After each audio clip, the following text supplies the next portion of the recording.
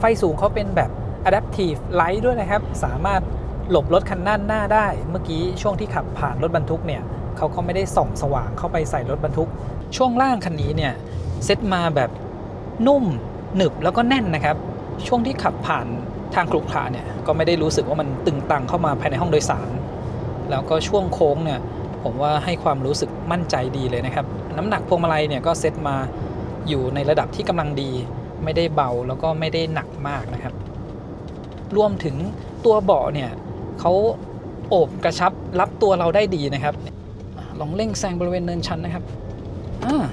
ก็ทำได้โอเคอยู่นะนี่ขนาดบริเวณเนินชันมากๆเลยนะครับกลับมามันค่ำนะครับจะได้ไม่เจอพวกยุงเข้ารถเยอะตอนนี้ปูที่นอนเรียบร้อยนะครับย้ายถุงปูนไปบริเวณตรงกลางอีก2ถุงแล้วก็เอาเก็บไว้มุมนี้อีก2นะครับและมาดูที่จานเบรกหลังนะครับประมาณ24องศาก็เพิ่มขึ้นมาไม่ถึง10องศาเหมือนกันนะ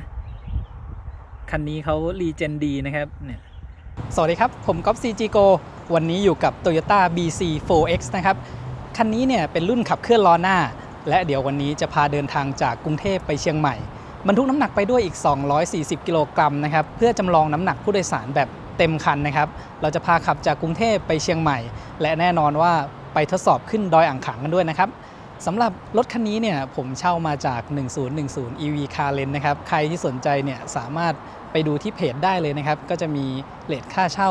รายวันอยู่นะครับชาร์จอยู่กับสถานีชาร์จของ MEA นะครับอยู่ใกล้ๆกับด่านทางด่วนบางนาจุดนี้เดี๋ยวเราชาร์จเต็ม 100% แล้วก็ขับขึ้นทางด่วนได้เลยนะครับเดี๋ยวพามาดูด้านท้ายกันก่อนผมใส่ปูนมา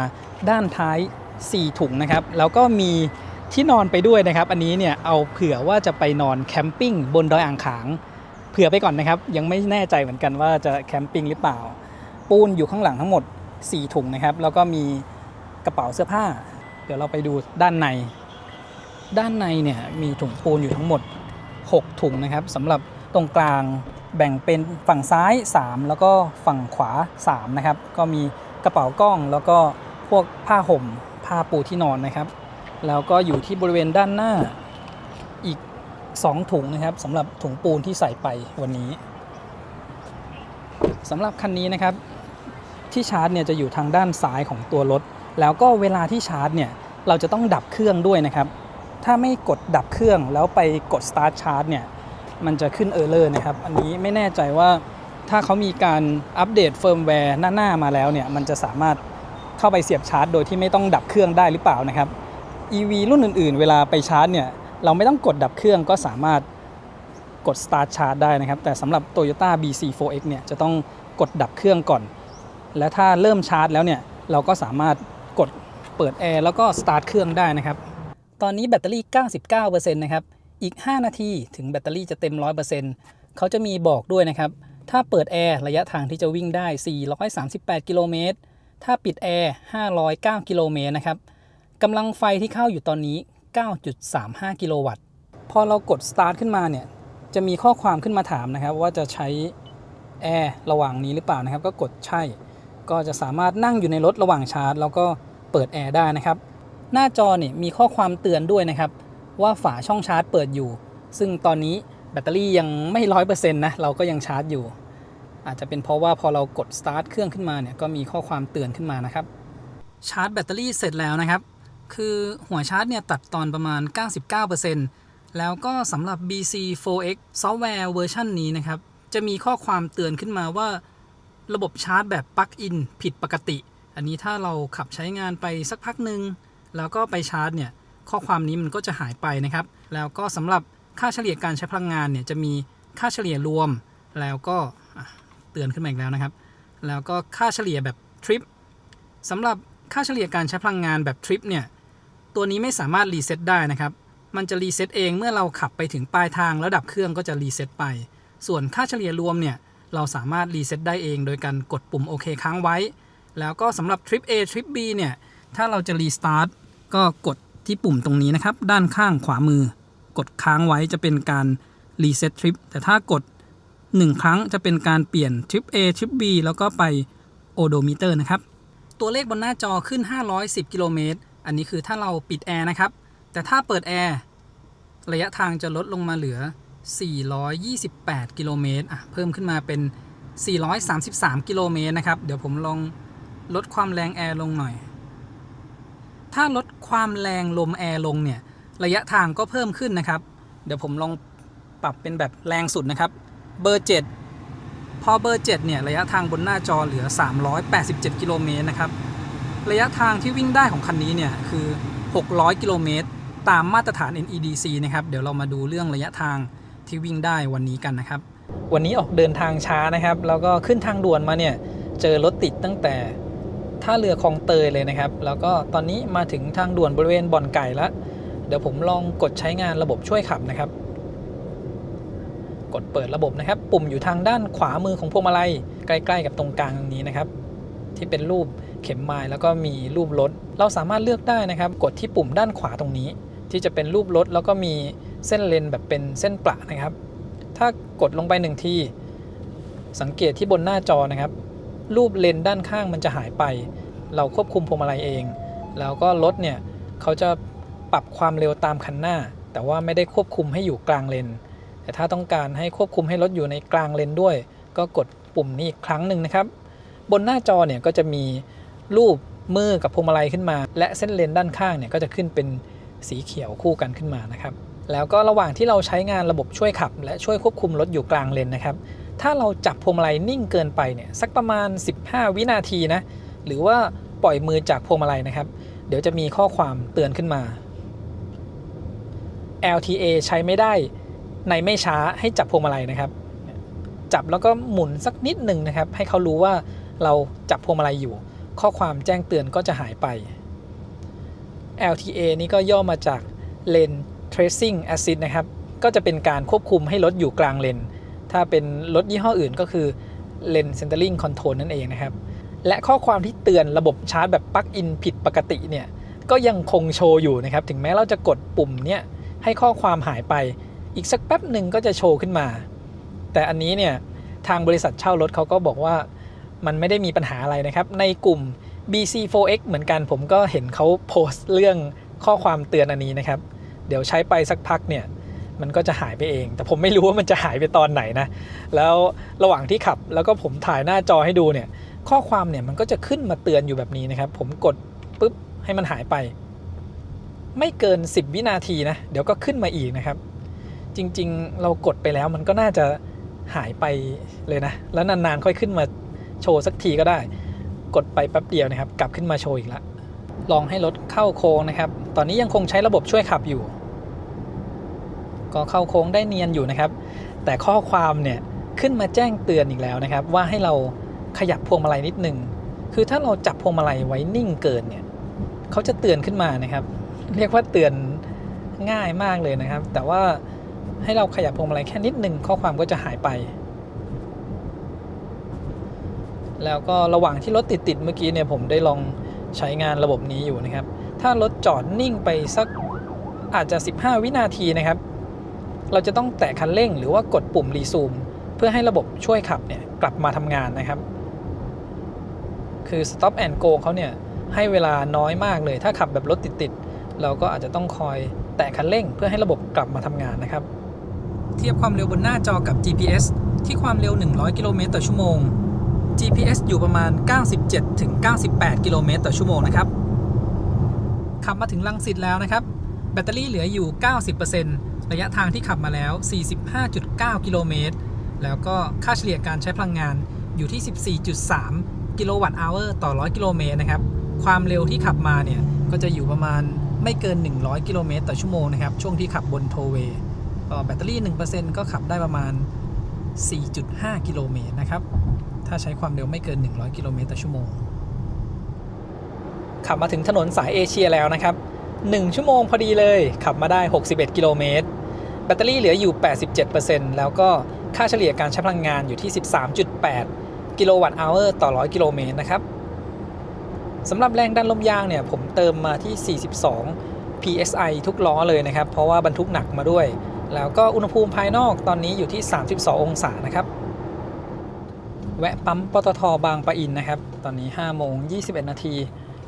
ก็เดี๋ยวอาจจะหาซื้อของกินไว้สักหน่อยจะได้ขับยาวเลยนะครับ ลองใช้ระบบช่วยจอดดูนะครับปุ่ม P แล้วก็รูปพวงมาลัยอยู่ตรงนี้เขาให้หยุดรถระบบสแกนช่องจอดของเขาเนี่ยเราจะต้อง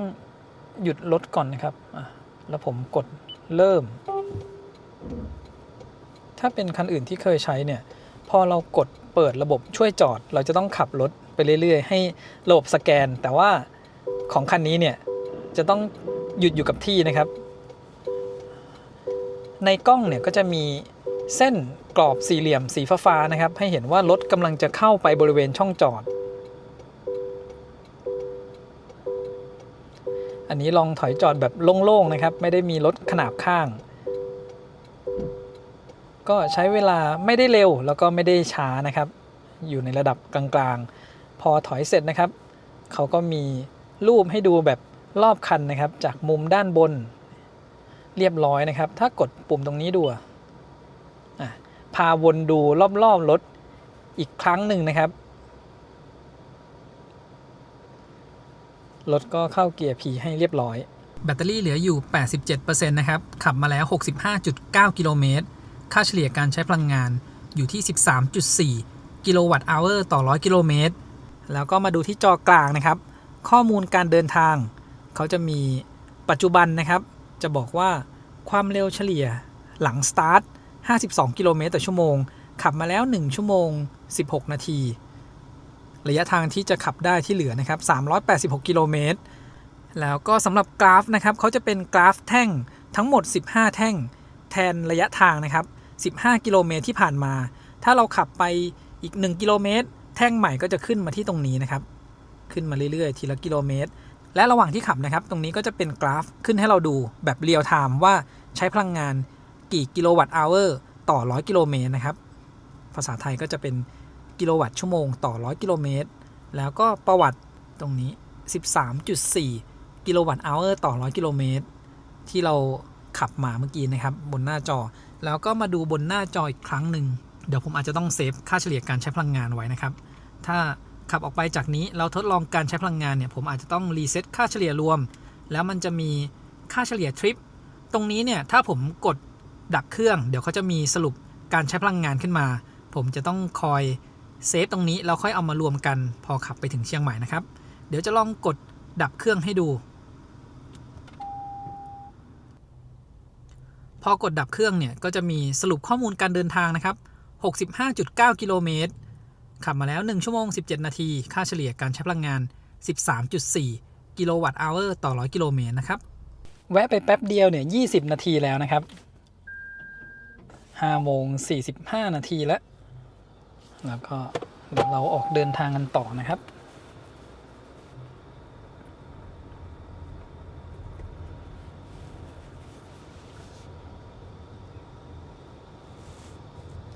คันนี้สามารถใช้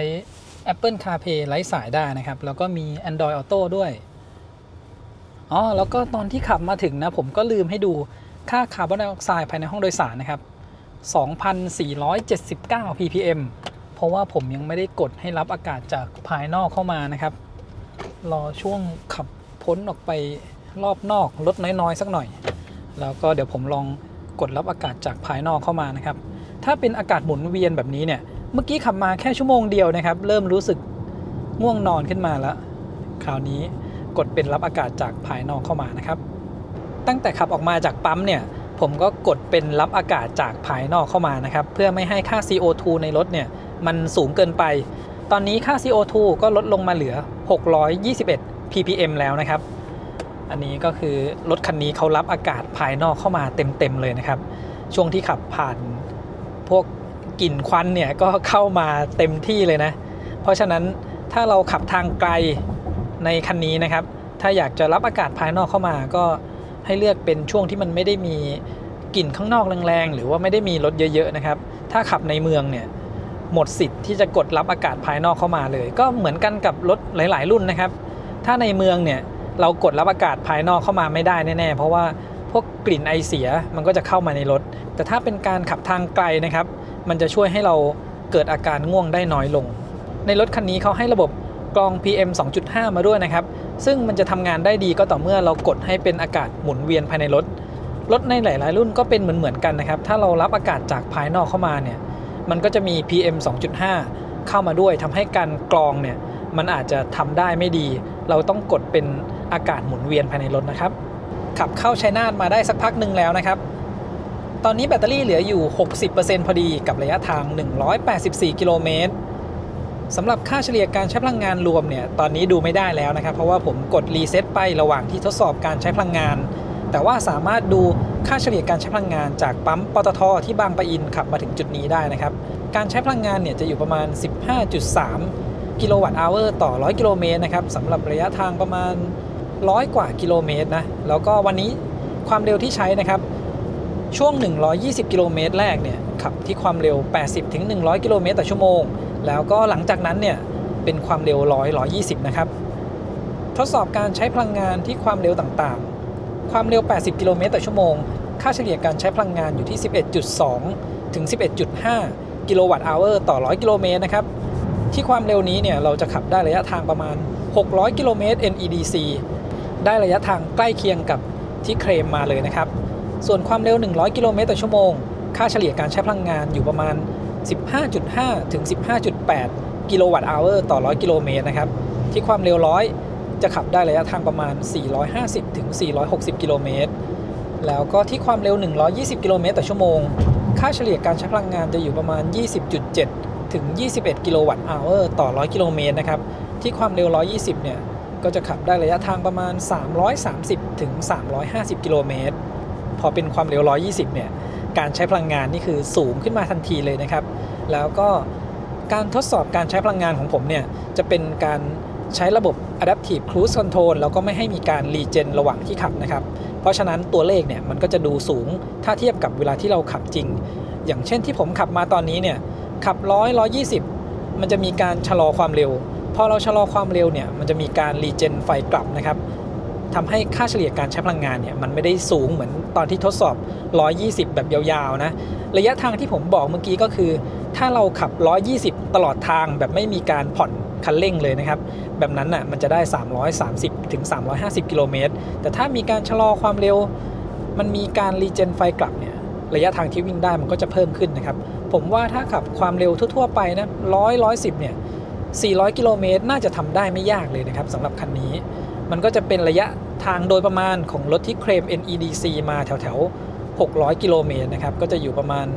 300 กิโลเมตรแบบปลายๆจนถึง400 กิโลเมตรต้นๆนะครับแล้วก็ระยะทางที่เราขับมา180 กว่ากิโลเมตรเนี่ยใช้แบตเตอรี่ไป 40% ถ้าคิดเป็นต่อ 1% ก็วิ่งได้ระยะทางประมาณ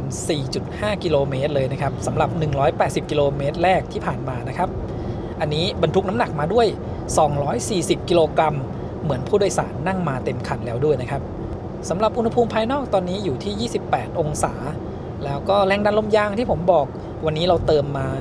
42 psi ทุกล้อเพราะว่าบรรทุกหนักนะครับขนาดว่าเติมลมยางมาเยอะขนาดนี้แล้วนะช่วงล่างที่ขับมาเนี่ยตั้งแต่กรุงเทพจนมาถึงจุดนี้นะครับผมว่ามันออกแนวนุ่มแน่นดีนะครับไม่ได้แบบว่าแข็งกระด้างนะและกระจกมองหลังของคันนี้เนี่ยเขาเป็นได้ทั้งกระจกแล้วก็สามารถเปลี่ยนเป็นจอเอาภาพจากกล้องด้านหลัง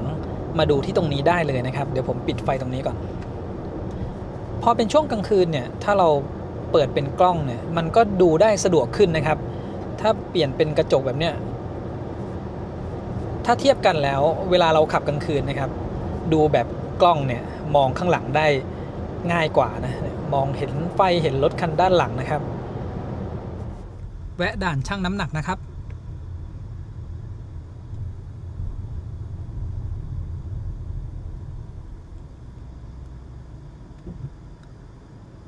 น้ำหนักรวม 2,330 กิโลกรัมนะครับตอนนี้ขับเข้าเขตนครสวรรค์แล้วนะครับแล้วก็ผมจะถ่ายให้ดูไฟสูงอัตโนมัติของคันนี้นะครับสำหรับไฟสูงของคันนี้เนี่ยเขาเรียกว่า Adaptive High Beam System นะครับเขาสามารถหลบรถคันหน้าได้ช่วงที่ขับมาถนนสายเอเชียแล้วพอสักทุ่มหนึ่งมืดๆแล้วเนี่ยไฟสูงก็ทำงานได้นะครับคือเขาจะส่องไปบริเวณป้ายจราจรด้านข้างทางส่วนด้านหน้าเนี่ยก็จะไม่ได้เปิดไฟสูงส่องตรงๆไปนะครับเดี๋ยวรอดูกันอีกครั้งช่วงขับจากตากไปลำปางไปเชียงใหม่ บริเวณนั้นเนี่ยถนนมืดๆก็จะได้ดูแสงสว่างไฟหน้ากันนะครับแต่เท่าที่ขับใช้งานมาเมื่อกี้ถือว่าโอเคเลยนะครับขนาดว่าขับอยู่ในบริเวณที่ถนนไม่ได้มืดสนิทเลยเนี่ยไฟสูงอัตโนมัติก็ยังสามารถทำงานได้เพราะว่ามันเป็นระบบ Adaptive นะครับสามารถหลบคันหน้าได้อย่างเช่นตอนนี้เนี่ยก็ติดขึ้นมาแล้วนะครับแล้วเขาก็จะส่องไปบริเวณป้ายด้านข้างทางนะครับแล้วก็ด้านหน้าเนี่ยติดไฟแดงพอดีเดี๋ยวผมจะลองเปิดใช้งานระบบ Adaptive Cruise Control แล้วก็เข้าไปบริเวณไฟแดงนะครับตอนนี้ตั้งระยะห่างไว้แบบไกลสุดนะครับเขาก็ค่อยๆชะลอความเร็วโอ้โห มีเบรก2จังหวะนะครับปล่อยไหลมาก่อนนิดนึงแล้วก็เบรกอีกทีนึงขนาดว่าไม่ได้เข้ามาที่ความเร็วสูงมากแล้วก็เดี๋ยวผมดูตรงนี้หน่อยเวลาที่ขับอยู่นะครับเราจะไม่สามารถปรับหลายๆค่าได้นะครับกดที่ตรงนี้ต้องกดย้อนออกมาพอรถคันด้านหน้าเคลื่อนที่ออกไปเนี่ยต้องแตะคันเร่งเบาๆให้ระบบ Adaptive Cruise Control กลับมาทำงานนะครับมีรถแทรกเข้ามาด้านหน้าจริงๆเขาจะมีกราฟิกให้เราดูด้วยนะครับแต่ว่าไอ้ข้อความเตือนเรื่องชาร์จเนี่ยโชว์ขึ้นมาอยู่ผมเลยไม่สามารถถ่ายให้ดูได้เพราะว่าพอเขาโชว์ขึ้นมาแป๊บหนึ่งข้อความนี้ก็ขึ้นมาบังแล้วก็ผมไม่ได้จับพวงมาลัยแป๊บหนึ่งนะครับเขาก็เตือนขึ้นมาแล้วที่ผมบอกไปเมื่อกี้นะครับว่าเวลาเราขับรถอยู่เนี่ยบางค่าเราจะไม่สามารถตั้งได้นะครับอย่างเช่นพวกแสงไฟ Ambient Light ตอนนี้เนี่ยถ้าผมจะเปลี่ยนสีไม่สามารถเปลี่ยนได้นะครับก็เป็นในเรื่องของความปลอดภัยนะครับเขาให้ปรับได้เฉพาะบางค่านะครับแล้วก็ระหว่างที่เราขับอยู่นะครับไม่สามารถกดเปิดกล้องรอบคันได้นะครับผมจะลองกดปุ่มกล้องรอบคันเนี่ยตอนนี้ไม่เปิดขึ้นมาเลยนะครับแล้วก็ไม่มีข้อความอะไรขึ้นมาบอกเราเลยนะบางคันเนี่ยก็จะมีข้อความมาบอกนะครับว่ารถเคลื่อนที่อยู่ที่ความเร็วสูงไม่เหมาะที่จะดูกล้องรอบคันอะไรก็ว่าไปแต่คันนี้เนี่ยกดแล้วก็ไม่มีอะไรเกิดขึ้นเลยนะครับเวลากดตัวปุ่มที่เป็นกล้องอยู่ด้านข้างขวาของเกียร์นะครับเนี่ยขนาดขับอยู่บริเวณแบบนี้นะครับตัวสัญลักษณ์ไฟสูงเนี่ยก็จะมีติดทำงานขึ้นมาเรื่อยๆนะเขาน่าจะส่องไปในบางบริเวณนะครับคือมันไม่ได้เปิดเห็นขึ้นมาชัดเลยแต่ถ้าขับอยู่คันเดียวเนี่ยแล้วก็ถนนมืดๆหน่อยเราจะเห็นว่าไฟเขาจะส่องออกไปบริเวณป้ายจราจรด้านข้างนะครับอีกประมาณ4กิโลเมตรนะครับจะถึงทางแยกที่ไปเลี่ยงเมืองนครสวรรค์เดี๋ยวผมจะพาเลี้ยวดูปตทตรงจุดนี้ที่มีแมคโดนัลล์นะครับแล้วก็ฝั่งตรงข้ามก็มีปตทอยู่ตรงจุดนี้เนี่ยมี EV Hub แล้วนะครับของ EV Station เดี๋ยวผมพาเลี้ยวเข้าไปดูเพิ่งเปิดช่วงปีใหม่ที่ผ่านมานะครับนี่ผมก็เพิ่งมานะเดี๋ยวพาเลี้ยวเข้าไปดูแต่ว่าช่วงนี้เขาจะเปิดเฉพาะเวลา off peak นะครับยังไม่ได้เปิดตลอด24ชั่วโมงเดี๋ยววนดูนะครับ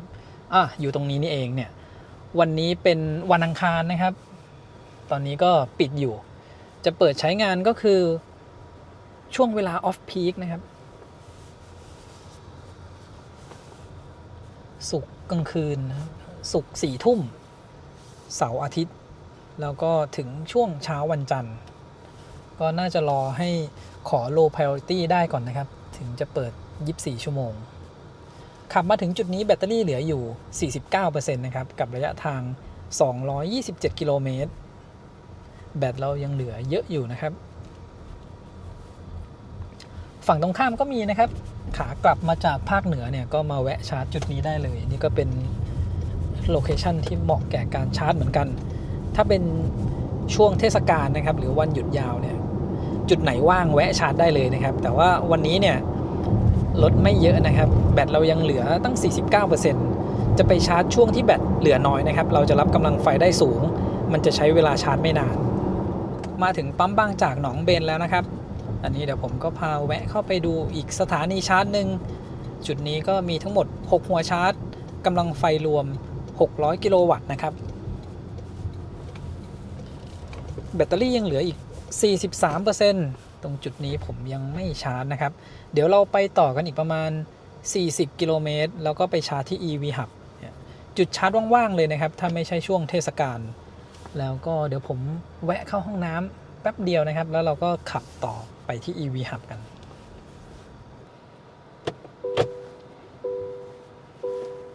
เข้าห้องน้ำเรียบร้อยแล้วนะครับเราไปกันต่อคันนี้เนี่ยเขาให้มุมมองภาพด้านใต้รถมาด้วยนะครับก็คือไม่ได้มีกล้องด้านใต้นะแต่ว่าเขาใช้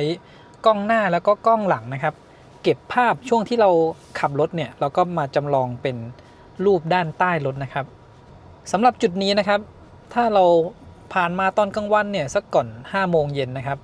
จะชาร์จที่จุดนี้ก็ได้นะครับอาจจะชาร์จระหว่างกินข้าวเนี่ยสักครึ่งชั่วโมงแบตก็อาจจะขึ้นไปแถวๆ 90%มันก็จะพอสำหรับ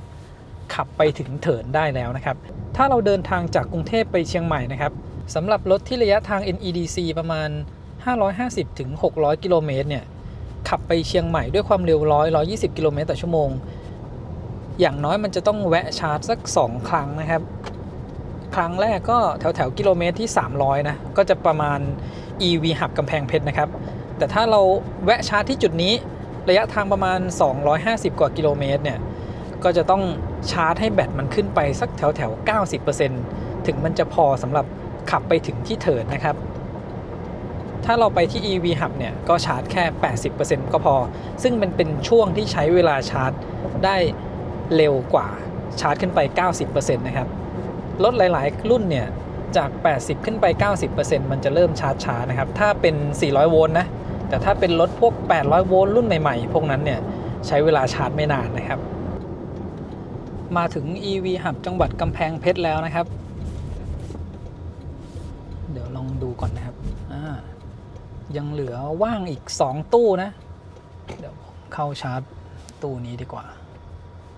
แล้วก็คันนี้ช่องชาร์จอยู่ด้านหน้านะครับเวลาเราเอาหน้าเข้าเนี่ยจะต้องกดเปิดกล้องดูไม่เหมือนเวลาช่องชาร์จอยู่ด้านหลังนะครับเราใส่เกียร์ถอยเนี่ยกล้องรอบคันก็จะเปิดให้แล้วก็ผมรู้สึกว่าด้านหน้าเนี่ยมันเป็นกล้องมันไม่ครอบคลุมนะมันจะมีพื้นที่ว่างอยู่นะครับเราต้องดูจากกล้องหน้าแทนแต่ตอนถอยหลังผมรู้สึกว่าเขาเอาภาพขึ้นมาด้านล่างด้วยนะเดี๋ยวผมลองใส่เกียร์ถอยดูนะ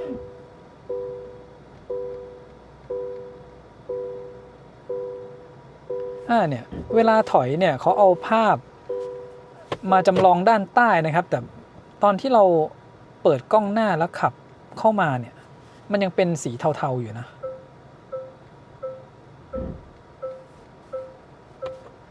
300 กิโลเมตรพอดีเป๊ะเลยนะครับแบตเตอรี่เหลืออยู่ 29% เดี๋ยวเราชาร์จจาก30ขึ้นไปถึง 80% นะครับแบตเตอรี่เหลืออยู่ 29% แล้วก็ระยะทางที่จะวิ่งได้เหลืออีก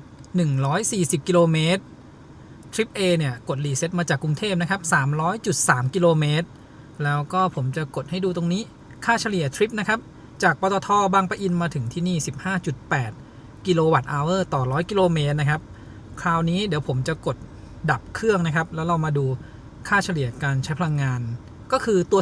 15.8 นี้แหละนะครับเดี๋ยวเราจะต้องเอาระยะทางกับค่าเฉลี่ยตรงนี้ไปรวมกับตอนแรกที่จอดที่ปตท.บางปะอินถึงจะหาค่าเฉลี่ยรวมจากกรุงเทพถึงจุดนี้ได้นะครับ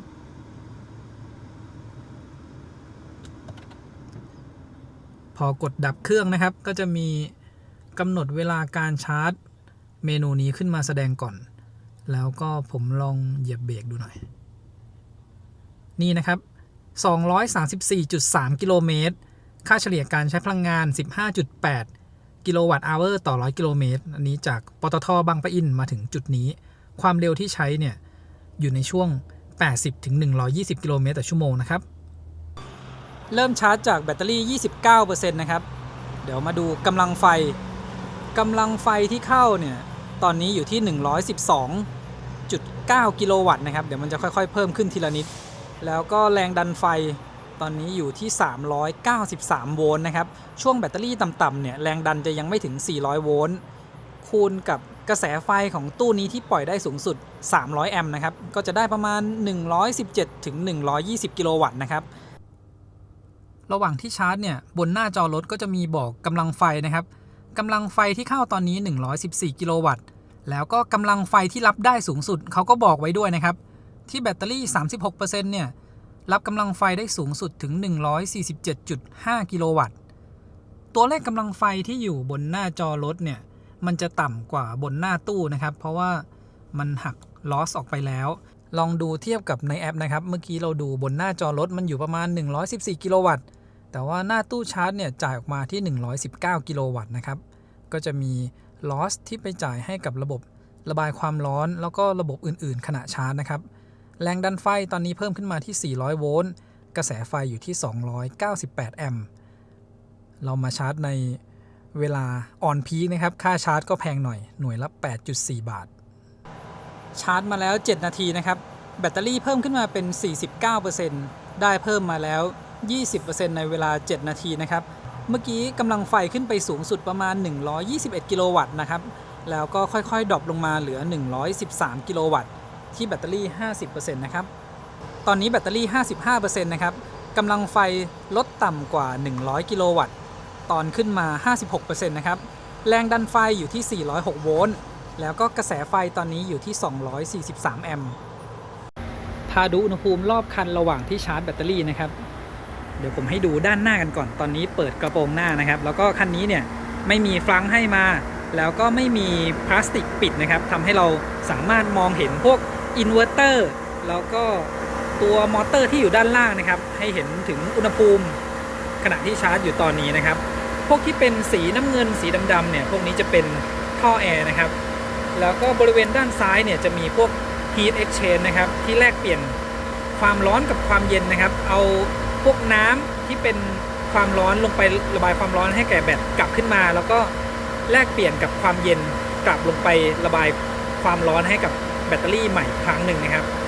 ด้านซ้ายเนี่ยก็จะมีกระปุกน้ำยาหล่อเย็นที่เป็นสีชมพูอยู่นะครับอันนี้ถ่ายให้ดูอุณหภูมิบริเวณตัวตรงนี้นะครับก็จะเห็นอุณหภูมิที่อยู่ประมาณ8องศาก็จะมีน้ำยาที่มาจากแอร์นะครับขึ้นมาตรงบริเวณนี้ส่วนตรงกลางที่เห็นอยู่ตรงนี้ก็จะเป็นพวกอินเวอร์เตอร์นะครับอุณหภูมิก็จะอยู่ราวๆ40กว่าองศานะครับ40ถึง47องศาด้านขวาตรงนี้เป็นแบตเตอรี่12โวลต์นะครับถ่ายลงไปให้เห็นถึงบริเวณมอเตอร์ที่อยู่ด้านล่างอันนี้เป็นอุณหภูมิภายนอกนะครับ40กว่าองศาแล้วก็ด้านซ้ายตรงนี้ก็พวกท่อต่างๆนะครับ50กว่าองศาด้านขวาที่เห็นตรงนี้ก็จะเป็นสายไฟไฮโวลต์นะครับที่เรากำลังเสียบชาร์จ DC อยู่ตอนนี้เนี่ยวิ่งเข้ามาตรงนี้อันนี้อุณหภูมิด้านนอกสายไฟนะครับ45ถึง49องศา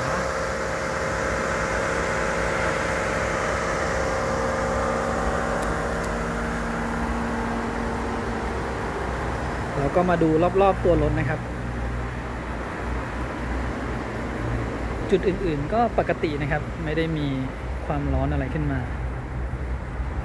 บริเวณด้านขวาตรงนี้ทำไมอุณหภูมิสูงกว่าจุดอื่นอาจจะเป็นเซ็นเซอร์อยู่ด้านในหรือเปล่าเดี๋ยวดูด้านซ้ายนะครับเหมือนกันเลยซ้ายขวาอุณหภูมิ30กว่าองศานะครับเทียบกับรอบๆที่อยู่20กลางๆ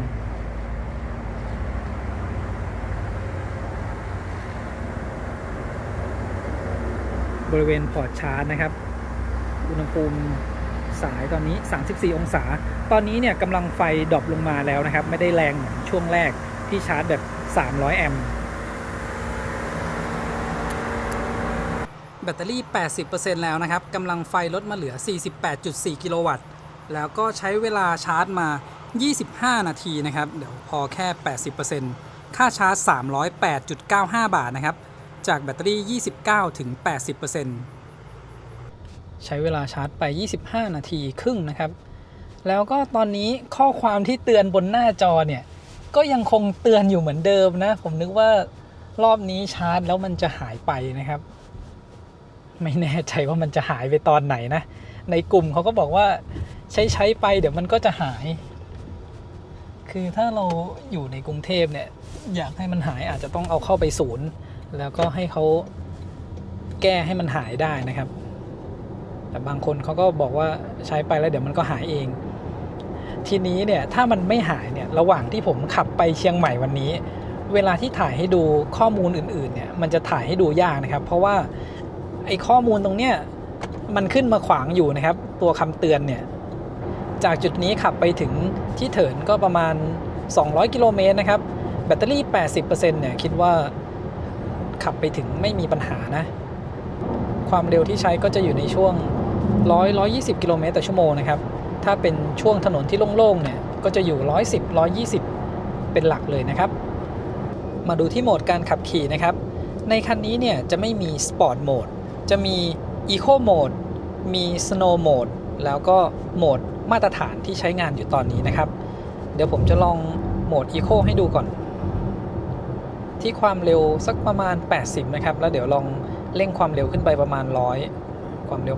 80กดคันเร่งถ้าเหยียบลงไปสุดเนี่ยหน้าก็มียกขึ้นแบบนิดนึงด้วยนะครับก็คือรู้สึกได้ถึงอาการพุ่งออกไปแบบเบาๆนะมันก็ไม่ได้แบบอีโคในรถสันดาปแบบนั้นนะครับที่มันจะแบบรู้สึกว่าตื้อๆช้าลงทีนี้เราลองในโหมดปกตินะครับเวลาที่เรากด Eco Mode เนี่ยมันจะมีคำว่า Eco สีเขียวขึ้นอยู่ด้านใต้ความเร็วนะครับคราวนี้ในโหมดมาตรฐานนะครับความเร็ว80ผมชะลอความเร็วก่อนแล้วก็กดเร่งความเร็วมันจะตอบสนองไวขึ้นกว่าเดิมอีกนิดนึงนะครับก็ไม่ถึงกับต่างกันมากนะเพราะว่ามันเป็น Eco กับ Normal นะครับไม่ได้มีเซตแบบ Sport ให้มันตอบสนองแบบไวๆนะครับสำหรับคันนี้เนี่ยการเปลี่ยนโหมดก็จะอยู่ที่ปุ่มอย่างเดียวเลยนะครับด้านซ้ายมือของเกียร์บนหน้าจอเนี่ยจะไม่มีการปรับเกี่ยวกับโหมดการขับขี่เลยนะครับคันนี้เนี่ยให้ปุ่มในการใช้งานมาแบบเต็มที่เลยนะครับการปรับต่างๆเนี่ยก็จะมีปุ่มให้มาทั้งพวกเบรกมือไฟฟ้าปุ่มออโต้โฮพวกนั้นนะครับรวมถึงปิดระบบ ESC อย่างนี้นะครับแล้วก็ทีนี้มาดูในเรื่องของการรีเจนของคันนี้เนี่ยจะกดที่ Paddle Shift ด้านหลังพวงมาลัยนะครับด้านซ้ายเนี่ยจะเป็นเครื่องหมายลบพอเรากดเนี่ยมันจะเพิ่มน้ำหนักในการรีเจนนะครับมีทั้งหมด4ระดับแล้วก็ด้านขวาเนี่ยเป็นเครื่องหมายบวกถ้ากดก็จะเป็นการลดระดับการรีเจนที่ผมขับอยู่วันนี้เนี่ยจะใช้รีเจนระดับ1นะครับจะเป็นรีเจนที่ต่ำสุดละแล้วก็เวลาขับเนี่ยจะรู้สึกว่ารถมันไหลๆนะครับคราวนี้เดี๋ยวเรามาดูค่าการรีเจนนะครับเริ่มจากระดับ1ก่อนลองที่ความเร็ว100กิโลเมตรต่อชั่วโมงนะครับแล้วยกเท้าออกจากคันเร่งค่าการรีเจนเนี่ยน้อยมากๆเลยนะครับไม่ถึง 5% ด้วยซ้ำผมดูจากขีดการรีเจนนะครับเขาจะเป็นสีฟ้าลงไปด้านล่างแล้วก็จะมีตัวหนังสือเขียนว่า CHG ก็คือชาร์จนั่นเองแต่ถ้าเราเหยียบคันเร่งเนี่ยมันจะเป็นขีดสีขาวนะครับพุ่งขึ้นไปด้านบนบริเวณวงกลมนั้นนะครับคราวนี้เพิ่มเป็นระดับ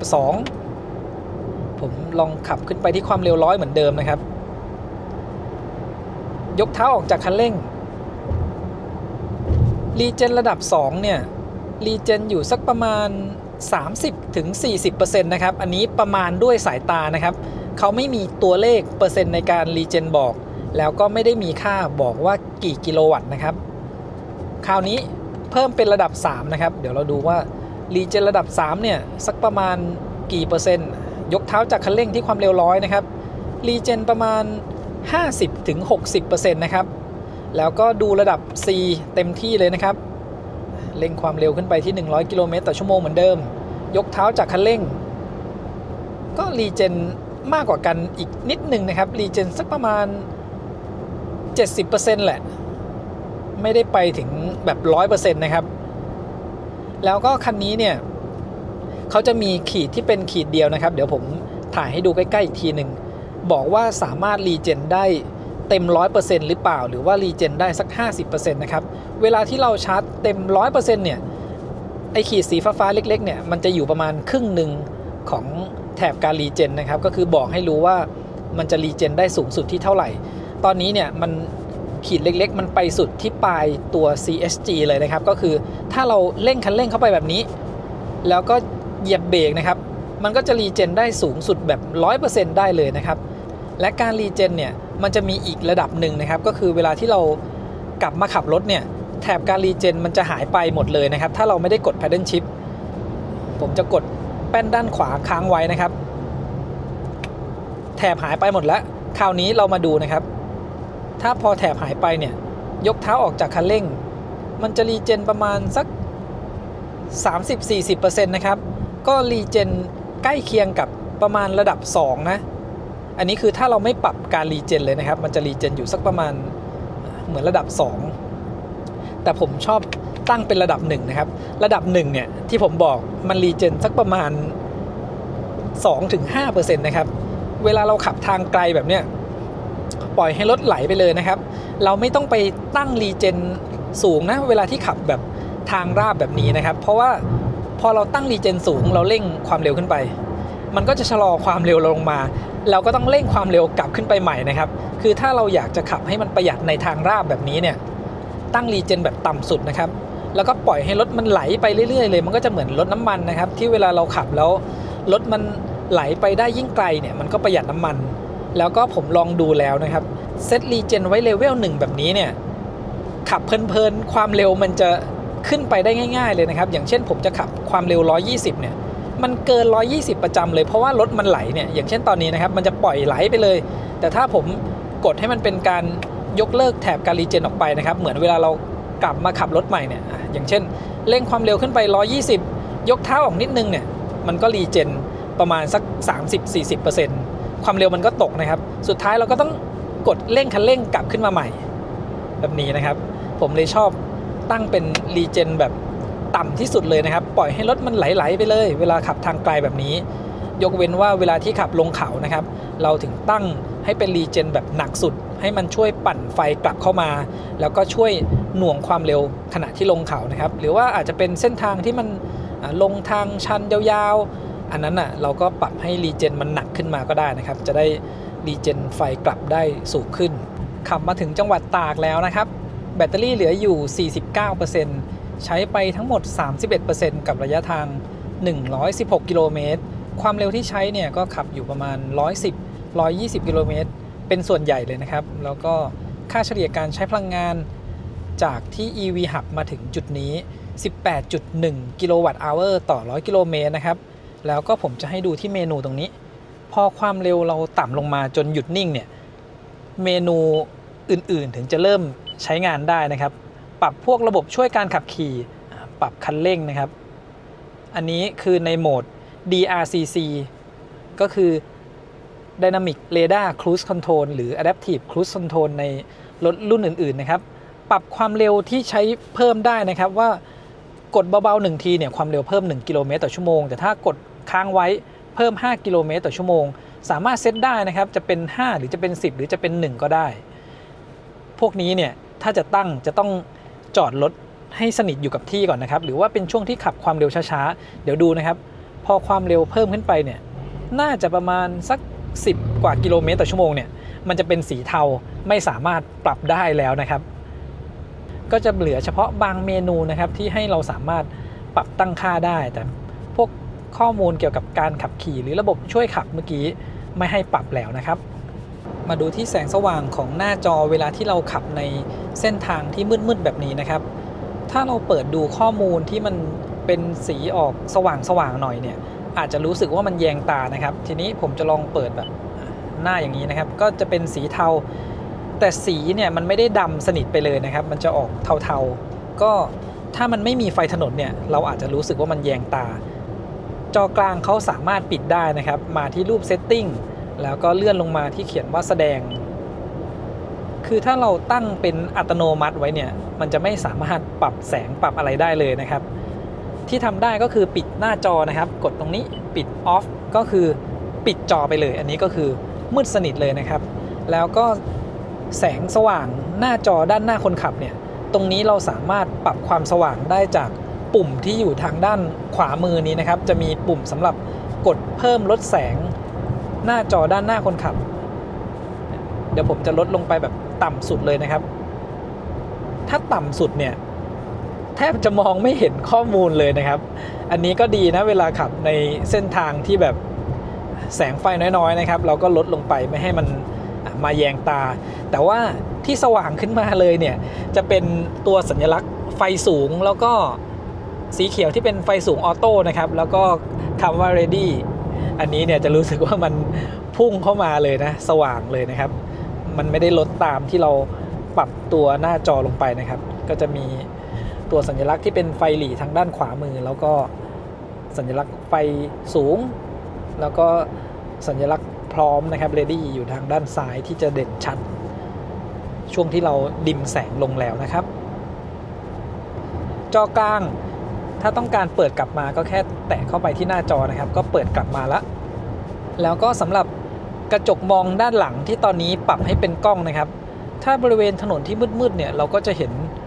ไฟรถคันด้านหลังอยู่ไกลๆนะครับทีนี้ลองปรับเทียบกับเวลาเป็นกระจกเนี่ยก็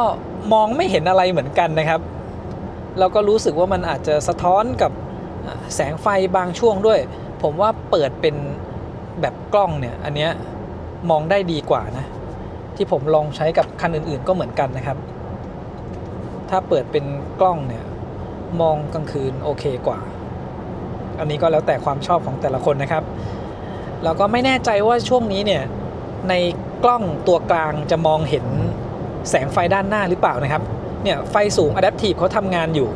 ป้ายจราจรด้านซ้ายด้านขวามือเนี่ยเห็นได้ชัดเจนดีเลยนะครับเวลาขับถนนมืดๆแบบนี้ผมขับกินเลนไปนิดนึงนะเนี่ยก่อนหน้านี้เนี่ยถนนมันยังมีไฟแสงสว่างอยู่เราอาจจะไม่ได้เห็นระบบไฟหน้าเต็มที่นะครับสังเกตตรงนี้ก็ได้เนี่ยไฟสูงยังติดอยู่นะครับแต่เขาส่องสว่างออกไปทางด้านข้างแล้วก็ส่องพวกป้ายจราจรให้เรามองเห็นได้ชัดนะครับเดี๋ยวไว้หลังจากนี้ก่อนเดี๋ยวผมจะติดกล้องด้านหน้าแล้วก็ถ่ายให้ดูแสงไฟนะครับมาถึงปั๊ม PT ที่เถิดแล้วนะครับแบตเตอรี่เหลืออยู่ 23% กับระยะทางที่ขับมาประมาณ207กิโลเมตรนะครับแบตเตอรี่ 1% เนี่ยก็ขับได้ระยะทางประมาณ 3.5 กิโลเมตรขับใช้ความเร็ว120 กิโลเมตรต่อชั่วโมงเป็นส่วนใหญ่เลยนะครับแล้วก็จากจุดนี้ไปถึงที่เชียงใหม่เนี่ยอีกประมาณ170กิโลเมตรอย่างน้อยเนี่ยเราจะต้องมีแบต 60% นะครับเดี๋ยวผมลองดูอาจจะชาร์จสักประมาณ 65-70% นะครับแล้วก็ตู้นี้เนี่ย150กิโลวัตต์เดี๋ยวมาดูกันว่าจะรับได้สูงสุดเท่าไหร่กับตู้นี้ที่แบตเตอรี่ 23% นะครับแบตเตอรี่เหลืออยู่ 23% นะครับแล้วก็ Trip A 507.5 กิโลเมตรจากกรุงเทพมาถึงจุดนี้อุณหภูมิภายนอกตอนนี้อยู่แค่18องศานะครับแล้วก็เดี๋ยวเรามาดับเครื่องเพื่อดูค่าเฉลี่ยจาก EV Hub กำแพงเพชรมาถึงที่จุดนี้นะครับระยะทาง 207.2 กิโลเมตร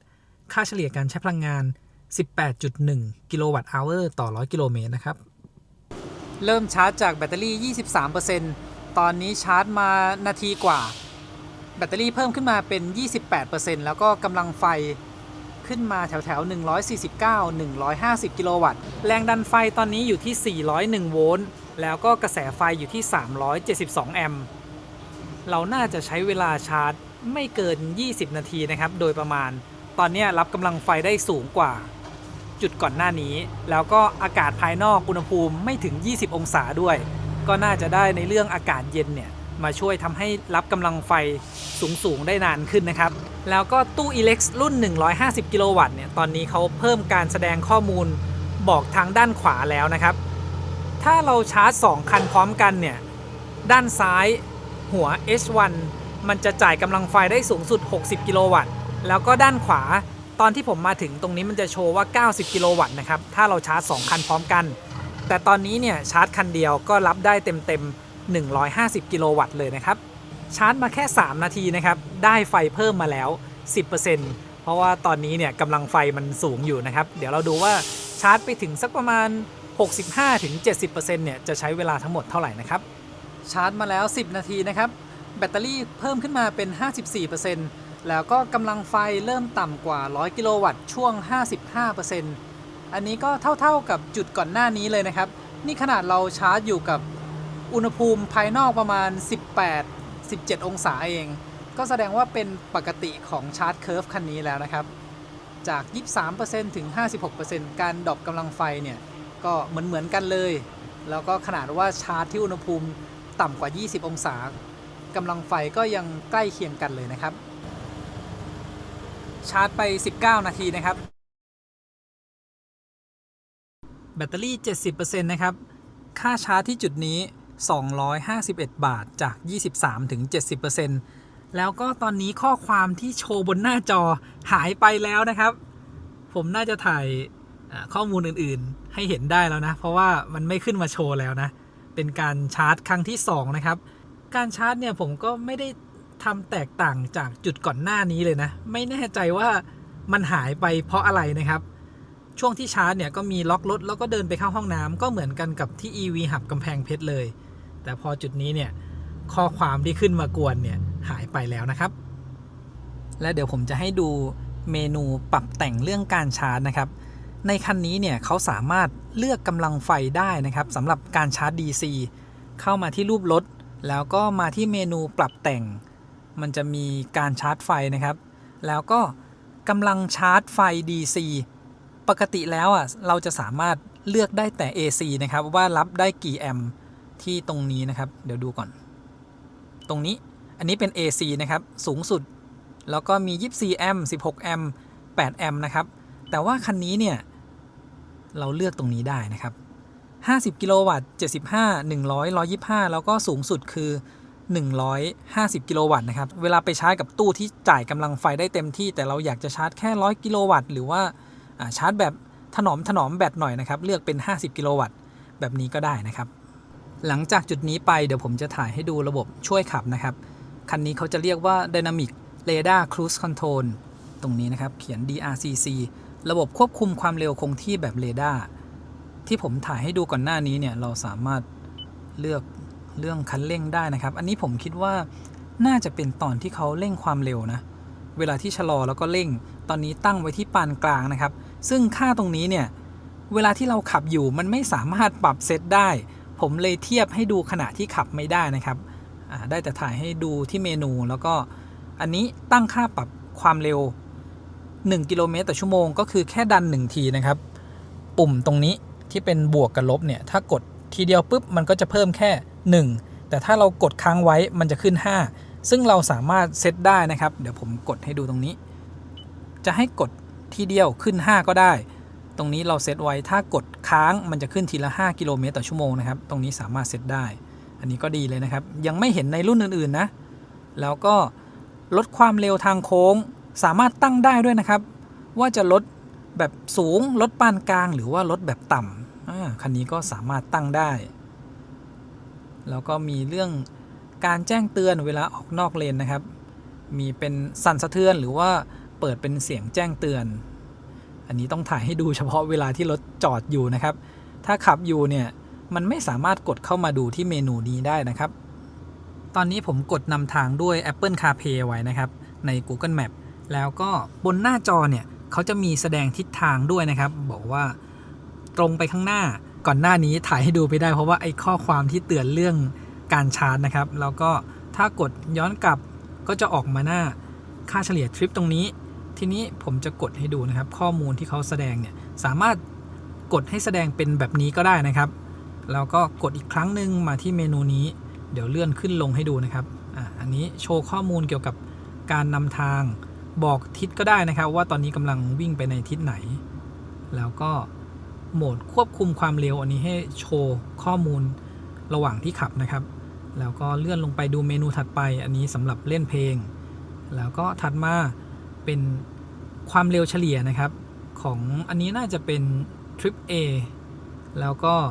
ระยะเวลาในการขับแล้วก็เลื่อนไปดูอันนี้เป็นสุขภาพของแบตเตอรี่นะครับ 100% ส่วนด้านล่างที่เป็นระยะทางที่วิ่งตั้งแต่การอัปเดตครั้งล่าสุดอันนี้มันเป็นบั๊กอยู่นะครับตัวเลขเลยเป็น65535อันนี้ก็ต้องรออัปเดตซอฟต์แวร์แก้ไขแล้วก็ถัดลงมาอันนี้เป็นข้อความน่าจะเป็นข้อความเตือนหรือเปล่าผมไม่แน่ใจนะครับวิธีกดดูข้อมูลบริเวณเมื่อกี้นะครับเราก็กดที่ตรงนี้ปุ่มนี้นะครับมันเป็นการกดเลือกระหว่างโชว์หน้าจอแบบนี้กับแบบนี้พอกดไปเป็นหน้าตรงนี้นะครับเราก็กด ขึ้นลงตรงนี้ขึ้นลงแล้วก็ซ้ายขวาตรงปุ่มนี้นะครับที่ผมกดให้ดูเมื่อกี้ในที่สุดข้อความเตือนบนหน้าจอคนขับก็หายไปแล้วนะครับ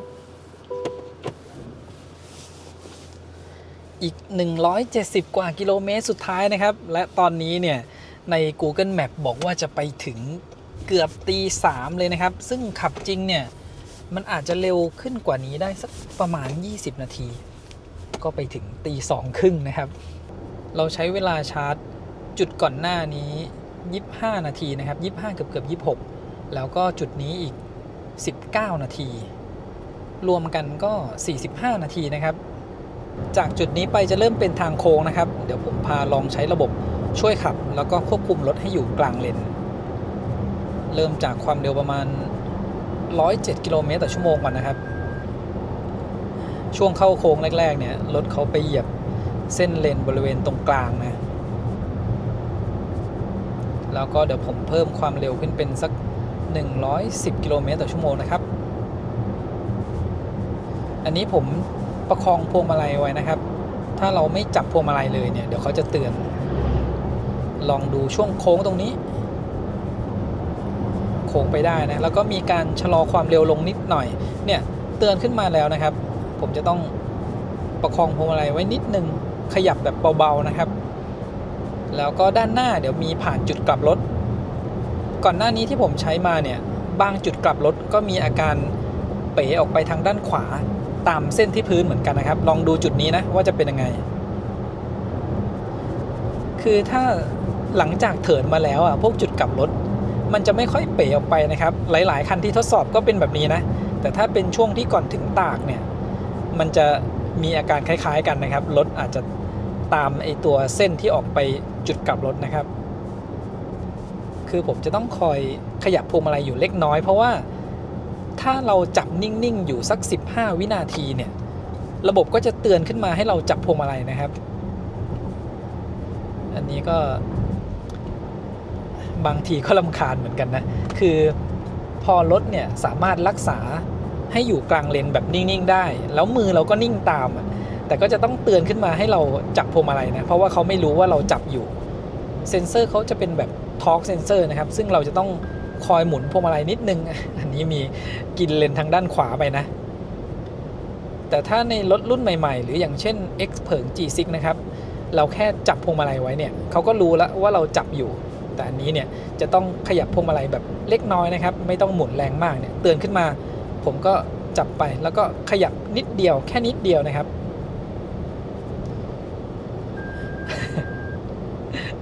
นี่ใช้ความเร็วอยู่ประมาณ104กิโลเมตรต่อชั่วโมงนะครับแต่มีอาการแบบ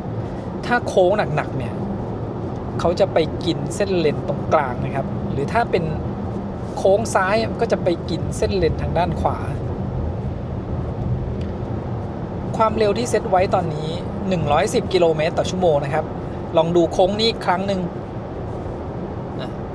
อันนี้ได้อยู่นะครับ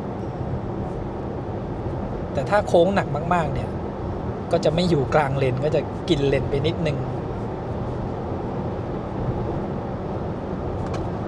แต่เท่าที่ใช้มาเนี่ยโดยรวมโอเคนะครับพอจะไว้ใจได้อยู่มีแค่เรื่องเตือนให้จับพวงมาลัยนี่แหละที่แบบพอเราจับพวงมาลัยนิ่งๆเนี่ยเดี๋ยวก็เตือนขึ้นมาให้ขยับพวงมาลัยนิดนึงนะครับแล้วก็การลดความเร็วเวลาเข้าโค้งเนี่ยเขาก็เซตได้ที่ผมได้ถ่ายให้ดูก่อนหน้านี้คราวนี้ลองเป็นความเร็วแบบสัก120กิโลเมตรต่อชั่วโมงนะครับข้างหน้าเป็นโค้งพอดีด้วยนะลองดูโค้งนี้นะผมจะประคองไว้ใกล้ๆนะครับถ้ามันไม่ได้โค้งแบบหนักๆเนี่ยไปได้นะครับแล้วก็เรารู้สึกมั่นใจอยู่นะช่วงที่เขาเข้าโค้งผมเลยบอกว่าโดยรวมก็โอเคนะสำหรับการใช้งานแล้วก็ไม่เจออาการแบบเบรกหน้าขมำนะครับช่วงที่ใช้งานเวลาที่มีรถแทรกมาด้านหน้าเขาก็ค่อยๆชะลอความเร็วลงตั้งแต่ในกรุงเทพแล้วนะครับใช้งานบนทางด่วนมารวมถึงช่วงถนนสายเอเชียด้านหน้านี่ก็จะเป็นโค้งแบบกว้างๆนะครับเราให้รถลองเข้าโค้งให้เราดูอันนี้เข้าโค้งไปได้นะครับแต่ผมจะปล่อยมือให้ดูได้แค่แป๊บเดียวนะเดี๋ยวเขาก็จะเตือนขึ้นมา เดี๋ยวผมลองไม่จับพวงมาลัยให้เขาเตือนเดี๋ยวจะลองให้ดูนะครับว่าจะเป็นยังไงเตือนบอกว่า LTA ใช้ไม่ได้ในไม่ช้านะครับให้จับพวงมาลัยเนี่ยถ้าเราไม่จับพวงมาลัยมันจะดังต่อเนื่องแล้วก็จะออกจากระบบ LTA หรือว่า Lane Tracing Assist นะครับก็คือควบคุมรถให้อยู่กลางเลนคือถ้าเราไม่จับพวงมาลัยหลังจากที่เขาเตือนแล้วเนี่ยเขาจะออกจากระบบควบคุมรถให้อยู่กลางเลนนะครับพอเรากลับมาจับพวงมาลัยใหม่ระบบควบคุมให้รถอยู่กลางเลนก็กลับมาทำงานเหมือนเดิมเนี่ยถ้าโค้งไม่มากแบบนี้นะครับก็คือใช้ระบบช่วยขับแล้วก็บังคับให้รถอยู่กลางเลนไว้ใจได้นะครับแต่ถ้าเจอโค้งหนักๆเนี่ยอาจจะมีแบบกินเลนเหยียบเส้นเลนลองดูตรงนี้นะเนี่ยจะเป็นแบบนี้นะครับมันเป็นช่วงที่มืดด้วยแล้วก็ตอนนี้ไฟสูงอัตโนมัติทำงานขึ้นมานะครับผมลองให้ดูโค้งด้านหน้าอีกสักทีหนึ่งนะความเร็วมาที่120นะครับอันนี้ก็ต้องระวังหน่อยนะไปได้นะแต่ว่าเตือนให้จับพวงมาลัยขึ้นมาก่อนนะครับแล้วก็ชะลอความเร็วลงมาเหลือประมาณ110จากที่วิ่งเข้าโค้งมาที่120นะครับโค้งนี้ไปได้นะเนี่ยแล้วมันเป็นโค้งต่อเนื่องไปเรื่อยๆนะครับเตือนขึ้นมาให้จับพวงมาลัยนะดูโค้งข้างหน้าต่อนะครับผมลองให้ดูแบบยาวๆเลยนะจะได้ดูในหลายๆสถานการณ์เนี่ยมันจะเป็นแบบนี้นะครับพอดีว่าไม่มีรถอยู่ด้านหลังผมเลยลองให้ดูได้นะครับบางทีก็จะหลุดออกไปนอกเส้นเลนแล้วก็บริเวณด้านหน้านี้ถ้ามีการชะลอความเร็วลงเนี่ยมันจะสามารถเข้าโค้งไปได้นะครับแต่ว่าถ้าไม่ชะลอความเร็วในบางโค้งเนี่ยมันก็จะไปข้ามเส้นเลนไปนะครับมาดูแสงสว่างไฟหน้าของคันนี้นะครับที่เห็นอยู่ตอนนี้เนี่ยระบบไฟสูงอัตโนมัติทำงานอยู่ด้วยนะครับแล้วก็ไฟสูงเขาเป็นแบบ Adaptive Light ด้วยนะครับสามารถหลบรถคันด้านหน้าได้เมื่อกี้ช่วงที่ขับผ่านรถบรรทุกเนี่ยเขาก็ไม่ได้ส่องสว่างเข้าไปใส่รถบรรทุกแต่ว่าส่องออกไปบริเวณด้านข้างทางแทนนะครับจุดข้างหน้าเนี่ยจะเป็นทางโค้งนะครับเดี๋ยวผมลองถ่ายให้ดูไปด้วยเลยไฟเนี่ยส่องสว่างออกไปด้านข้างได้ดีเลยนะครับเดี๋ยวผมจะลองกดปิดระบบไฟสูงให้ดูพอปิดลงไปไฟที่ส่องไปเนี่ยก็จะต่ำลงมานะครับแล้วก็พอกดเปิดไฟสูงจะเห็นว่าไฟเขาส่องสว่างออกไปด้านข้างแล้วก็สูงขึ้นไปบริเวณยอดต้นไม้ด้วยนะครับตรงนี้เนี่ยจะเห็นได้ชัดเลยนะแล้วก็เวลาที่มีรถสวนมาเนี่ยเขาก็ไม่ได้ส่องไปโดนกระจกคันที่สวนมานะครับดูช่วงนี้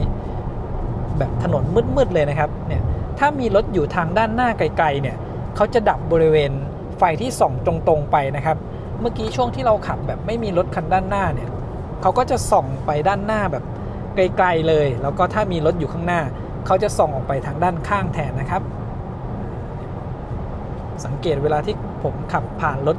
บรรทุกแบบนี้นะครับไฟเนี่ยไม่ได้ส่องไปโดนกระจกข้างเขาเลยนะครับแล้วก็บริเวณนี้ขับผ่านรถบรรทุกอยู่นะครับเดี๋ยวลองแซงไปเรื่อยๆดูนะครับถ้าพอไม่มีรถอยู่ข้างหน้าเราแล้วเนี่ยไฟเขาจะพุ่งตรงไปด้านหน้าเลยทำให้มองเห็นทัศนวิสัยได้ไกลขึ้นนะครับที่เห็นอยู่ตอนนี้เนี่ยรถคันนี้ติดฟิล์มแล้วนะครับแสงสว่างเนี่ยจะดรอปลงไปสักประมาณ 20% ถ้าเทียบกับแบบไม่ติดฟิล์มนะผมลองจอดรถแล้วก็เทียบดูนะครับข้อดีของไฟหน้าที่เป็นระบบ Adaptive นะครับก็คือถึงแม้จะมีรถอยู่ด้านหน้าเนี่ยไฟสูงก็สามารถทำงานได้นะครับแต่ที่ต้องระวังก็คือเวลาเจอรถมอเตอร์ไซค์นะครับเขาจะไม่ค่อยดับลงนะมันจะส่องไปโดนมอเตอร์ไซค์เราต้องปิดเองนะครับเดี๋ยวดูเวลาที่ผมแซงรถคันด้านขวานี้ไปแล้วนะครับจะเห็นว่าไฟเนี่ยส่องพุ่งตรงไปด้านหน้ามองเห็นได้ไกลขึ้นนะครับมองเห็นไปได้ไกลๆเลยแล้วก็พอมีรถสวนมาเขาจะดับทางด้านขวาลงไปนะครับพวกที่เป็นป้ายจราจรต่างๆเนี่ยมองเห็นได้ชัดเจนดีเลย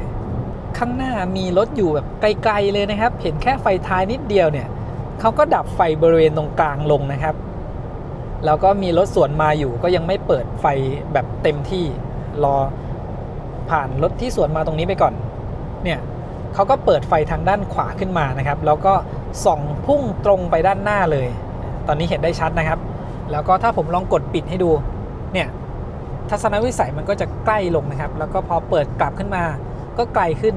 แต่ว่าความเข้มของแสงคันนี้เนี่ยอาจจะไม่ได้เข้มมากเวลาที่ผมปิดเปิดเทียบให้ดูมันอาจจะมองได้ไม่ชัดเจนในกล้องผมไม่แน่ใจว่าเห็นหรือเปล่าแต่ว่าอันนี้ผมอธิบายที่ผมมองเห็นอยู่ตอนนี้นะครับถึงแม้ว่าจะไม่ได้เข้มมากแต่ก็มองทัศนวิสัยไปได้ไกลนะครับที่เหลือก็ขึ้นอยู่กับฟิล์มที่เราเลือกใช้ละถ้าขับทางไกลต่างจังหวัดกลางคืนบ่อยๆนะครับแนะนำว่าเลือกฟิล์มด้านหน้าเนี่ยให้มันสว่างไว้นะครับขับกลางคืนเนี่ยจะได้มองเห็นทัศนวิสัยได้ดีแล้วก็ปลอดภัยนะครับมาถึงเชียงใหม่แล้วนะครับคืนนี้เนี่ยพักที่ฮอปอินก็ติดกับมูสโฮเทลเลยนะครับจองโรงแรมไม่ทันนะครับแล้วก็มาคนเดียวด้วยพักฮอปอินนี่ก็ประหยัดกว่าด้วยนะครับทีนี้ที่ฮอปอินเนี่ยก็จะไม่มีที่ชาร์จนะครับพรุ่งนี้เช้าเดี๋ยวค่อยไปชาร์จแบตเตอรี่อีกทีมาถึงแบตเตอรี่เหลืออยู่ 15% นะครับจาก 70%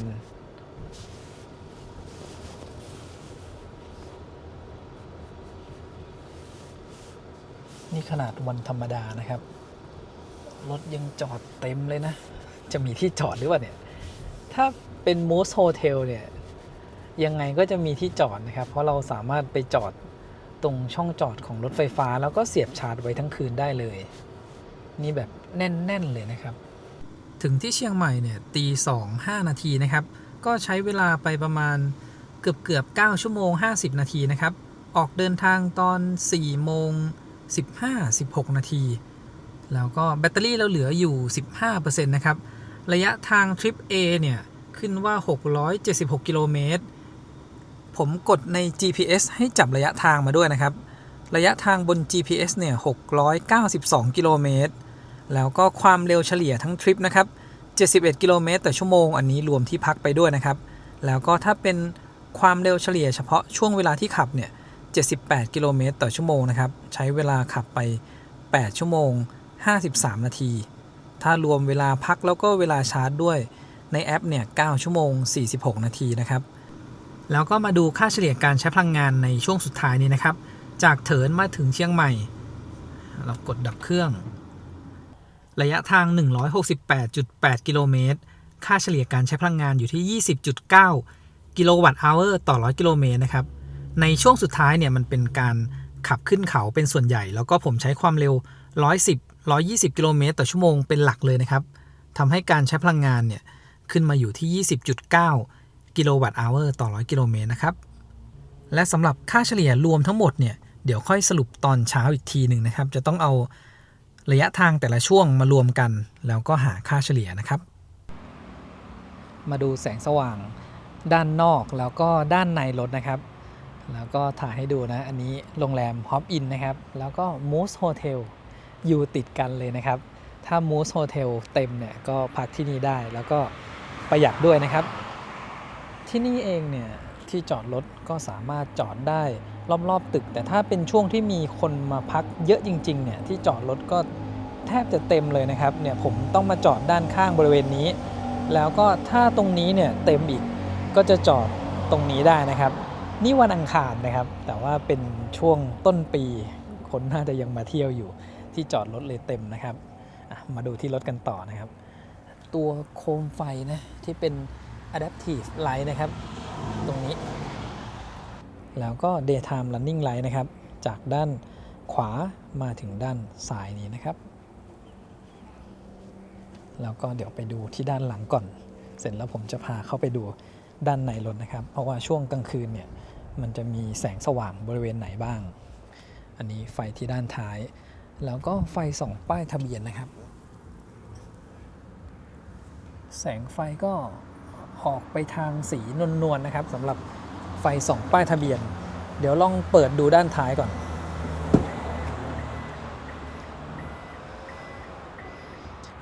ด้านท้ายเนี่ยก็จะมีไฟส่องบริเวณด้านหลังนี้นะครับมีไฟอยู่ด้านขวาอย่างเดียวนะที่ส่องบริเวณที่เก็บของตรงนี้นะครับ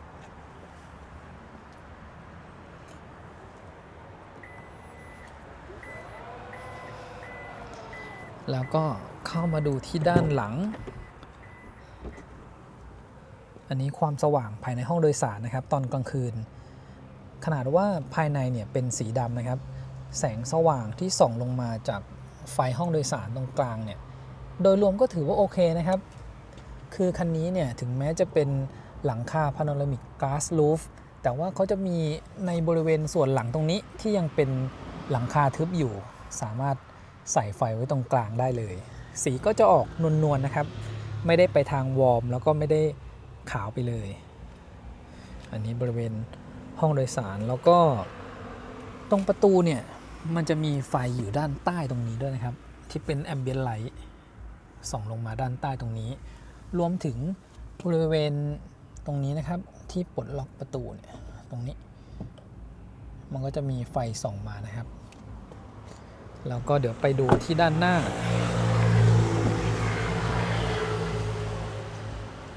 เนี่ยตรงนี้ก็จะมีไฟนะครับเหมือนกันกับข้างหลังแล้วก็ด้านใต้นี่เหมือนกันนะครับไฟที่ส่องบริเวณตรงนี้จะไม่มีอยู่บริเวณด้านข้างนะตอนที่ขับอยู่ผมก็ลองมองมันไม่มีไฟแอมเบียนไลท์ที่เป็นเส้นตรงนี้นะครับก็จะมีด้านหน้าอย่างนี้นะครับที่วิ่งจากซ้ายเนี่ยไปถึงตรงบริเวณจุดนั้นแล้วก็ด้านล่างนะครับที่ตรงนี้ที่เก็บของตรงนี้ก็จะมีไฟส่องลงมาด้วยนะครับรวมถึงบริเวณเท้านะครับตรงจุดนี้ก็จะมีไฟส่องลงมาที่เก็บของนะครับในนี้ก็จะมีไฟส่องนะครับมีไฟอยู่1ดวงส่องในที่เก็บของตรงนี้นะครับ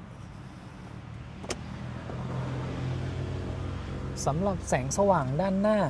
ก็ถือว่าโอเคอยู่นะครับตอนแรกเนี่ยผมดูว่าไฟเนี่ยมันเล็กๆเองมันจะสว่างพอหรือเปล่าแต่นี่ก็เปิดให้ดูตอนกลางคืนก็ถือว่าความสว่างพอได้อยู่นะครับไม่ถึงกับสว่างมากเท่าด้านหลังนะถ้าเทียบกันข้างหลังมันใหญ่กว่านะครับแล้วก็บริเวณที่บังแดดเปิดดูที่บังแดดตรงนี้นะครับอันนี้ก็จะมีไฟส่องจากด้านบนลงมาผมว่าถ้าเปิดที่บังแดดเนี่ยไฟดวงนี้มันช่วยให้บริเวณตรงนี้สว่างขึ้นนะครับเวลาปิดเราปิดกระจกตรงนี้แล้วก็ไฟปิด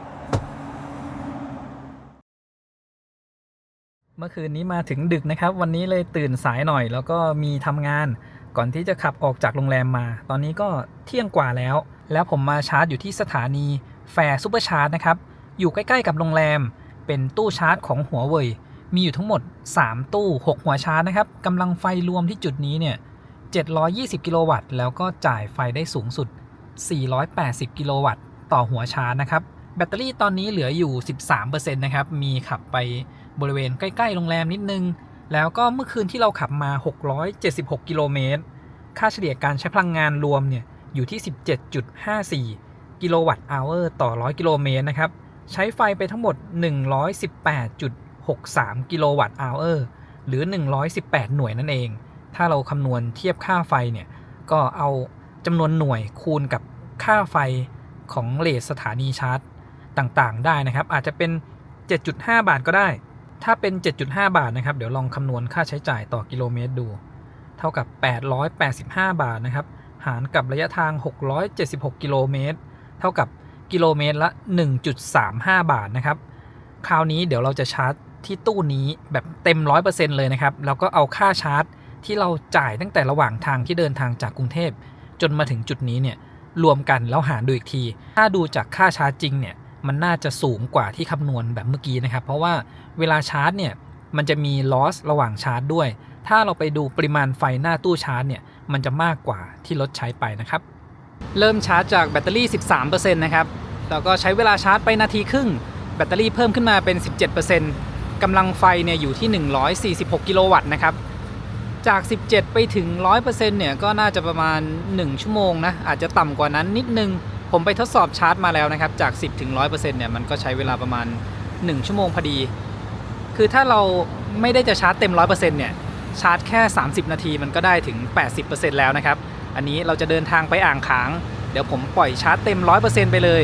แล้วก็บริเวณใกล้ๆกันเนี่ยจะมีเซเว่นนะครับมีร้านอาหารอยู่ก็เดี๋ยวคงไปกินข้าวก่อนนะครับมาดูที่แผนที่ตรงนี้ตรงจุดนี้คือที่เราชาร์จอยู่นะครับแล้วเขามี ตัวแผนที่บอกด้วยว่าห้องน้ำเนี่ยให้เดินไปทางนี้แล้วก็มันจะมีกินพาร์คคอมมูนิตี้มอลล์นะครับอยู่ฝั่งตรงข้ามพอดีเลยนะอยู่ฝั่งตรงข้ามทางนู้นนะครับก็ถ้ามาชาร์จแบตน้อยๆแบบนี้เนี่ยมันชั่วโมงแน่ๆจะไปกินข้าวฝั่งนู้นก็ได้หรือว่าเดินไป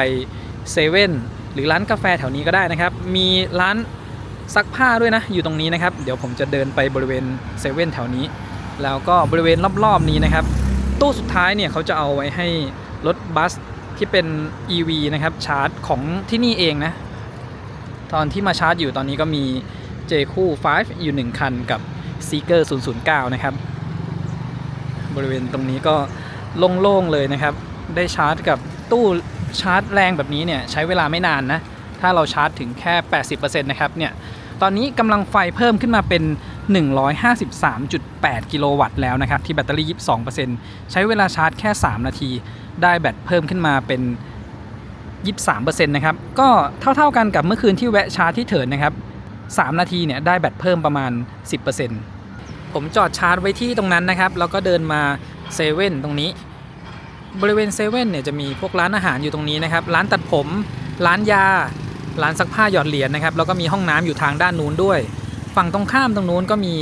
ร้านอาหารตามสั่งนะครับเมื่อกี้ไปกินมาเรียบร้อยแล้วก็มีชายสี่นี่น่าจะเปิดช่วงค่ำๆนะครับแล้วก็ตรงนี้เซเว่นมีไก่ย่าง5 ดาวอยู่ทางด้านนี้ด้วยนะครับตรงนี้ก็สะดวกดีนะถ้ามาชาร์จแบตแบบนานๆแบบนี้นะครับเมื่อกี้เนี่ยแค่30 นาทีแบตเตอรี่ก็เพิ่มขึ้นไปถึง 80% แล้วนะครับทีนี้ช่วง 80% ถึง 100% เนี่ยมันจะใช้เวลาเท่ากันเลยนะครับคือผมเคยทดสอบชาร์จมาแล้วจาก10 ถึง 80% เนี่ยสมมุติว่ามันใช้30 นาทีไอช่วง80 ถึง 100 เนี่ยก็ใช้เวลาอีกประมาณ30 นาทีนะครับก็จะเป็นชั่วโมงหนึ่งพอดีเดี๋ยวดูว่าวันนี้เราชาร์จจาก13 ถึง 100 เนี่ยมันจะใช้เวลากี่นาทีนะครับชาร์จมา54 นาทีนะครับจากแบตเตอรี่13 ถึง 99% ก็คิดว่าน่าจะไม่ถึงชั่วโมงนะเพราะว่า99% แล้วคือถ้าเส้นทางที่จะไปเนี่ยมีสถานีชาร์จเยอะเราไม่ต้องชาร์จเต็ม100ก็ได้นะครับพอดีว่าขับไปอ่างขางแล้วก็ผมจะดูว่าถ้าเราชาร์จเต็ม 100% เนี่ยมันจะสามารถขับไปกลับที่อ่างขางได้หรือเปล่านะครับก็เลยต้องชาร์จให้เต็ม 100% ชาร์จแบตเตอรี่เต็ม 100% แล้วนะครับใช้เวลาไปประมาณ57 นาทีสำหรับการชาร์จ13 ถึง 100% นะครับซึ่งมันจะไปช้ามากๆอยู่ในช่วงท้ายนะครับช่วง90 กว่าเปอร์เซ็นต์ขึ้นไปแล้วก็ 80-100% เนี่ยประมาณครึ่งชั่วโมงนะครับทีนี้มาดูที่ตัวเลขบนหน้าจอนะครับเมื่อวานที่ผมให้ดูตอนชาร์จเสร็จจากกรุงเทพเนี่ยเดี๋ยวผมจะลองปิดแอร์ให้ดูตอนนี้เนี่ยปิดแอร์ระยะทางบนหน้าจอขึ้นเป็น483 กิโลเมตรแสดงว่าเขาคำนวณจากการขับก่อนหน้านี้นะครับเมื่อวานที่เราชาร์จ100% จากที่กรุงเทพเนี่ยมันขึ้นประมาณ510 กว่ากิโลเมตรซึ่งตอนนั้นเนี่ยผมก็ยังไม่แน่ใจนะว่าเขาคำนวณจากอะไรนะครับเพิ่งรับรถมาเมื่อวานเลยแล้วก็ตอนนี้พอเราชาร์จเต็ม100อีกทีเนี่ยปิดแอร์มันขึ้นไม่ถึง500แล้วนะครับเส้นทางที่ขับมาเนี่ยมันเป็นทางขึ้นเขาแล้วก็ใช้ความเร็วสูงมันกินพลังงานเยอะเขาก็เฉลี่ยระยะทางที่จะวิ่งได้น้อยลงนะครับแต่ว่าถ้าเราขับอย่างเช่นขับกลับกรุงเทพเนี่ยแล้วขับแบบประหยัดนะครับมันเป็นการขับลงทางชันไปเรื่อยๆเนี่ยมันประหยัดกว่าถ้าเราไปชาร์จเต็ม 100% หลังจากขับกลับไปแล้วหรือขับแบบประหยัดเนี่ยระยะทางที่โชว์มันก็จะมากขึ้นนะครับคราวนี้เดี๋ยวผมลองเปิดแอร์เป็นเบอร์1 483เหลือ468นะครับแล้วก็เบอร์2ลดไป4 กิโลเมตรนะครับเหลือ464เบอร์3ลดลงไปอีก5 กิโลเมตรค่อยๆลดลงไปทีละนิดนะครับอันนี้ผมลองเพิ่มความแรงลมแอร์ให้ดูแล้วก็มาดูที่หน้าจอตรงนี้นะครับสำหรับแอร์เนี่ยเมื่อวานที่ผมบอกนะถ้าขับทางไกลหรือต่างจังหวัดผมจะกดเป็นรับอากาศภายนอกเข้ามาแต่ถ้าเราจอดรถดับเครื่องแล้วกลับมาขับใหม่เนี่ยบางทีเขาก็จะปรับไปเป็นอากาศหมุนเวียนภายในรถให้นะครับแต่ตอนนี้เนี่ยยังรับอากาศจากภายนอกเข้ามาอยู่นะแต่ถ้ามันเป็นอากาศหมุนเวียนเนี่ยมันจะเป็นไฟสีฟ้าขึ้นมาตรงนี้นะครับแล้วก็ตรงนี้เอาไว้ปรับอุณหภูมิอันนี้ก็สะดวกดีนะครับแล้วก็ด้านในเนี่ยสีสวยดีนะครับแต่ผมรู้สึกว่าเวลาเราหมุนเนี่ยตัวเลขมันเปลี่ยนตามช้านิดนึงเนี่ยมันเลยให้ความรู้สึกแปลกๆนะครับประมาณว่าเราหมุนไปแล้วแต่มันเหมือนดีเลย์การเปลี่ยนตัวเลขนิดนึงเนี่ยมันไม่ได้แบบว่า หมุนตามทันทีแบบเร็วๆนะครับดูเวลาผมหมุนเร็วๆให้ดูเนี่ยตัวเลขมันไม่ได้หมุนแบบปุ๊บทันทีให้เลยเนี่ยมันจะหมุนตามแบบช้าๆหน่อยนะครับตัวเลขเพิ่มตามช้าๆหน่อยแล้วก็เดี๋ยวผมเลือกเป็นเบาะลมเย็นนะครับปรับไว้เบอร์3เลยผมรู้สึกว่าเบาะลมเย็นเนี่ยของคันนี้ยังไม่ได้แรงมากนะครับขนาดว่าปรับไว้เบอร์3ก็รู้สึกว่าลมออกมาแบบเบาๆแต่ก็พอได้ความเย็นอยู่นะครับและมาดูที่หน้าจอด้านหน้าคนขับอีกครั้งหนึ่งนะครับเกือบจะลืมบอกไปเรื่องการรีเจนตอนนี้เราชาร์จแบตเตอรี่เต็ม 100% นะครับขีดตรงนี้ตอนที่ผมขับมาเมื่อกลางคืนเนี่ยแล้วผมบอกอันนี้คือการรีเจนนะครับแล้วเขาจะมีขีดสีฟ้าเล็กๆจะบอกว่าตอนนี้เนี่ยมันรีเจนสูงสุดได้เท่าไหร่ก็คือได้ถึงขีดตรงนี้นะครับก็ประมาณ 3-40% นะครับถ้าลงมาสุดตรงนี้ก็คือ 100% พอขับไปแล้วแบตเตอรี่เหลือน้อยลงเนี่ยขีดตรงนี้มันจะเลื่อนมาเรื่อยๆเรื่อยๆนะครับจนมาสุดที่ตรงอักษร CHG ตรงนี้ก็คือ 100% นะครับถ้าแบต 100% อยู่เนี่ยเราเหยียบเบรกยังไงเนี่ยมันจะรีเจนสูงสุดได้ถึงแค่ตรงจุดนี้นะครับแล้วก็เดี๋ยวผมจะลองให้ดูตรงนี้พอเข้าเกียร์ดีนะครับผมจะกด Paddle Shift ที่ผมอธิบายให้ฟังเมื่อคืนเนี่ยด้านขวาเป็นบวกนะครับแล้วก็ด้านซ้ายเป็นลบบวกนี่คือกดให้เป็นรีเจนต่ำนะครับเดี๋ยวผมจะลองกดให้ดูเวลาที่เรากลับมาขับรถเนี่ยมันจะไม่มีขีดการรีเจนขึ้นมาบอกนะครับถ้าเรากด Paddle Shift บวก1ทีถึงจะโชว์ขึ้นมานะครับอันนี้จะเป็นเลเวล1แบบต่ำสุดรีเจนเบาที่สุดที่เมื่อคืนผมทดลองให้ดูรีเจนไม่ถึง 5% นะครับรถจะไหลมากที่สุดแต่ถ้าเรากดแป้น Paddle Shift ตรงนี้ค้างไว้มันจะกลับไปค่า default นะครับกดค้างไว้มันจะหายไปเป็นแบบนี้นะครับอันนี้เนี่ยรีเจนสักประมาณเลเวล2นะครับมันจะหน่วงสัก 30-40% ความรู้สึกใกล้เคียงกับเวลาเราขับรถน้ำมันแล้วก็ผมจะกด Paddle Shift ทางด้านซ้ายอีกครั้งหนึ่งขึ้นมาที่เลเวล3นะครับแล้วก็กดอีกครั้งหนึ่งจะไปเลเวล4อันนี้คือรีเจนแบบหนักสุดๆเลยนะครับถ้าขับอยู่ความเร็วร้อยยกเท้าจากคันเร่งเนี่ยมันก็รีเจนประมาณ 60-70% เมื่อวานที่ผมทดลองให้ดูช่วงดูการรีเจนนะครับแล้วก็มาดูที่ปุ่มบนพวงมาลัยอีกสักหน่อยนะครับก่อนที่จะออกเดินทางสำหรับปุ่มบนพวงมาลัยนะครับตอนที่เห็นเนี่ยก็รู้สึกว่าโอ้โหปุ่มมันเต็มไปหมดเลยเวลาใช้มันจะยากหรือเปล่าช่วงแรกๆเนี่ยอาจจะต้องทำความคุ้นชินนิดนึงนะครับแต่พอเราเริ่มรู้แล้วมันไม่ยากละคือเราไม่ต้องก้มลงมามองก็ได้เอานิ้วเนี่ยคลำมาหาจุดเริ่มต้นก่อนนะครับ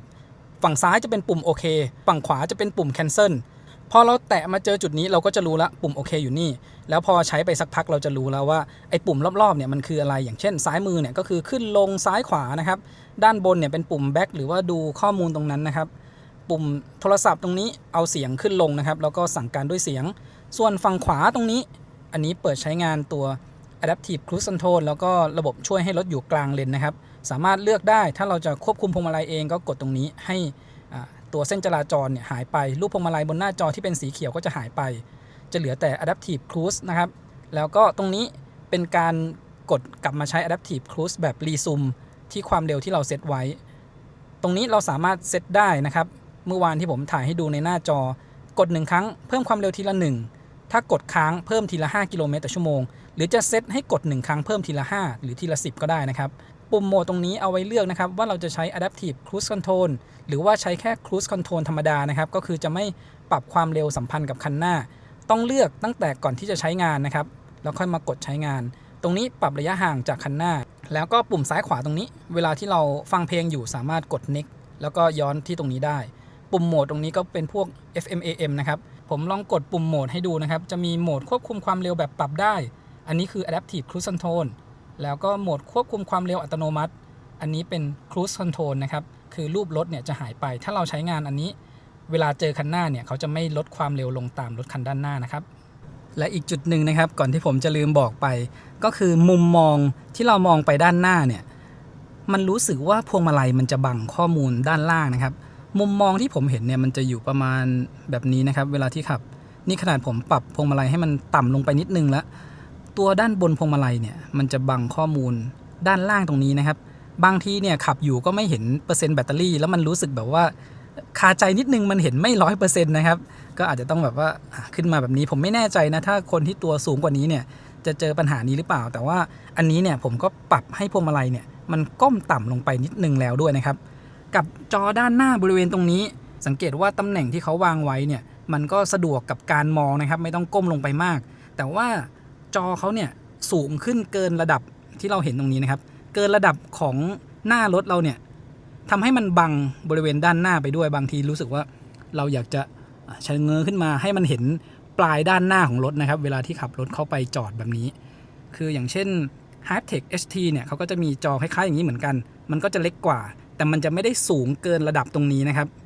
อันนี้คือความรู้สึกส่วนตัวนะแต่ละคนอาจจะไม่เหมือนกันนะครับแล้วก็สำหรับกล้องมองหลังตรงนี้ผมถ่ายให้ดูช่วงกลางวันนะครับภาพชัดเจนดีนะครับแล้วก็ผมจะกดให้ดูเมนูตรงนี้เขาสามารถปรับได้นะครับปรับแสงสว่างปรับมุมนะครับอย่างเช่นตอนนี้สามารถปรับขึ้นลงได้ผมกดใหม่อีกทีปรับขยับขึ้นลงได้นะครับเพราะว่าเขาใช้กล้องเนี่ยถ่ายเป็นภาพมาแล้วเราสามารถกดตรงนี้เลือกว่าเราอยากจะดูส่วนไหนของภาพที่ถ่ายมาตรงนี้ขึ้นลงนะครับแล้วก็สามารถปรับเลื่อนซ้ายขวาได้ตรงนี้เลื่อนซ้ายขวาว่าเราจะดูมุมไหนของภาพอันนี้สามารถเอียงได้นะครับแล้วก็มีที่เป็นแว่นขยายอันนี้คือซูมแบบกว้างสุดแล้วนะครับ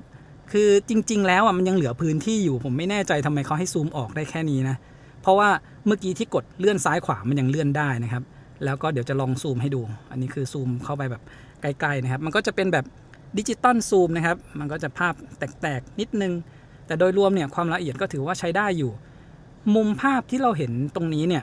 มันกว้างกว่าที่เรามองผ่านกระจกด้านหลังไปอีกนะครับแต่ว่าใช้งานช่วงแรกๆเนี่ยอาจจะรู้สึกแปลกๆเดี๋ยวผมจะลองเปลี่ยนให้เป็นกระจกให้ดูแล้วก็ลองดูเทียบกันนะครับที่เรามองไปข้างหลังตอนนี้เนี่ยมันเห็นแค่นั้นเองเห็นรถบัสที่จอดอยู่ข้างหลังแค่นั้นนี่นะครับแล้วก็ผมกดเปิดให้ดูแบบนี้เราเห็นได้ครอบคลุมกว่านะครับก็คือมุมกล้องเนี่ยมันวายกว่าแต่ว่าเวลาที่มีรถเข้ามาอยู่ใกล้ๆกล้องเนี่ยมันอาจจะเต็มกล้องสักหน่อยนะครับถ้าเทียบกับเวลาดูผ่านกระจกแบบนี้นะครับก็อาจจะยังไม่คุ้นชินแต่พอเริ่มชินแล้วเนี่ยผมว่ามันมองได้สะดวกดีนะครับอย่างเช่นกลางวันแบบนี้เนี่ย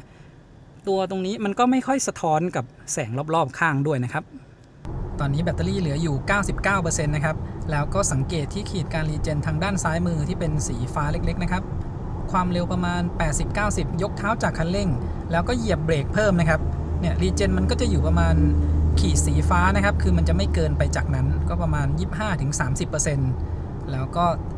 ตั้งการรีเจนไว้เป็นระดับ 4 แล้วนะครับรีเจนแบบหนักสุด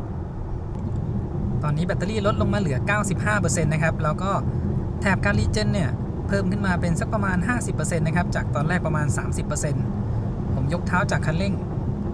รีเจนได้ประมาณสัก 50 กว่า%แล้วนะครับที่แบตเตอรี่ 95% ลองใช้ระบบช่วยขับอีกครั้งหนึ่งนะครับบริเวณนี้เดี๋ยวมันจะออกนอกเมืองละเซตความเร็วไว้สักประมาณ 90 นะครับผ่านบริเวณจุดกลับรถเนี่ยครับมันจะออกขวาไปนิดนึงแบบนี้นะตามเครื่องหมายที่พื้นนะครับเครื่องหมายจราจรที่มันจะชี้ขวาออกไปแล้วก็ชี้ตรงแต่คันนี้เนี่ยเวลาที่เราใช้ระบบช่วยขับแล้วก็ควบคุมรถให้อยู่กลางเลนเนี่ยเราสามารถหักพวงมาลัยไปมาได้เลยนะครับเขาก็จะยังอยู่ในระบบนะยังไม่ออกจากระบบช่วยควบคุมให้รถอยู่กลางเลนยกเว้นว่าเรากดเปิดไฟเลี้ยวนะครับพอกดเปิดไฟเลี้ยวเนี่ยเขาจะยกเลิกไปชั่วคราวแล้วก็สักแป๊บหนึ่งเนี่ยก็จะกลับมาทำงานใหม่นะครับระบบช่วยควบคุมรถให้อยู่กลางเลนขณะที่เราใช้ระบบให้เขาควบคุมรถให้เนี่ยเราก็หักพวงมาลัยไปมาเองได้เลยนะครับสมมุติว่าขับใกล้ๆรถบรรทุกเราอยากเบี่ยงออกไปทางด้านขวานิดนึงก็หักออกไปได้เลยระบบยังทำงานอยู่ตามปกตินะครับแล้วก็ถ้าเราให้รถควบคุมเขาก็จะกลับไปที่กลางเลนถ้าเป็น Tesla เนี่ยเราหักพวงมาลัยนิดนึงก็จะออกจากระบบช่วยขับเลยนะครับแต่ว่าตัว Stop and Go ของเขาเนี่ยจอดได้แป๊บเดียวแล้วเราต้องแตะคันเร่งหรือว่ากดปุ่มรีซูมนะครับก็จอดให้สมูทนะเวลาที่เข้ามาบริเวณไฟแดงนะครับ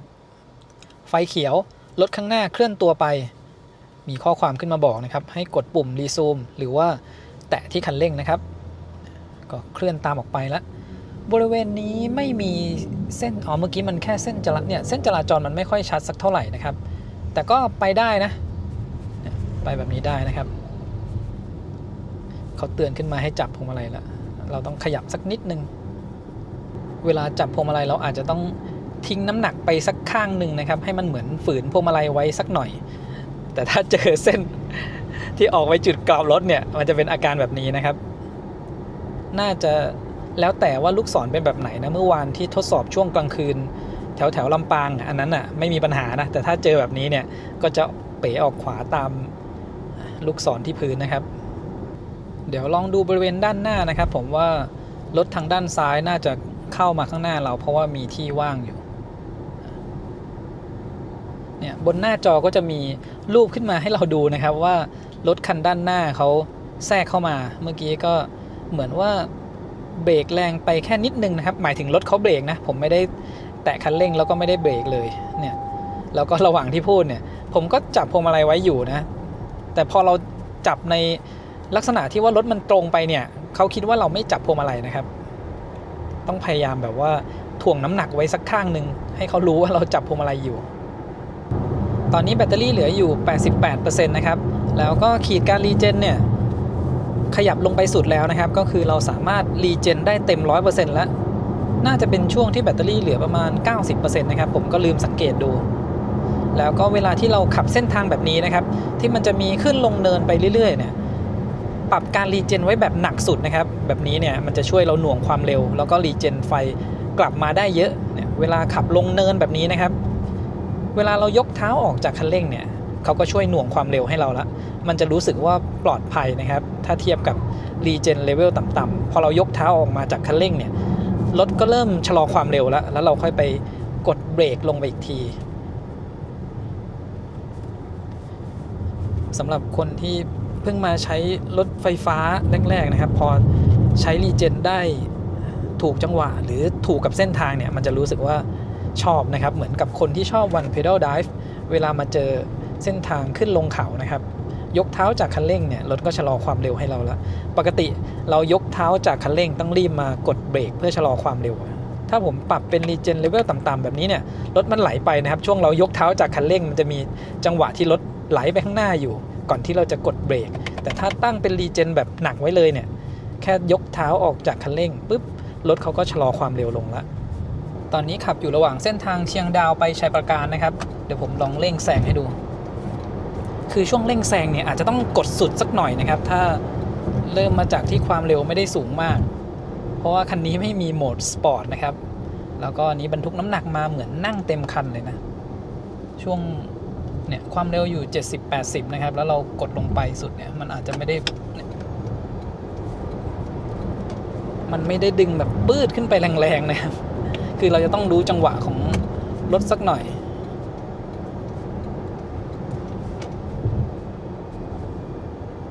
แต่ถ้าเริ่มชินกับเรื่องอัตราการเร่งแล้วนะผมว่าน่าจะกะระยะได้ถูกขึ้นนะครับผมเองนี่ก็เพิ่งใช้งานวันที่2ช่วงล่างคันนี้เนี่ยเซ็ตมาแบบนุ่มหนึบแล้วก็แน่นนะครับช่วงที่ขับผ่านทางขรุขระเนี่ยก็ไม่ได้รู้สึกว่ามันตึงตังเข้ามาภายในห้องโดยสารแล้วก็ช่วงโค้งเนี่ยผมว่าให้ความรู้สึกมั่นใจดีเลยนะครับน้ำหนักพวงมาลัยเนี่ยก็เซ็ตมาอยู่ในระดับที่กำลังดีไม่ได้เบาแล้วก็ไม่ได้หนักมากนะครับรวมถึงตัวเบาะเนี่ยเขาโอบกระชับรับตัวเราได้ดีนะครับเวลาเข้าโค้งแรงๆตัวเรามันไม่ได้สไลด์ไปเยอะนะแต่ว่าถ้าเข้าโค้งแรงๆนะครับเมื่อกี้จะได้ยินเสียงยางเนี่ยดังเข้ามาเบาๆนะครับยางที่ให้มาคันนี้ก็เป็น Dunlop SP Sport Max นะครับขนาด 235/50 R20 เนี่ยเข้าโค้งแรงๆ ได้ยินเสียงยางร้องเข้ามาเลยนะครับแต่ว่ามันให้ความมั่นใจดีนะเวลาที่เราเข้าโค้งสำหรับช่วงล่างที่เซ็ตมานะครับอาการโครงเนี่ยน้อยอันนี้ต้องบอกว่ามีน้ำหนักมาด้วย240กิโลกรัมเหมือนผู้โดยสารเต็มคันนะครับผมลองขับเข้าโค้งในเส้นทางโค้งเยอะแบบนี้ให้ดูนะครับแล้วก็ก่อนหน้านี้ที่ได้ลองเร่งแซงสำหรับการเร่งแซงเนี่ยถ้ามันเป็นช่วงถนนเนินชันบางช่วงแบบนี้นะครับอย่างน้อยเนี่ยความเร็วเราควรจะอยู่สักประมาณ80นะครับถ้ามันมีระยะแต่ถ้าความเร็วต่ำกว่านั้นเวลาที่เราเร่งแซงมันอาจจะไม่ถึงกับทันใจมากเพราะว่าคันนี้เนี่ยไม่มีโหมดสปอร์ตให้มานะครับถึงแม้ว่า เราจะกดสุดลงไปเนี่ยถ้ามันเจอเส้นทางที่มันเป็นเนินชันอยู่บ้างเนี่ยอาจจะตอบสนองได้ไม่ทันใจนะครับแต่ถ้าเป็นเส้นทางราบเนี่ยก็ไม่มีปัญหานะครับมาถึงแยกดอยอ่างขางแล้วนะครับบน Google Map เนี่ยก็บอกว่าอีก30เมตรเลี้ยวซ้ายรวมถึงหน้าจอด้านหน้าคนขับนะครับเขาก็จะมีทิศทางบอกไว้ตรงนั้นด้วยถึงแม้ว่าเราจะกดให้หน้าจอมันเป็นแบบนี้อยู่นะครับดูเฉพาะข้อมูลสำคัญแต่ถ้าถึงจุดที่จะต้องเลี้ยวแล้วเนี่ยเขาก็จะแทรกขึ้นมาโชว์ไว้นะครับเดี๋ยวผมแวะซื้อของที่เซเว่นก่อนนะครับวันนี้เดี๋ยวมาแคมปิ้งที่อ่างขางยังไม่ได้จัดที่นอนด้านหลังเลยนะครับแล้วก็สำหรับกล้องนะครับถ้าเราขับมาเนี่ยแล้วเรากดแบบนี้เวลาเดินหน้าเขาจะยังไม่เอาภาพมาจำลองข้างล่างนะครับแต่ถ้าจอดอยู่เนี่ยจากเกียร์ P นะครับแล้วก็เปิดกล้องหน้าแล้วก็เดินหน้าอันนั้นน่ะจะเอากล้องมาโชว์ด้านล่างต้องบอกว่าเอาภาพเนี่ยมาจำลองด้านล่างนะครับอย่างเช่นตอนนี้ผมถอยจอดเนี่ยเขาก็เอาภาพมาอยู่ด้านใต้ท้องรถแล้วก็ถ้าเราเดินหน้าเนี่ยตอนนี้มันเป็นสีเทาอยู่เดี๋ยวผมลองเข้าเกียร์ P ก่อนแล้วก็เข้าเกียร์ D อีกครั้งหนึ่งนะครับทีนี้เปิดกล้องมาใหม่เอ้า งงนะครับจุดก่อนหน้านี้เนี่ยพอผมไปจอดแล้วก็เดินหน้าเขาก็เอาภาพจำลองมาด้านใต้นะเวลาเดินหน้าแต่ตอนนี้นี่ไม่เป็นอีกแล้วนะครับเฉพาะเวลาที่เราถอยหลังภาพก็จะเข้าไปอยู่ด้านใต้ท้องรถนะครับเขาเก็บภาพก่อนที่เราจะถอยหลังมาขับจากเชียงใหม่มาถึงจุดนี้ระยะทางบนหน้าจอ 133.8 กิโลเมตรค่าเฉลี่ยการใช้พลังงานอยู่ที่ 16.1 กิโลวัตต์อเวอร์ต่อ 100 กิโลเมตรนะครับแล้วก็แบตเตอรี่เหลืออยู่ 68% เราใช้ไปทั้งหมด 32% ก็แปลว่าถ้าเราขับลงมาจากอ่างขางแล้วเนี่ยอย่างน้อยควรมีแบตสัก 30% ก็จะขับกลับถึงที่เชียงใหม่ได้นะครับเพราะว่าขามาเนี่ยมันจะใช้มากกว่าขากลับขามาเราใช้ 32 แปลว่าขากลับเนี่ยเต็มที่ก็ใช้ไม่เกิน 32% นะครับซื้อของเรียบร้อยนะครับจากจุดนี้เนี่ยขับขึ้นไปจุดชมวิวม่อนสน19 กิโลเมตรนะครับแบตเตอรี่ที่จุดนี้เรามีอยู่ 68% เดี๋ยวไปดูอีกทีหลังจากข้ามห้วยแม่งอนไปแล้วนะครับว่าก่อนจะขึ้นทางชันเนี่ยแบตเราเหลือกี่เปอร์เซ็นต์นะครับจะได้เอาไว้เทียบกับตอนที่ขับลงมาด้านหน้านี้เรากำลังขับข้ามห้วยแม่งอนนะครับจากจุดนี้เนี่ยจะเริ่มขึ้นทางชันแล้วจากเซเว่นขับมาถึงตรงนี้ประมาณ 7-8 กิโลเมตรนะครับแบตเตอรี่ลดลงไป 3% เหลือ 65% แล้วก็ก่อนหน้านี้เนี่ยมีรถขึ้นไปสัก 3-4 คันนะเดี๋ยวเราอาจจะไปเจอรถอยู่ข้างหน้านะครับตรงจุดนี้เดี๋ยวลองหยุดบริเวณเนินชันแล้วก็เร่งออกตัวนะครับภาพจากกล้องมองหลังจะเห็นว่าไม่มีรถตามมาด้านหลังนะครับยกเท้าจากคันเร่งปล่อยให้รถหยุดนิ่งนะครับค่อยๆถอยลงไปเรื่อยๆนะครับที่ความเร็วประมาณ2 กิโลเมตรต่อชั่วโมงถ้าอย่าเบรกแล้วยกเท้าจากคันเร่งรถจะหยุดนิ่งนะครับเขาจะมี Hill Start Assist นะครับคือจะต้องแตะเบรกลงไปก่อนครั้งหนึ่งถึงรถจะหยุดแต่ถ้าเรายกเท้าออกจากคันเร่งโดยที่ไม่เหยียบเบรกเลยเนี่ยมันจะไหลถอยหลังนะครับลองใหม่ครั้งหนึ่งอันนี้ไม่ต้องกดเปิดออโต้โฮเลยนะครับพอรถหยุดนิ่งอยู่กับที่ให้เหยียบเบรกนะครับรถก็จะหยุดสนิทอยู่กับที่เลยเนี่ยประมาณ 2-3 วินาทีนะครับสำหรับตัวระบบ Hill Start Assist เนี่ย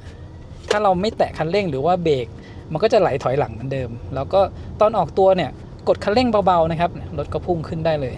แล้วก็เหมือนกับทุกคันนะครับถ้าเป็นขับเคลื่อนมอเตอร์เดียวเนี่ยพอความเร็วขึ้น40กว่าแล้วเนี่ยถ้าเรากดคันเร่งลงไปเนี่ยมันจะพุ่งออกไปได้เลยกำลังดีอยู่นะครับแล้วก็เมื่อกี้เนี่ยผมกดคันเร่งแรงๆบริเวณโค้งมีไฟ traction control เตือนขึ้นมานิดนึงนะครับช่วงนี้ดอกซากุระที่สถานีเกษตรอ่างขางเนี่ยกำลังเริ่มบานเลยคนน่าจะมาเที่ยวกันเยอะแต่นี้ก็จะ5 โมงแล้วนะครับเขามีในส่วนของห้องอาหารที่อยู่ในนั้นนะถ้าช่วงนี้เห็นว่าเปิดถึง2 ทุ่มก็ไม่แน่ใจว่าคนที่กำลังขึ้นไปตอนนี้ก็คือไปแคมปิ้งข้างบนด้วยหรือเปล่าเพราะว่ามันจะ5 โมงแล้วผมยังเห็นมีรถขึ้นอยู่เรื่อยๆเลยนะครับ เมื่อกี้ก็มี Dolphin แล้วก็ MG4 ขึ้นไปรถไฟฟ้าก็เห็นเยอะนะครับเมื่อกี้ที่สวนเราลงมาก็มี J-Coup 5 EV อันนี้เราก็มาเจอรถอยู่ด้านหน้าแล้วถ้าเป็นช่วงเทศกาลเนี่ยก็ยิ่งรถเยอะกว่านี้อีกนะครับผมถึงได้ลองหยุดบริเวณเนินชันแล้วก็ออกตัวให้ดูว่าแต่ละคันเนี่ยมันจะมีอาการแบบไหนนะครับบางคันไหลถอยลงไปเร็วเลยเนี่ยคนที่มาขับครั้งแรกก็อาจจะตกใจได้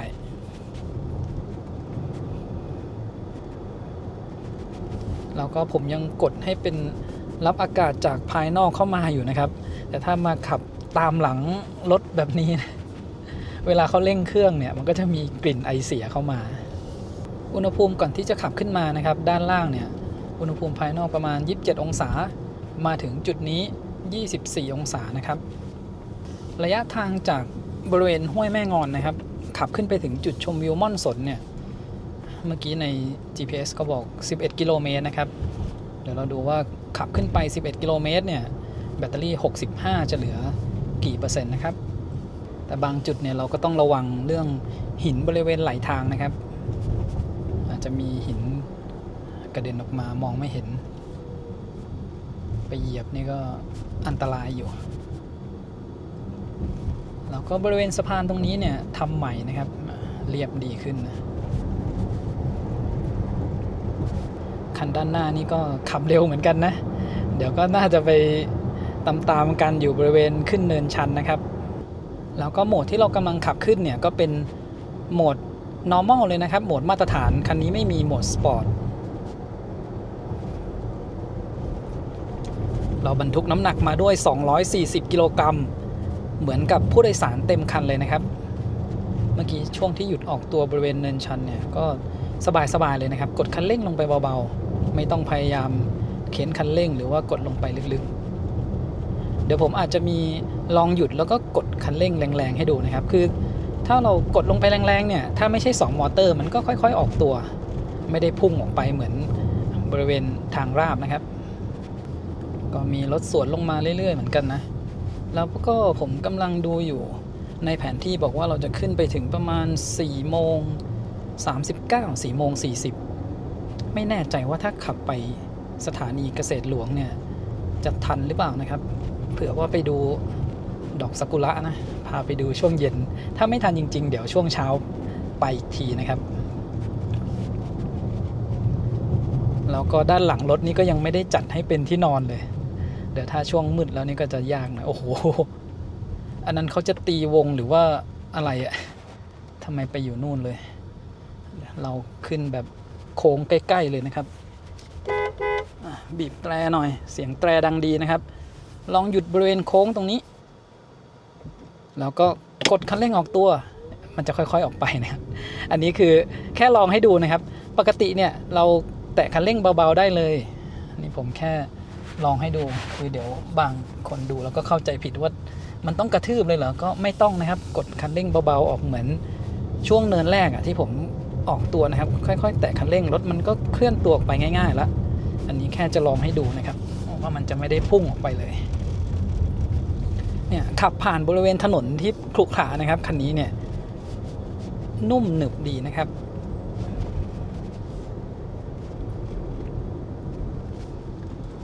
เมื่อกี้เหมือนเห็นมีรถอยู่ด้านหน้าอีกคันหนึ่งนะครับ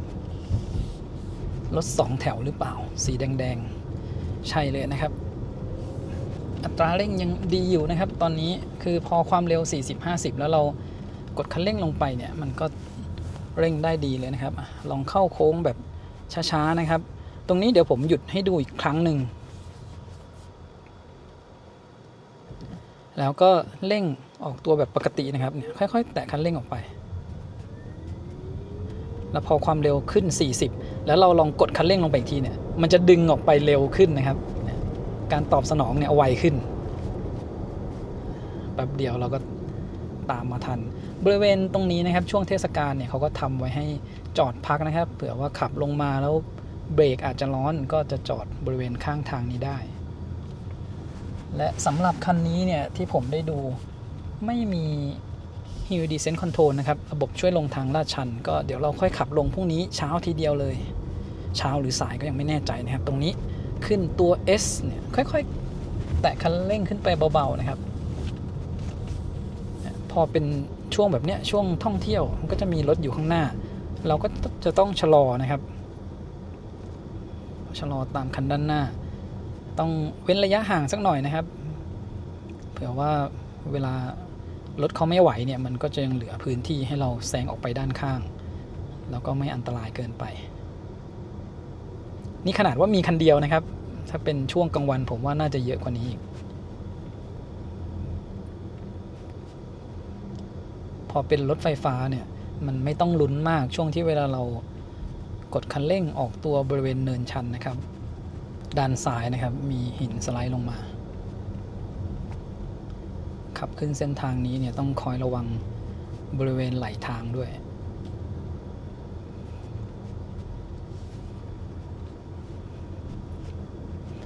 ตอนนี้แบตเตอรี่เหลือ 55% นะครับขับขึ้นมาแล้ว6กิโลเมตรแบตลดลงไป 10% ตรงจุดนี้อุณหภูมิภายนอกเหลือ19องศานะครับเขาต้องตีวงนะครับเราลองขึ้นแบบใกล้ๆตรงนี้เลยนะเนี่ยขึ้นแบบโค้งหนักๆให้ดูเลยนะครับนี่ขึ้นสบายๆมีสัญลักษณ์ traction control ทำงานนะครับแต่ว่าไม่ได้มีความรู้สึกว่าเขาตัดกำลังลงไปนะเมื่อกี้เวลาที่มันติดกระพริบขึ้นมาเนี่ย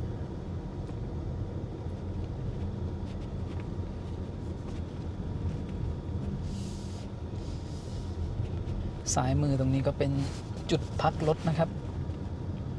ถ้าเทศกาลขับตามกันลงมาหลายๆคันแล้วเบรกลงมายาวๆเนี่ยก็เบรกร้อนได้ก็จะอันตรายนะครับถ้าเบรกเฟดเบรกไหม้ด้านหน้านี้น่าจะพอแซงได้หรือเปล่าเดี๋ยวลองดูก่อนอันนั้นรถเขาขึ้นไม่ไหวแล้วนะหรือว่าจอดพักเครื่องก่อนหรือเปล่าลองเร่งแซงบริเวณเนินชันนะครับก็ทำได้โอเคอยู่นะนี่ขนาดบริเวณเนินชันมากๆเลยนะครับมันอาจจะไม่ได้พุ่งออกไปเร็วแต่ว่าก็ไม่ได้ช้ามากนะครับเนินชันมากแบบเมื่อกี้ก็เร่งแซงได้ไม่ยากเลยพอความเร็ว70-80นะครับโอ้โหนี่พุ่งขึ้นเนินอยู่นะครับแต่ว่าตรงนี้มันจะเป็นสเต็ปอยู่นิดนึงต้องเบาๆหน่อยพอเลยตรงนี้ไปผมจะลองกดคันเร่งแบบแรงๆขึ้นนะจะได้ทดลองแบบหนักๆเลยดูว่ามอเตอร์เป็นไงบ้างนะครับแต่ว่าอุณหภูมิภายนอกแค่17องศานะครับอากาศภายนอกก็เป็นใจด้วยอีกหนึ่งเนินชันนะครับเนี่ยตรงนี้ก็หนักๆเลย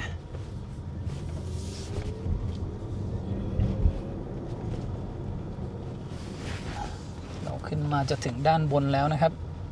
ก็ขึ้นได้สบายๆเลยนะไม่มีปัญหานะครับความรู้สึกสำหรับการตอบสนองของคันเร่งเนี่ยยังปกติอยู่เลยนะครับทุกเนินชันที่ขึ้นมาขึ้นได้สบายๆนะครับนี่ก็บรรทุกน้ำหนักมา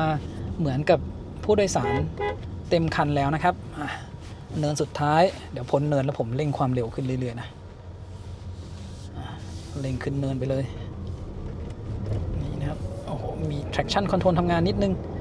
นี่ครับเร่งสุดเลย80ขึ้นไปประมาณ80กว่ากิโลเมตรต่อชั่วโมงนะครับแล้วก็ขึ้นมาถึงแล้วโอ้โหเวลานี้นี่คือแดดเข้าเต็มตาเลยนะครับแบตเตอรี่ตอนนี้เหลืออยู่ 50% นะครับใช้ไปทั้งหมด 15% กับระยะทาง11กิโลเมตรก็ใช้ไปกิโลเมตรและเปอร์เซ็นต์กว่าๆเลยนะครับโอ้โหลดเยอะเลยนะครับนี่ขนาดวันนี้มาถึงเร็วนะแล้วผมจะมีที่จอดหรือเปล่า นึกว่าเป็นวันธรรมดาแล้วรถจะน้อยนะครับวันนี้วันพุธนะรถยังมาจอดกันอยู่เยอะเลยนะครับถ้าขับไปสถานีเกษตรก่อนแล้วค่อยขับกลับมาจะเหลือที่ให้เราจอดหรือเปล่าเนี่ยตรงนี้ยังเหลือนะครับไม่แน่ใจว่าพอขับกลับมาแล้วเนี่ยจะเหลือหรือเปล่า เดี๋ยวผมจอดตรงนี้แป๊บหนึ่งก่อนแล้วเราก็ขับไปนะครับพรุ่งนี้ค่อยขับลงทีเดียวแบตเตอรี่เหลืออยู่ 50% นะครับระยะทางที่ขับมาจากเชียงใหม่153กิโลเมตรแล้วก็ค่าเฉลี่ยการใช้พลังงานสำหรับทริปนี้นะครับ 21.4 กิโลวัตต์อเวอร์ต่อ100กิโลเมตรอันนี้เนี่ยจับมาจากที่เชียงใหม่นะครับผมสตาร์ทเครื่องมายังไม่ได้กดดับเครื่องเลยถ้าขับจนแบตหมดขับแบบเดิมนะครับแบบว่ามีขึ้นเนินขึ้นเขาเหมือนเดิมอีก 50% ที่เหลือเนี่ยมันก็จะได้ประมาณ300กิโลเมตรนะครับตอนนี้ก็5โมงพอดีนะครับยังไม่ได้ขับไปสถานีเกษตรหลวงอ่างขางนะผมคิดว่าผมปูที่นอนก่อนเผื่อว่าขับไปแล้วเนี่ยกลับมามันค่ำนะครับจะได้ไม่เจอพวกยุงเข้ารถเยอะตอนนี้ปูที่นอนเรียบร้อยนะครับย้ายถุงปูนไปบริเวณตรงกลางอีก2ถุงแล้วก็เอาเก็บไว้มุมนี้อีก2นะครับแต่ว่าเก็บด้านล่างได้นิดนึงเดี๋ยวไว้พรุ่งนี้ผมเปิดให้ดูทีหนึ่งนะครับตอนนี้เนี่ยปูนมันกดอยู่ไม่สามารถเปิดดูได้มันจะมีที่เนี่ยไม่ได้ลึกมากนะครับเก็บพวกอุปกรณ์สายชาร์จ Portable ไว้ได้นะครับด้านล่างแล้วมาดูที่ตรงกลางนะครับพอพับเบาะลงมาแล้วเนี่ยมันก็จะเหลือที่อยู่ตรงนี้ทีนี้ผมเอาที่รองศีรษะของเบาะหลังออกนะครับก็เลยสามารถวางถุงปูนขึ้นมาได้อีกกลายเป็นว่าเสมอกันเลยนะครับก็ยาวมาตรงนี้ได้เลยเดี๋ยวพาขับไปดูที่สถานีเกษตรหลวงนะครับจากจุดชมวิวม่อนสนขับไปสถานีเกษตรหลวงเนี่ยประมาณ 5-6 กิโลเมตรนะครับแล้วก็มันจะเป็นการขับลงทางชันไปเรื่อยๆนะแต่ว่าตอนขับกลับมาเนี่ยก็จะกลายเป็นขึ้นเนินนะครับตอนนี้อาจจะมีเสียงลมเข้ามานะเพราะว่าผมเอากระจกลงนะครับปิดแอร์แล้วก็รับอากาศภายนอกเข้ามาอุณหภูมิข้างนอก16องศานะครับเพราะฉะนั้นเราปิดแอร์แล้วก็รับอากาศเย็นๆภายนอกเข้ามาดีกว่ามาถึงหน้าสถานีเกษตรแล้วนะครับได้แบตเพิ่มมา 2% กับระยะทาง5กิโลเมตรกว่าๆนะครับเขาปิด6โมงก็ยังเข้าทันนะครับโอ้โหมองไปข้างในนี่เห็นต้นซากุระนะครับดอกบานสีชมพูเต็มเลยซื้อบัตรเข้าเรียบร้อยนะครับค่าเข้า1คนกับรถ1คันเนี่ย100 บาทมาช่วงเย็นๆก็คนไม่ค่อยเยอะนะครับแล้วก็เนี่ยดอกสวยเลยนะครับสีชมพูต้นซากุระ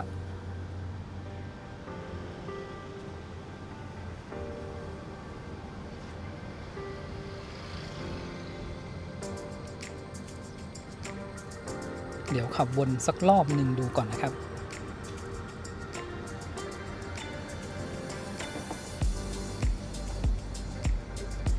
มาอ่างขางตั้งน่าจะประมาณ 2-3 ปีแล้วนะครับผมยังไม่ได้มาช่วงที่มันดอกบานสวยๆแบบนี้เลยนะนี่เป็นครั้งแรกนะครับ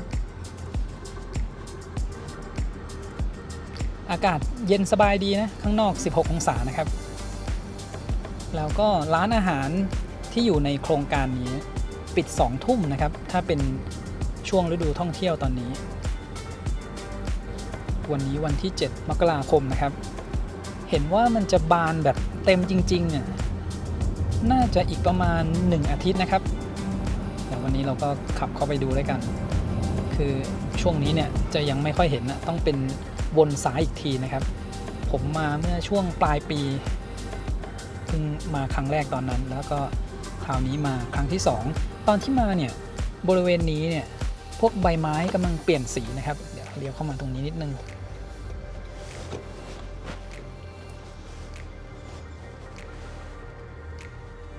มีห้องน้ำอยู่ด้านซ้ายมือเดี๋ยวผมไปเข้าห้องน้ำก่อน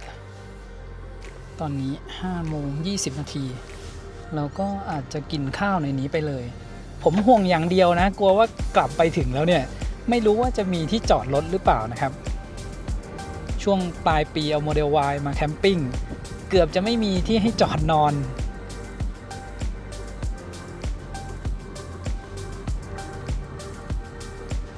ขวามือนี้ก็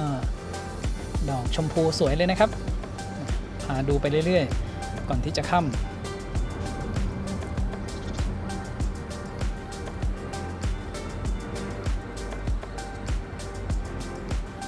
ร้านอาหารจะอยู่ด้านซ้ายมือตรงนี้นะครับแล้วก็ด้านขวาเป็นสวนเฉลิมพระเกียรติ72 พรรษา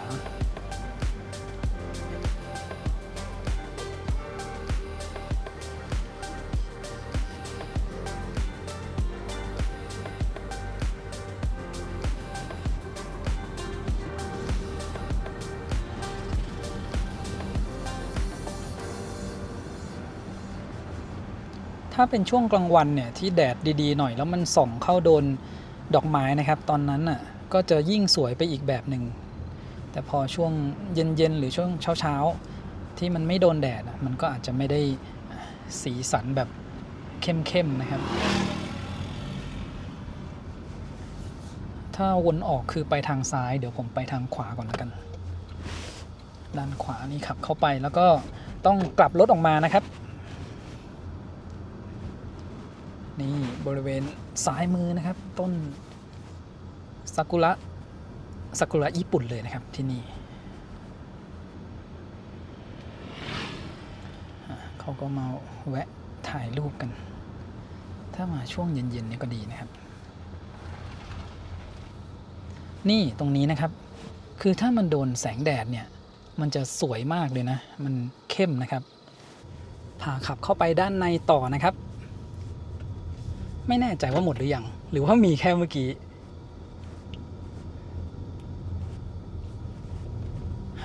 5:23 นาทีแล้วนะครับคือถ้ามันยิ่งค่ำไปกว่านี้แล้วแสงน้อยเนี่ยเวลาเราดูดอกไม้เนี่ยมันก็อาจจะไม่ได้แบบว่าสวยมากตรงจุดเมื่อกี้ยังโชคดีนะครับมีแสงแดดที่ส่องลงมาเนี่ยตรงนี้เนี่ยเริ่มแสงน้อยแล้วอยู่ในบริเวณหุบเขานะครับพอดวงอาทิตย์เริ่มตกลงไปแล้วเนี่ยแสงแดดมันก็ส่องมาไม่โดนนะครับ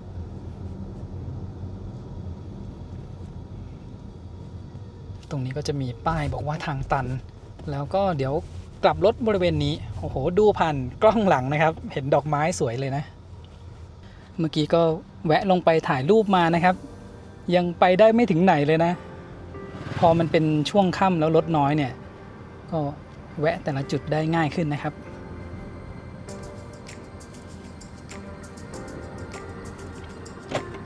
ตรงนี้ขับกลับออกมาถึงทางแยกนะครับที่เราเลี้ยวขวาไปทางนี้แล้วก็ตรงนี้ไปเรื่อยๆมันก็จะเป็นการขับวนออกนะครับก็จะเป็นวงกลมอยู่แบบนี้เรื่อยๆถ้าเราขับวนนะครับตรงนี้นี่สวยเลยนะครับถ้าเป็นช่วงกลางวันอย่างที่บอกนะแล้วมีแสงแดดส่องลงมาเนี่ยมันก็จะสวยเหมือนจุดเมื่อกี้ที่เราผ่านมา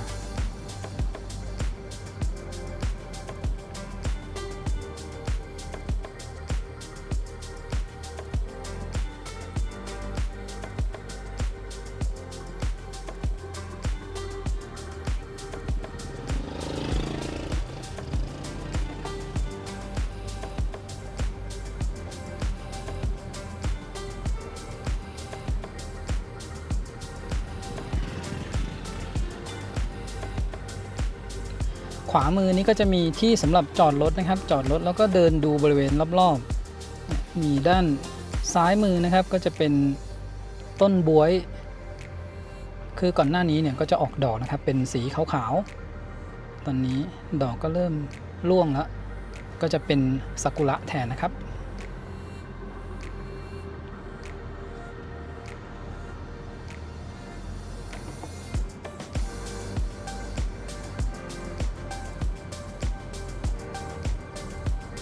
โอ้โหข้างหน้าเนี่ยเป็น2ข้างทางเลยนะเมื่อกี้มันเฉพาะด้านขวานะครับพอถึงจุดนี้เนี่ยทั้งด้านซ้ายและขวาเลย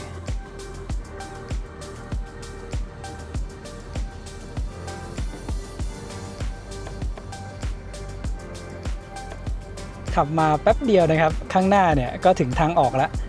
ถ้าขวาก็คือออกซ้ายก็คือวนกลับไปทางเดิมนะครับ5:30 น.คือถ้าไม่ได้จอดแล้วลงไปเดินเนี่ยมันแป๊บเดียวก็วนรอบแล้วตรงจุดนี้เราก็วนซ้ายต่อนะครับ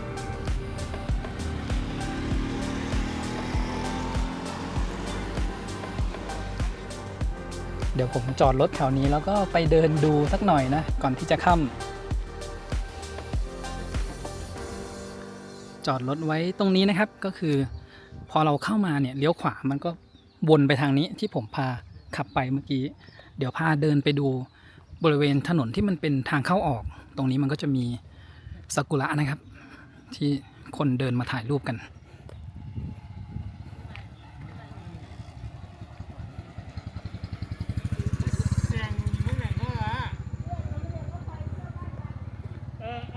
ตรงนี้นะครับ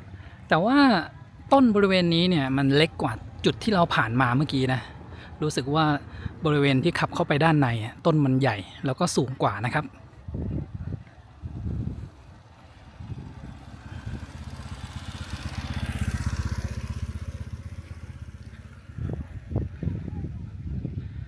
น่าจะยังบานไม่เต็มที่นะครับประมาณนี้นะกล้องมันไม่โฟกัสใกล้ๆนะครับแล้วก็เดี๋ยวเดินมาดูทางด้านนี้นี่นะครับวิวช่วงเย็นๆบรรยากาศดีนะครับแล้วก็จะมีดอกไม้อยู่ทางด้านขวามือนี้ด้วย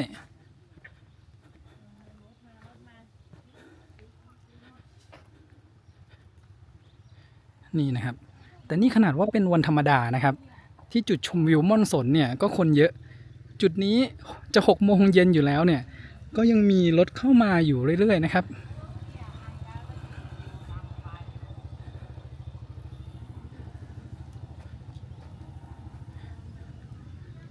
คราวก่อนผมขับเข้ามา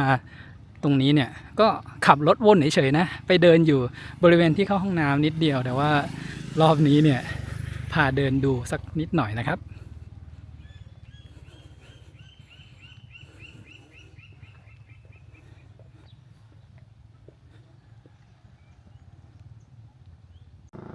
เท่าที่เดินดูตอนนี้นะครับผมว่า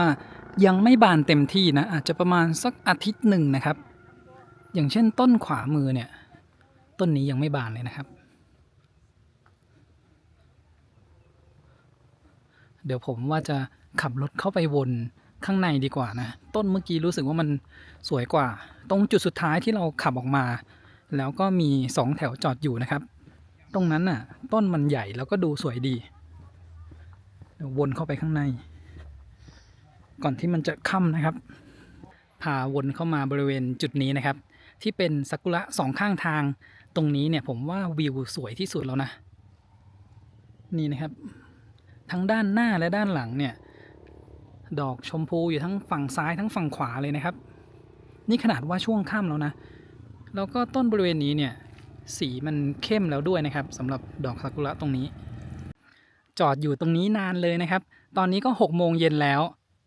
แทบจะอยู่คนเดียวเลยเนี่ยซ้ายขวาไม่มีใครมาจอดบริเวณนี้แล้วนะครับเมื่อกี้เนี่ยรถก็ขับกลับออกไปเรื่อยๆแล้วมันเป็นช่วงค่ำพอดีแล้วอ่ะถ้าใครไม่ได้พักอยู่บนดอยอ่างขางหรือว่าจุดชมวิวม่อนสนเนี่ยก็ต้องขับกลับลงไปนะครับถ้ามันค่ำมากแล้วเนี่ยถ้าใครไม่ชำนาญทางลงทางฝางเนี่ยก็ชันมากเลยนะครับดูผ่านกล้องเนี่ยสว่างกว่าที่ตาเห็นตอนนี้นะครับกล้องปรับชดเชยแสงให้แล้วก็มาดู BC4X กันหน่อยนี่จอดบริเวณวิวสวยๆนะครับ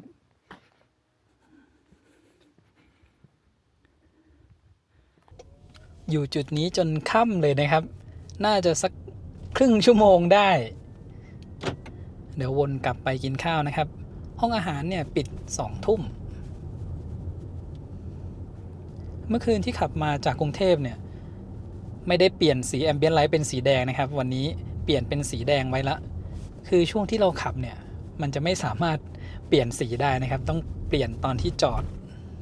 ผมว่าถ้าเป็นช่วงกลางคืนแล้วเขามีไฟส่องบริเวณต้นไม้ด้วยเนี่ยมันก็น่าจะสวยไปอีกแบบหนึ่งนะ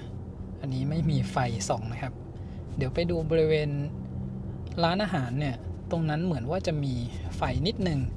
เนี่ยแล้วก็เราขับบริเวณเส้นทางแบบนี้นะครับความเร็ว 20-30 เนี่ยระบบไฟสูงก็ทำงานนะครับ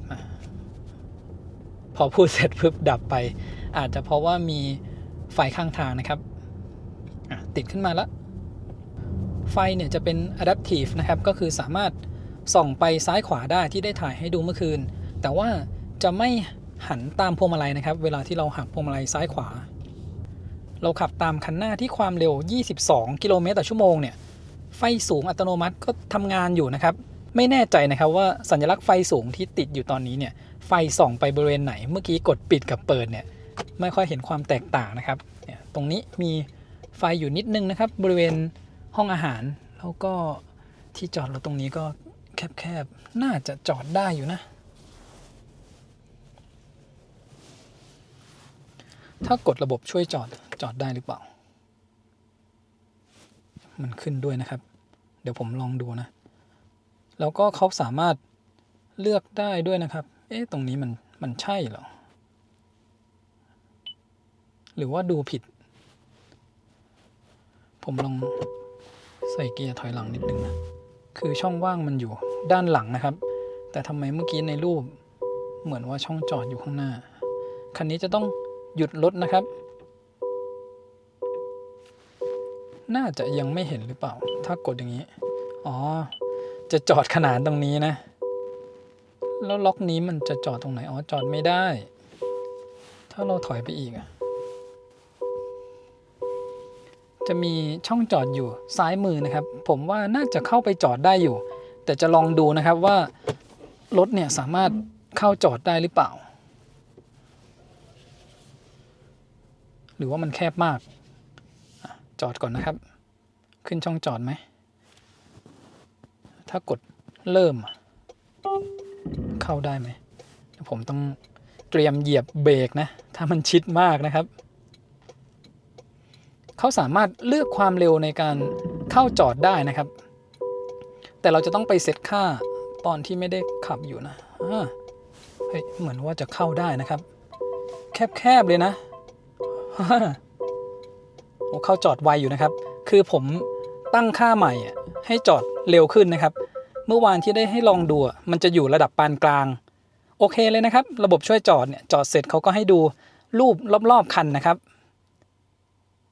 เรียบร้อยเดี๋ยวผมกด setting ตรงนี้เนี่ยอยู่ตรงนี้นะครับ advanced park ก็จะมีโปรไฟล์ความเร็วเป็นเร็วนะครับแล้วก็มีระยะการตรวจจับต่างๆเขาเลือกได้นะครับว่าเป็นผมกดผิดว่าจอดแบบตั้งฉากก็คือถอยเข้ามาแบบนี้กับจอดแบบขนานนะครับมีค่าให้ปรับเยอะเลยตรงนี้ลองกดดูตั้งฉากเนี่ยมีขนานกับตั้งฉากนะครับแต่เมื่อกี้ช่วงที่จะจอดเนี่ยเราก็เลือกได้นะว่าจะจอดแบบขนานหรือว่าตั้งฉากนะครับถ่ายให้ดูความกว้างของช่องจอดนะครับแล้วก็ดูเส้นจราจรทางนี้แล้วก็ทางด้านนี้ใกล้เคียงกันเลยนะครับถอยเข้าไปอยู่ตรงกลางเลยผมว่าเขาถอยให้เร็วกว่าเราถอยเองนะเมื่อกี้ดูนะครับเมื่อกี้ลงรถมาอย่างยากเลยถือว่าระบบช่วยจอดทำงานได้เนียนนะครับแล้วก็สามารถเลือกความเร็วได้ด้วย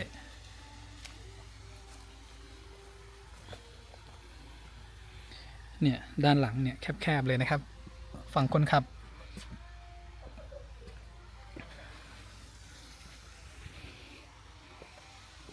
บริเวณสวนเฉลิมพระเกียรตินี่นะครับก็จะมีไฟเนี่ยที่ส่องต้นไม้ดอกไม้ตรงนี้ก็จะสวยไปอีกแบบนะครับช่วงกลางคืนแล้วก็ห้องอาหารจะอยู่ทางด้านขวานี้นะครับตัวที่นั่งเนี่ยอยู่ทางด้านซ้ายมือตรงนั้นแล้วก็ด้านขวามือเนี่ยจะมีคาเฟ่ด้วยนะครับพาดูระหว่างทางเดินเข้าด้วยนะเผื่อใครยังไม่เคยมานะครับช่วงกลางคืนเนี่ยนี่นะครับด้านขวามือที่บอกที่เป็นคาเฟ่ก็ยังเปิดอยู่เหมือนกันนะน่าจะปิด2 ทุ่มเหมือนกันเลยนะครับกับร้านอาหารเนี่ยถ้ามานั่งกินขนมกินกาแฟนะครับน้ำหวานบริเวณนี้ตรงนี้ก็คือสโมสรอ่างขางนะครับแล้วก็ร้านอาหารอยู่ทางด้านซ้ายมือนี้บรรยากาศดีเลยนะครับอุณหภูมิประมาณ10 กว่าองศาแล้วก็ดูตรงนี้เขาจะมีเขียนบอกอุณหภูมินะครับอุณหภูมิสูงสุดวันนี้ 19.6 แล้วก็ต่ำสุดช่วงเช้า 5.1 องศาอุณหภูมิยอดหญ้าอยู่ที่ 0.9 องศานะครับเดี๋ยวให้ดูเมนูอาหารนะครับเมนูอาหารสโมสรอ่างขางมีสลัดโครงการหลวงนะครับสลัดยูนนานราคาก็โอเคนะครับก็100 กว่าบาทมีปลาสเตอร์เจียนทอดกระเทียมนะครับ250 บาทปลาเท้านะครับปลาเท้าลมควันพวกบรอกโคลีผัดน้ำมันหอยเมนูอาหารก็เยอะอยู่นะครับราคาก็ไม่ได้แพงด้วยนะแต่ผมกินอะไรที่แบบเบสิกมากเลยนะครับกะเพราหมูเนี่ยมีเมนูต้มแกงเมนูยำนะครับเมนูทานเล่นตรงนี้ก็มี แล้วก็มีเครื่องดื่มกับผลไม้นะครับ มาแล้วนะครับเมนูกะเพราหมูไข่ดาว เมนูมีเยอะแยะนะครับ สุดท้ายสั่งกะเพราหมูไข่ดาว บรรยากาศตอนนี้นะครับ6:30ข้างนอกนี่มืดเลย กินข้าวเสร็จแล้วนะครับ เดี๋ยวพามาดูสวนเฉลิมพระเกียรติตรงนี้เขายังเปิดไฟอยู่นะครับ แล้วก็ที่เห็นอยู่2ต้นตรงนี้เนี่ยอันนี้คือต้นซากุระนะครับ ส่วนที่ผมพาดูก่อนหน้านี้เนี่ยมันจะมีบางต้นที่เป็นสีชมพูแต่ว่าเข้มกว่ากัน ตัวที่เป็นสีเข้มอ่ะอันนั้นคือต้นพญาเสือโคร่งนะครับ ผมก็เพิ่งเคยมาครั้งแรกนะเห็นอยู่ด้วยกันก็คิดว่าเป็นซากุระหมดเลยนะครับเนี่ยดูผ่านกล้องเนี่ยอันนี้มันจะเป็นสีชมพูอ่อนๆนะแล้วก็ช่วงที่ผมไปจอดรถแล้วก็ถ่ายรูปถ่ายวิดีโอให้ดูอ่ะต้นที่เข้มกว่าอันนั้นจะเป็นพญาเสือโคร่งนะครับ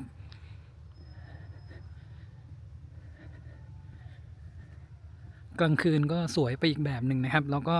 อากาศตอนนี้เนี่ยผมคิดว่าน่าจะอยู่ประมาณ10ต้นๆแล้วนะเสื้อกันหนาวเนี่ยยังอยู่บนรถนะครับเมื่อกี้นั่งกินข้าวไปก็สั่นไป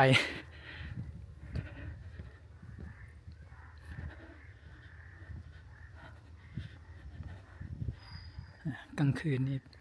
ไม่มีคนเลยนะครับกลับกันหมดละร้านอาหารเนี่ยผมก็น่าจะกลับเป็นคนสุดท้ายนะครับตอนนี้1:35นาที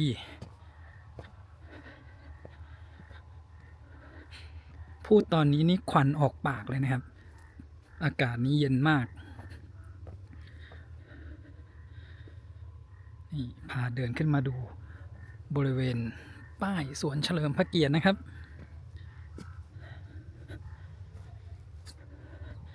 ทีนี้เดี๋ยวตอนกลับไปเนี่ยก็ลุ้นกันว่าจะมีที่จอดหรือเปล่าตอนนี้รถเหลืออยู่คันเดียวเลยนะครับ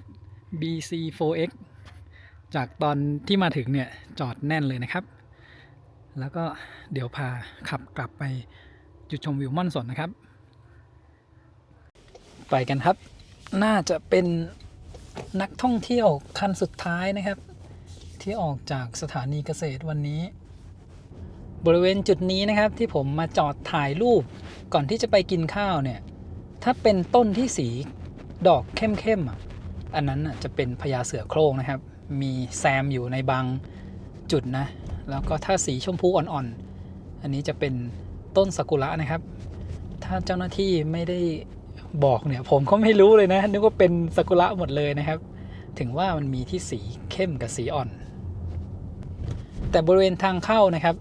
ที่เป็นทางเข้าขับเข้ามาแล้วก็ปลูกอยู่ตรงกลางอันนั้นอาจจะเป็นซากุระหมดเลยนะที่ผมพาไปเดินดูถึงว่าสีมันไม่ได้เข้มมากนะครับเขาปิดทางด้านขวาแสดงว่าให้ขับสวนทางที่เข้ามานะครับปกติแล้วเข้าออกเนี่ยมันจะแยกทางกันบริเวณตรงนี้นะครับตรงกลางเนี่ยอันนี้จะเป็นซากุระญี่ปุ่นหมดเลยขับกลับไปจุดชมวิวม่อนสนอีก 5.2 กิโลเมตรนะครับ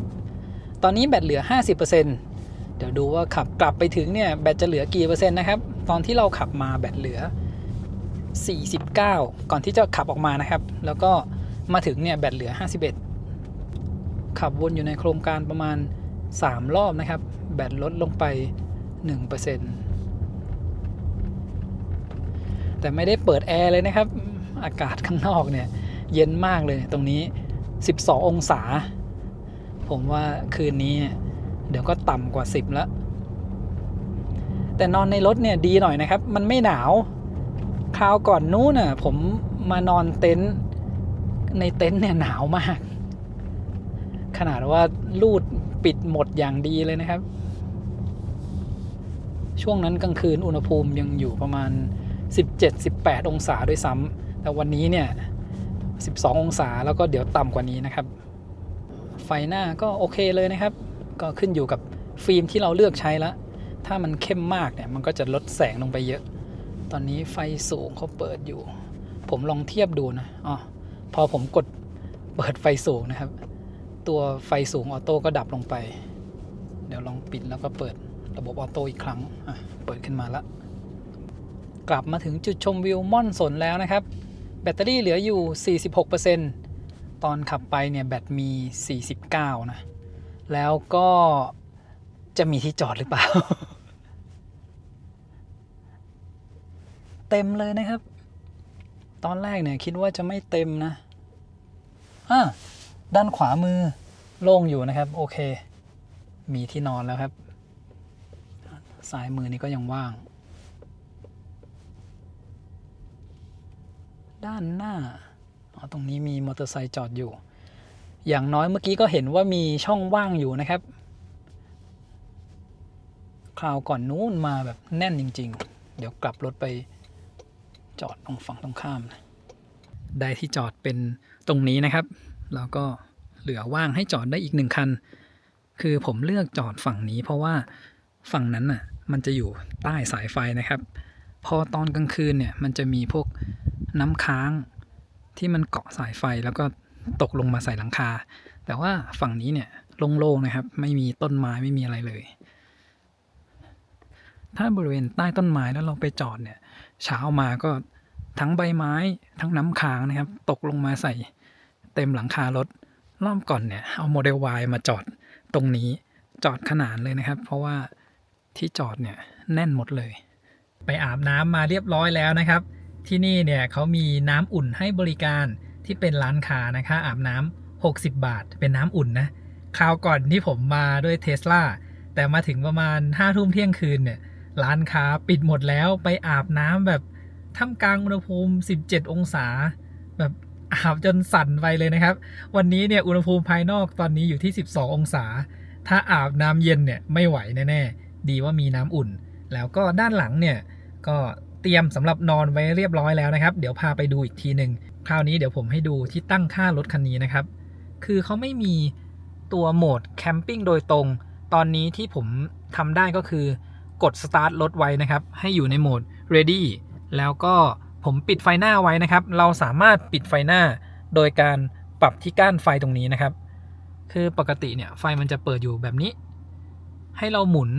ก้านไฟค้างไว้2 วินาทีจะมีข้อความตรงนี้บอกนะครับเดี๋ยวผมจะหมุนให้ดูถ้าหมุนเบาๆจะมีเมนูขึ้นมาเขาให้หมุนค้างไว้2 วิไฟหน้าก็จะปิดลงไปนะครับคราวนี้มาดูที่หน้าจอกลางเนี่ยเมนูจอภาพถ้าเราตั้งไว้ให้เป็นอัตโนมัติตรงนี้มันก็คือเวลากลางวันพื้นหลังมันจะเป็นสีขาวนะครับแล้วก็กลางคืนมันจะเป็นสีเทาๆดำๆแบบนี้คือถ้าเราตั้งไว้อัตโนมัติแล้วเราปิดไฟหน้าเนี่ยมันจะเปลี่ยนเป็นพื้นหลังสีขาวแล้วก็สว่างแบบนี้เลยนะครับปิดตรงนี้ให้เป็นแบบเรากำหนดเองแล้วก็เลือกให้เป็นกลางคืนนะครับมันถึงจะกลายเป็นพื้นหลังสีเทาดำแบบนี้นะครับเวลาเราใช้งานขณะที่แคมปิ้งอยู่เนี่ยมันก็ไม่แยงตามากแล้วก็ถ้าเราจะนอนมันสามารถปิดจอได้นะครับเราก็กดตรงนี้แสดงนะครับก็จะปิดจอไปละมืดเลยนะครับจะเหลือแต่ Ambient Light ตรงนี้ Ambient Light ก็สามารถปิดได้นะครับจะอยู่ในเมนูปรับแต่งรถยนต์แล้วก็การส่องแสงสว่างตรงนี้นะครับเราก็กดปิดใช่หรือเปล่าค่อยๆดิมปิดลงไปนะครับแล้วก็คราวนี้ผมจะลองไปปิดเมนูตัวหน้าจอนะครับปิดหน้าจอไปด้วยแล้วก็ปิดไฟในห้องโดยสารดูนะครับคราวนี้มืดลงแล้วนะแล้วก็จะเหลือเฉพาะไฟด้านหน้านะครับตัวไฟด้านหน้าเนี่ยมันก็จะมีปุ่มอยู่ตรงนี้นะครับตรงนี้เราสามารถปรับได้เลยตอนนี้ที่มันไม่มีไฟขึ้นมาเนี่ยเพราะว่าเราปิดไฟหน้าพวกแสงสว่างที่อยู่ด้านใต้ตัวหนังสือมันก็จะดับลงนะครับเดี๋ยวผมจะลองปรับให้ต่ำลงให้ดูนะครับเนี่ยเมื่อคืนที่ขับมานะครับก็สามารถเอาลงได้จนสุดแบบนี้เลยนะครับตอนที่ขับเมื่อคืนเนี่ยผมรู้สึกว่ามันมืดกว่านี้นะแต่ว่าตอนนี้พอเราจอดรถหยุดอยู่กับที่เนี่ยมันอาจจะสว่างกว่าตอนที่ขับเพราะว่าเมื่อคืนปรับลงเนี่ยมันแทบจะมองไม่เห็นข้อมูลตรงนี้เลยนะครับอันนี้ก็เป็นคร่าวๆที่ผมปรับไว้ตอนนี้แล้วก็เดี๋ยวผมนับเวลาจาก4 ทุ่มแล้วกันนะครับแบตเตอรี่เราเหลืออยู่ 45% ดูว่านอนไปถึงตอนเช้าเนี่ยแบตเตอรี่จะลดลงไปเท่าไหร่นะครับแล้วก็กลับมาดูที่หน้าจอตอนนี้แอร์ผมตั้งให้เปิด AC ไว้นะครับ แล้วก็ตั้งอุณหภูมิภายในรถไว้ประมาณ22องศาตอนนี้อุณหภูมิภายนอก12องศานะครับถ้านอนเต็นท์อยู่ข้างนอกเนี่ยหนาวเลยนะแต่ว่านอนอยู่ในรถก็อุณหภูมิกำลังดีนะครับเราปรับอุณหภูมิได้ตามที่ต้องการเลยสามารถปรับขึ้นไปสูงสุดได้ประมาณ30อันนี้ 31.5 นะครับแล้วก็ High นี่ก็น่าจะเป็น32หรือเปล่าอันนี้ไม่แน่ใจนะครับเขาก็จะมีฮีเตอร์นะลมที่ออกมาเนี่ยจะอุ่นๆนะครับถ้าเราตั้งไว้เป็น32องศาเดี๋ยวผมปรับกลับลงไปไว้สัก21นะครับประมาณนี้ให้แบบเย็นแบบกำลังสบายแล้วก็เดี๋ยวผมจะให้ดูที่ตรงนี้ถ้าเวลาเราไปนอนแคมปิ้งนะครับไม่ว่าจะเป็นรถคันไหนแนะนำว่าให้กดรับอากาศจากภายนอกเข้ามานะครับอันนี้เป็นค่าคาร์บอนไดออกไซด์สะสมภายในห้องโดยสารก็จะใกล้เคียงกับข้างนอกคือเวลาที่เรานอนเราหายใจออกมามันจะเป็นคาร์บอนไดออกไซด์นะครับถ้านอนหลายๆชั่วโมงเนี่ยมันสะสมค่าตรงนี้สูงเนี่ยมันจะเริ่มอันตรายนะครับเวลาเรานอนในบ้านเนี่ยพื้นที่มันกว้างแล้วก็เปิดโล่งอากาศถ่ายเทได้แต่ในรถเนี่ยมันแคบนะครับนอนอยู่แค่ 2-3 ชั่วโมงค่า CO2 เนี่ยมันขึ้นไปประมาณ 2-3 พันได้เลยนะครับแล้วก็ให้ดูบริเวณรอบๆรถด้วยนะครับว่าไม่มีควันหรือไม่มีอะไรกลิ่นเข้ามาภายในรถคือหาที่อากาศมันถ่ายเทแล้วก็จอดนอนแคมปิ้งแล้วก็เดี๋ยวพาออกไปดูด้านนอกรถเวลาที่เราเปิด AC ไว้เนี่ยด้านหน้ารถมันจะมีเสียงน่าจะเป็นคอมแอร์นะครับทำงานเนี่ยดังอยู่เบาๆนะครับถ้าเข้ามาใกล้ๆก็ดังหน่อยแต่ว่าบริเวณนี้เนี่ยเราไม่ได้จอดอยู่ใกล้กับบริเวณที่เขานอนแคมปิ้งนะครับรถด้านข้างเนี่ยก็ไม่ได้มีใครนอนอยู่แต่ถ้าจะให้เงียบเนี่ยต้องกดปิด AC มันจะเหลือแต่พัดลมทำงานนะครับ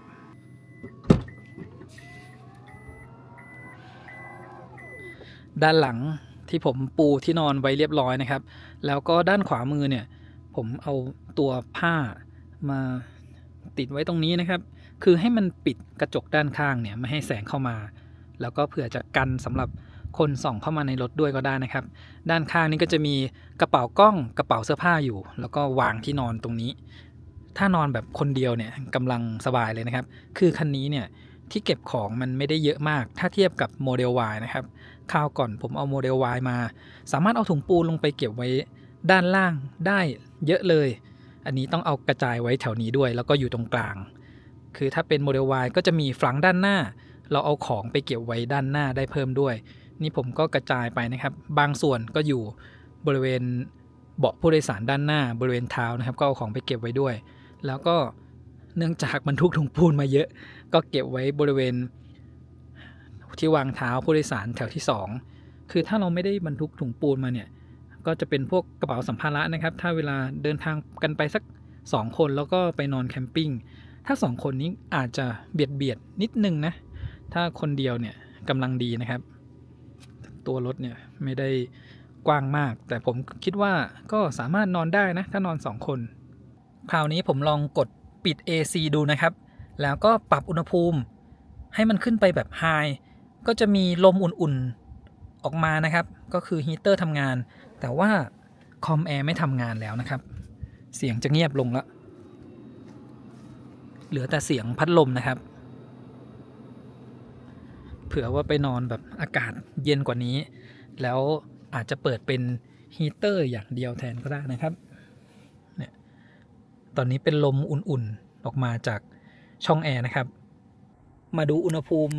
ลมอุ่นๆที่ออกมาจากช่องแอร์ตอนนี้เราปรับฮีเตอร์ไว้ที่ High เลยนะครับก็คือสูงสุดดูผ่านกล้องเนี่ยเห็นได้ชัดเลยนะครับอุณหภูมิประมาณ 47-49 องศาแล้วก็ที่พวงมาลัยเนี่ย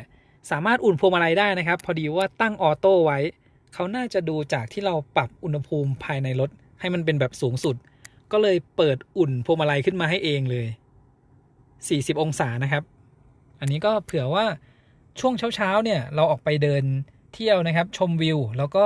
อากาศหนาวเย็นมือนะครับกลับมาขับรถเนี่ยก็เปิดให้เป็นพวงมาลัยอุ่นอันนี้ก็ช่วยให้มือเราอุ่นขึ้นได้เลยนะครับถ่ายผ่านกล้องนี่คือเห็นเลยว่าบริเวณที่เป็นฮีเตอร์เนี่ยมันอยู่ตรงไหนบ้างนะครับอันนี้เห็นได้ชัดเลย แล้วก็ช่องแอร์เนี่ยนี่นะครับก็เป็นลมอุ่นๆออกมานี่คือถ้าผมออกไปเดินข้างนอกแบบหนาวๆแล้วก็เข้ามาในรถมาเปิดฮีตเตอร์เนี่ยก็สบายดีเลยนะครับแล้วก็เดี๋ยวผมพาออกไปดูนอกรถดีกว่าดูผ่านกล้องจับอุณหภูมินะครับอุณหภูมิด้านหน้ารถนะประมาณ10 กว่าองศานะครับอุณหภูมิภายนอก12 องศา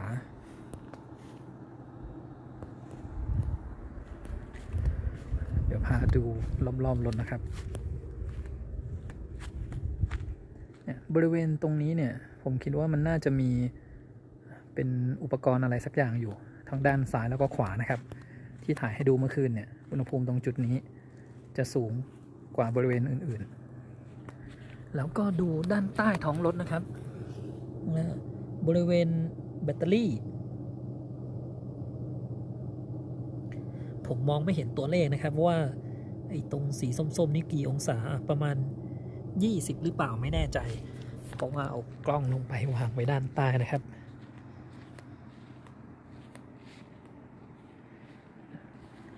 พอกดปิด AC ลงไปแล้วเนี่ย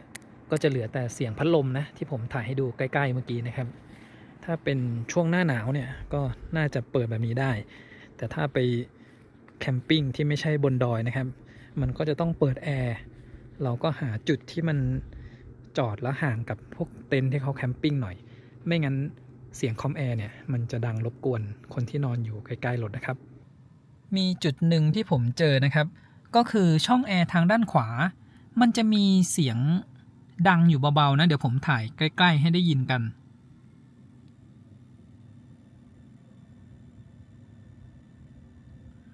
อันนี้เนี่ยผมไม่แน่ใจว่าเป็นเสียงพัดลมหรือเปล่าแต่ว่าปรับแอร์แรงกับเบาเนี่ยเสียงมันก็ดังเท่าเดิมนะครับ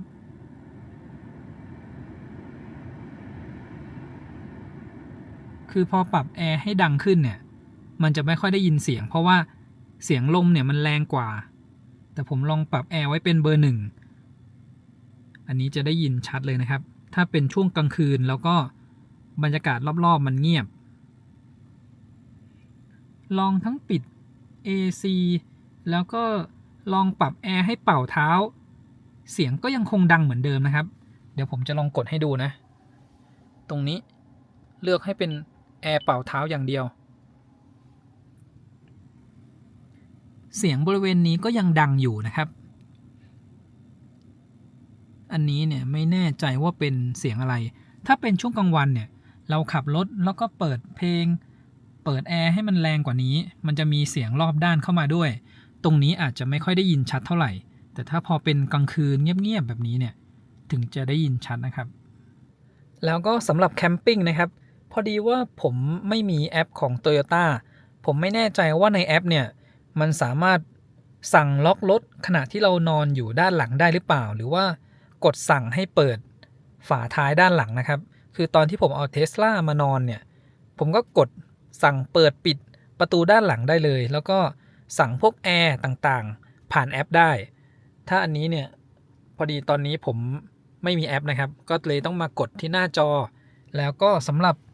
ฝากระโปรงด้านหลังนะครับก็ต้องเอื้อมมากดที่ปุ่มตรงนี้เพื่อให้เปิดออกไปนะครับ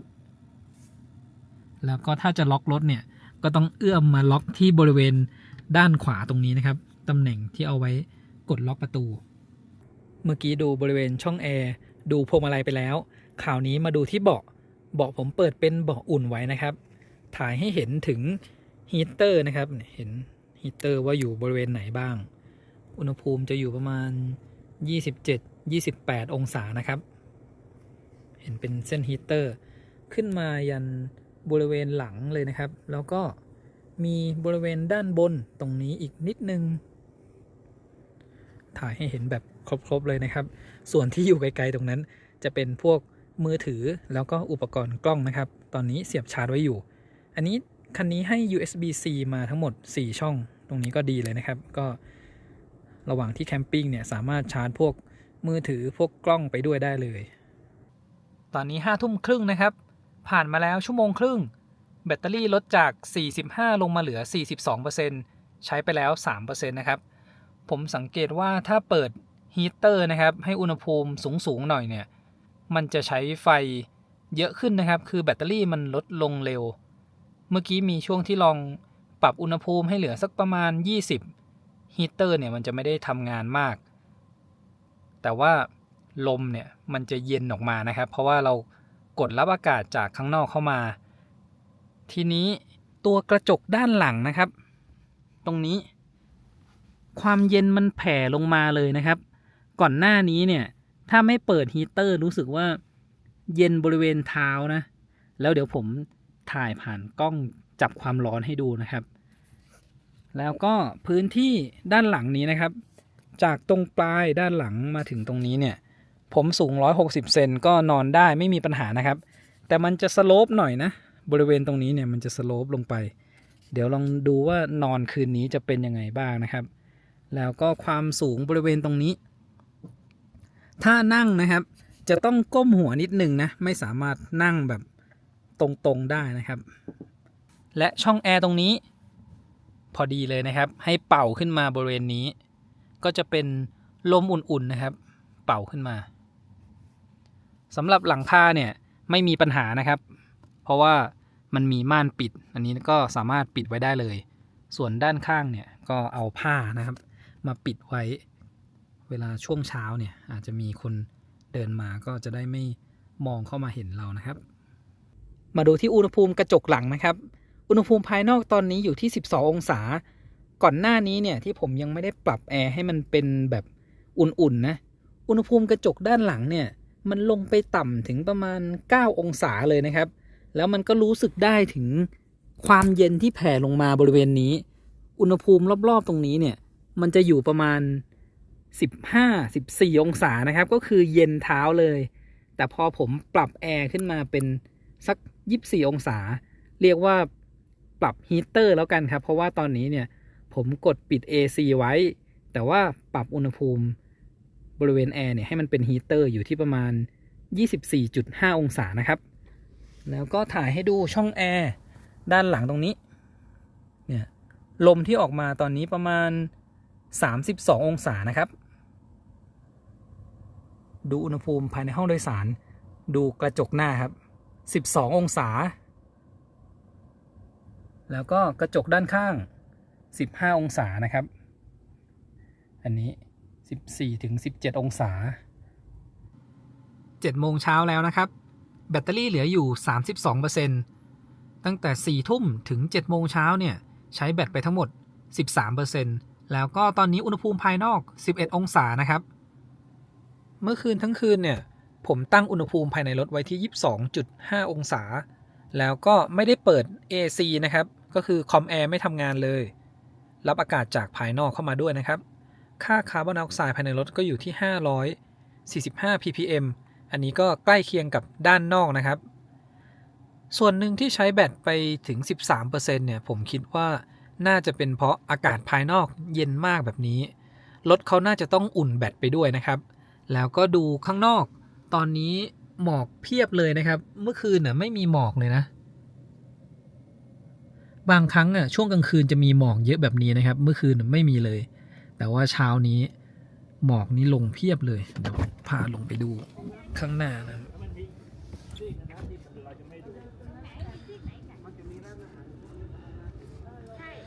นี่ครับหมอกลงจนมองไม่เห็นทางถ้ามองไปถนนทางด้านนู้นนะครับแล้วก็ดูทางด้านนี้ไม่เห็นทางเลยตรงจุดนี้นะครับเมื่อคืนเนี่ยที่ขับมาจอดตรงนี้ก็ค่ำละถ่ายให้ดูช่วงเช้าอีกทีนะมาดูที่อุณหภูมิภายนอกรถช่วงเช้านะครับอุณหภูมิอยู่ประมาณ9-12 องศาแล้วก็ที่อุ่นๆหน่อยนะครับก็บริเวณที่เป็น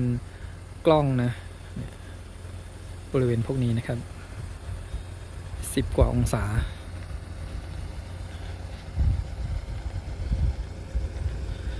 เมื่อคืนที่ผมบอกนะอุณหภูมิกระจกอะเนี่ยมันอยู่ประมาณ 8-9 องศานะครับแล้วมันก็เย็นเข้าไปในห้องโดยสาร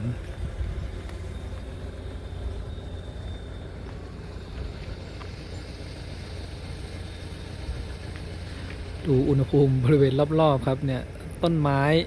8องศานะครับ6องศาพูดตอนนี้นี่ควันออกปากเลยนะมาดูที่นอนด้านหลังนะครับที่นอนมาเมื่อคืนเนี่ยรู้สึกว่าไม่ค่อยสบายสักเท่าไหร่เพราะว่ามันชันขึ้นไปบริเวณหัวทางนั้นนะครับพอดึกๆนอนไปเรื่อยๆเนี่ยผมนอนแบบเฉียงแทนให้หัวไปอยู่ประมาณตรงนั้นนะครับมันจะไม่ชันขึ้นไปมากแล้วก็ขาเนี่ยให้มันเฉียงพาดมาทางนี้นะครับถ้าจะให้นอนสบายหน่อยเนี่ยผมคิดว่าอาจจะต้องเสริมให้มันนอนแบบแบนราบเลยนะครับผมลองวัดความลึกให้ดูนะครับอันนี้วัดแค่บริเวณที่นอนไปสุดแถวเสมอเบาะนะอาจจะคาดเคลื่อนเล็กน้อยนะครับเพราะว่าวัดตอนที่วางที่นอนไว้ด้วยประมาณ155เซนติเมตรนะครับถ้าตรงๆแบบนี้แต่ทีนี้ถ้าเราเอาของมาเสริมเนี่ยแล้วก็ยาวไปจนชนเบาะหน้านะครับอันนี้ยังไม่ได้เลื่อนเบาะหน้าขึ้นไปนะเดี๋ยวผมจะลองวัดให้ดูอีกทีนะครับถ้าแบบนี้เนี่ยจะได้ถึง183เซนติเมตรเลยนะครับก็คืออาจจะต้องหาอุปกรณ์เสริมเนี่ยมาวางบริเวณที่มันเป็นที่โล่งๆตรงนั้นให้เราสามารถวางที่นอนยาวๆไปได้เลยนะครับใน Shopee นะก็เห็นมันจะมีพวกอุปกรณ์มันจะเอามาคล้องกับเบาะด้านหน้านะครับแล้วมันก็จะเป็นแผ่นเรียบๆวางบริเวณที่มันเป็นหลุมโล่งๆตรงนั้นทำให้เราสามารถวางที่นอนไปได้ยาวๆนะครับตอนนี้พับเก็บที่นอนแล้วนะครับแล้วเดี๋ยวผมจะเปิดให้ดูด้านใต้ตรงนี้เมื่อคืนเอาปูนมาทับไว้ตรงนี้มันเปิดไม่ได้นะครับอันนี้เราเปิดขึ้นมาเนี่ยมันก็จะมีที่เก็บของอยู่ประมาณนี้นะครับไม่ได้ลึกมากนี่ก็จะเป็นชุดชาร์จ Portable แล้วก็เดี๋ยวผมจะเปิดให้ดูข้างล่างอีกนิดนึงก็จะมีอุปกรณ์สำหรับลากจูงนะครับที่อยู่ด้านล่างที่ตำแหน่งตรงนี้แล้วก็ทางขวาตรงนี้นะครับตรงนี้เนี่ยมันสามารถเปิดออกมาได้ผมจะลองเปิดให้ดูก็จะมีปั๊มลมนะครับก็คือพวกอุปกรณ์ปะยางเก็บไว้ตรงนี้นะครับแล้วก็อันนั้นน่าจะเป็นน้ำยานะครับสำหรับอุดรอยรั่วยางนะครับถ้ามันไม่ได้รั่วหนักมากอันนี้เราอาจจะต้องดูวิธีใช้ไว้ด้วยนะครับว่ามันใช้แบบไหนตรงนี้ก็จะมีพวกสายคอนเนคเตอร์ต่างๆผมว่าถ้าในโมเดลต่างประเทศถ้าผมจำไม่ผิดนะมันจะมีปลั๊กไฟ120โวลต์อยู่บริเวณนี้ด้วยหรือว่าอาจจะสำหรับอุปกรณ์อื่นๆด้วยนะครับที่สามารถต่อได้ตรงนี้ก็เลยมีสายที่โผล่มาอยู่บริเวณจุดนี้อันนี้อาจจะเอาไว้ต่ออย่างอื่นก็ได้นะครับไม่แน่ใจว่าคืออะไรก็จะมีพื้นที่โล่งๆอยู่บริเวณนี้นะครับตัวฝานี้ก็ปิดกลับเข้าไปไม่ยากนะครับตรงนี้กดเข้าไปก็เรียบร้อยแล้วนะครับสำหรับอุปกรณ์ในการปะยางก็จะอยู่ด้านขวานี้นะครับตอนนี้เกือบ9 โมงแล้วนะครับเก็บพวกที่นอนแล้วก็พวกถุงปูนเอากลับมาใส่ด้านหลังไว้แล้วนะครับแล้วก็เดี๋ยวพาเข้าไปดูบริเวณคนขับนิดนึงตัวที่นั่งนะครับที่เมื่อวานผมบอกว่าช่วงเราขับทางโค้งมาปีกเบาะเนี่ยโอบรับตัวเราค่อนข้างดีเลยนะครับเวลาเราเข้าโค้งต่างๆตัวเรามันไม่ถลายไปมากทำให้ช่วงเข้าโค้งมันรู้สึกมั่นใจขึ้นนะครับก็จะมีจุดหนึ่งก็คือส่วนของเบาะรองนั่งถ้าคนสูงเนี่ยผมว่ามันอาจจะสั้นไปนะผมนั่งเองเนี่ยขนาดว่าขาสั้นนะยังรู้สึกว่าบางทีเนี่ยเหมือนมันสั้นไปนิดนึงนะแล้วก็เบาะสามารถปรับได้8ทิศทางนะครับสามารถกระดกบริเวณปลายตรงนี้ได้แล้วก็ปรับด้านหลังได้นะครับสำหรับปุ่มด้านข้างตรงนี้ที่ได้ถ่ายให้ดูบ้างแล้วนะครับอันนี้เป็นไฟสูงออโต้แล้วก็มีน้ำล้างไฟด้านหน้านะครับตรงนี้เปิดปิดประตูด้านท้ายแล้วก็ตรงนี้เป็นสำหรับกดเปลี่ยนทริปนะครับทริป A ทริป B แล้วก็โอโดมิเตอร์อันนี้ปรับแสงของหน้าจอด้านหน้าคนขับนะครับแล้วก็วัสดุบริเวณตรงนี้เขาจะหุ้มผ้าแบบนี้มาไว้ด้วยนะครับทั้ง2ฝั่งเลยนะทั้งฝั่งคนขับแล้วก็ฝั่งผู้โดยสารที่ตำแหน่งตรงนั้นนะครับไม่มีที่เก็บของด้านหน้ามาให้นะไม่สามารถเปิดได้นะครับเก็บของเฉพาะบริเวณตรงกลางตรงนี้แล้วก็ด้านใต้ตรงนี้นะครับ สำหรับด้านใต้เนี่ยถ้าเป็นคนขับมันจะหยิบไม่สะดวกนะครับ ที่เก็บของตรงกลางตรงนี้สามารถเปิดได้จากทั้ง2ด้านเลยอันนี้ก็สะดวกดีนะครับแล้วก็กระโปรงหน้าวิธีเปิดเนี่ยดึงตรงนี้1ครั้งนะครับแล้วก็คันนี้เนี่ยเขาไม่ได้ให้โชคค้ำฝากระโปรงมาจะต้องยกขึ้นเองคือพอเรากดปลดล็อกแล้วเนี่ยจะต้องเอามือสอดเข้ามาดันตรงนี้เพื่อปลดล็อกฝากระโปรงนะครับแล้วก็ยกขึ้นเองเอาเหล็กค้ำตัวนี้นะครับลงมาค้ำไว้ที่ตำแหน่งนี้ด้านซ้ายเนี่ยจะเป็นน้ำยาหล่อเย็นแล้วก็น้ำมันเบรกอยู่ด้านบนนะครับตรงนี้ที่เติมน้ำล้างกระจกแล้วก็พวกอุปกรณ์ Heat Exchange ตรงนี้อินเวอร์เตอร์แล้วก็ด้านใต้จะเป็นมอเตอร์นะครับแล้วก็มีน้ำยาหล่อเย็นอีกกระปุกอยู่ตรงนี้แบตเตอรี่12โวลต์นะครับแล้วก็ตรงนี้จะเป็นกล่องรีเลย์แล้วก็ฟิลอันนี้ผมปลดล็อกไว้นะครับเดี๋ยวเปิดให้ดูพวกฟิลต่างๆก็จะอยู่ตรงนี้นะครับกล่องรีเลย์กับฟิลตรงนี้นี่ค่อนข้างใหญ่เลยนะเนี่ยอันนี้ก็แค่กดลงไปมันก็ล็อกละสายตรงนี้จะเป็นสายไฟแรงดันสูงนะครับก็จะเป็นสีส้มให้เราสังเกตได้ชัดว่าเป็นไฟแรงดันสูงแล้วก็ที่ตำแหน่งตรงนี้นะครับถ้าพวกรถไฟฟ้าเนี่ยเขาจะมีเอาไว้ตัดเวลาฉุกเฉินถ้าดูใกล้ๆเนี่ยก็จะเป็นรูปครีมตัดนะครับถ้าต้องการตัดไฟฉุกเฉินเวลารถเกิดอุบัติเหตุก็ต้องมาตัดที่ตำแหน่งตรงนี้ตัวพอร์ตชาร์จอยู่ทางด้านซ้ายของรถที่ปลดล็อกฉุกเฉินก็จะอยู่ที่ตำแหน่งนี้นะครับก็จะเป็นสลิงขึ้นมาเขาเอาเกี่ยวไว้ตรงนี้นะเวลาจะดึงปลดนะครับเนี่ยปลดขึ้นมาแบบนี้แล้วก็อันนี้เอาเก็บไว้ก่อนคือเวลาที่มีปัญหาเรากดหยุดชาร์จแล้วมันไม่สามารถดึงหัวชาร์จออกได้จริงๆสุดท้ายก็ต้องมาดึงตัวสลิงนะครับถ้ามันล็อกหัวชาร์จไว้อยู่ก่อนที่จะดึงปลดล็อกให้เราดันหัวชาร์จเข้าไปให้สุดก่อนนะครับบางทีหัวชาร์จมันขยับออกมาอยู่มันจะลังกันกับไอตัวที่ล็อกหัวชาร์จไว้อยู่อาจจะดึงออกไม่ได้แล้วก็ผมจะให้ดูที่บริเวณพอร์ตชาร์จนะครับถ้าชาร์จ AC ก็เสียบชาร์จเข้าไปได้เลยคันนี้เป็น AC 22 กิโลวัตต์ด้วยนะครับถือว่าชาร์จแรงเลยสำหรับชาร์จ AC แล้วก็เวลาชาร์จ DC ก็เปิดตรงนี้ออกมาแล้วก็เสียบชาร์จได้เลยอันนี้ก็สะดวกดีนะครับเป็นพลาสติกแข็งตรงนี้แล้วก็เวลาที่เราไปชาร์จระหว่างฝนตกก็ไม่ต้องห่วงนะครับพวกนี้เนี่ยเขาทำมากันน้ำรวมถึงถ้ามันมีน้ำไหลเข้ามาบริเวณนี้จริงๆสังเกตดูด้านในครับที่มันมีรูเนี่ยรวมถึงด้านในนี้ด้วยนะครับคือถ้าน้ำมันเข้าไปจริงๆเนี่ยมันก็จะไหลลงมาด้านใต้นะครับแล้วก็ที่ด้านล่างสุดมันจะมีรูอยู่ให้น้ำไหลออกไปทิ้งนะครับตรงนี้ก็เหมือนกันเนี่ยน้ำก็จะไหลลงรูตรงนี้ไปนะครับมันจะไม่ขังอยู่ในบริเวณนี้คือระหว่างที่เราจะทำการชาร์จเนี่ยทั้งรถแล้วก็ตู้ชาร์จเนี่ยมันจะมีการเช็คเรื่องค่าความเป็นฉนวนก่อนนะครับถ้ามันไม่ปลอดภัยจริงๆเนี่ยเขาจะไม่ปล่อยไฟออกมานะครับตัวหัวชาร์จที่เรายกมาเนี่ยถ้ายังไม่ได้กด start charge นั่นคือยังไม่มีไฟเลยนะครับและสำหรับคันนี้นะครับเวลาที่เอามาแคมปิ้งเนี่ยคือมันไม่มีโหมดแคมปิ้งโดยตรงเราสามารถกด start รถไว้ได้เพื่อเปิดแอร์ในรถแต่อีกสิ่งหนึ่งที่ไม่มีเลยนะครับก็คือ V2L ไม่สามารถจ่ายไฟจากรถออกมาใช้อุปกรณ์พวก220โวลต์ได้นะครับก็เหมือนกับ Tesla นะ Tesla ก็ไม่มีแล้วก็ Volvo ก็เหมือนกันนะครับ Volvo ก็ไม่สามารถปล่อย V2L ออกมาได้9 โมงครึ่งแล้วนะครับอุณหภูมิภายนอกยังอยู่ที่11องศาเดี๋ยวผมจะพาขับไปไล่ชานะครับ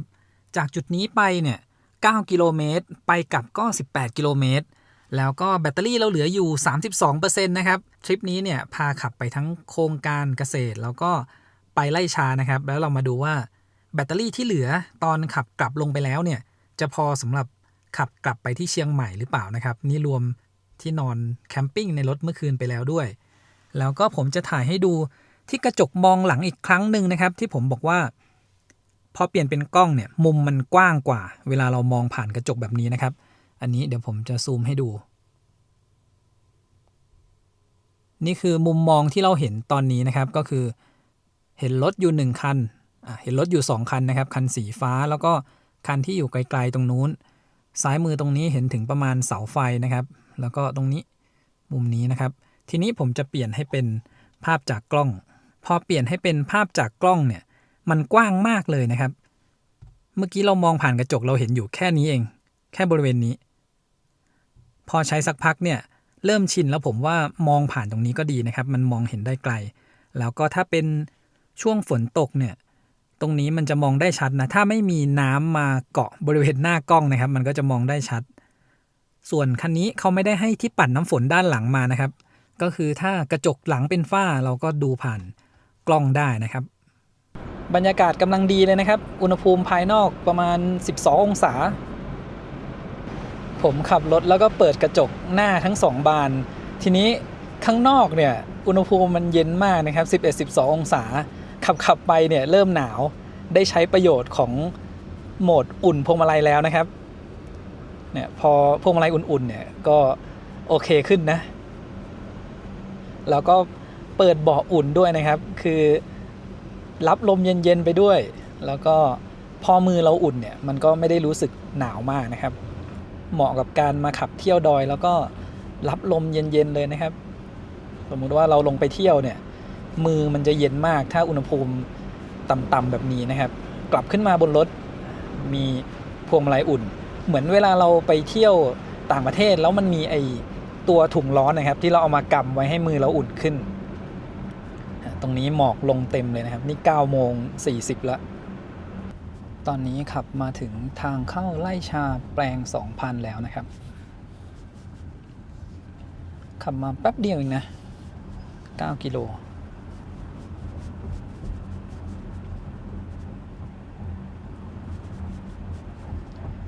ทางขับมาเนี่ยเรียกว่ามันเป็นลงเนินนะครับแบตเตอรี่ยังคงเหลืออยู่ 32% นะครับทีนี้ตอนขับกลับถึงจะกินไฟนะผมว่าเหมือนเมื่อวานนะครับตอนขับลงไปสถานีเกษตรเนี่ยเราก็ได้ไฟกลับคืนมาครั้งแรกเลยนะครับสำหรับไร่ชาแปลง 2,000 เนี่ยจอดรถไว้บริเวณด้านหน้านะครับเมื่อกี้ที่ขับเข้าไปด้านในแล้วที่จอดรถเต็มเดี๋ยวลองเดินไปดูบริเวณไร่ชานะครับลานจอดรถอยู่ทางด้านนู้นนะครับสามารถเดินมาทางนี้หรือว่าจะเดินอ้อมโรงงานชาทางนู้นก็ได้นะครับแล้วก็มีที่เป็นร้านกาแฟนะครับคาเฟ่ไร่ชาแปลง 2,000 แล้วก็จุดที่เขาเดินลงไปชมวิวกันน่าจะเป็นตรงนี้นะ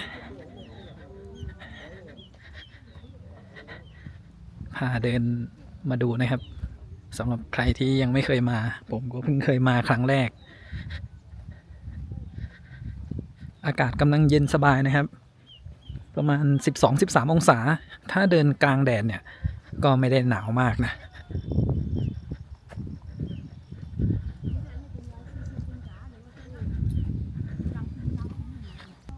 ดอกไม้ทางไร่ชาเนี่ยก็เริ่มร่วงไปแล้วนะครับ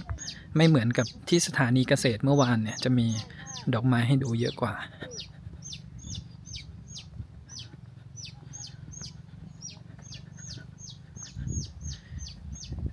สีชมพูที่เห็นตรงนี้นี่เป็นพญาเสือโคร่งนะครับ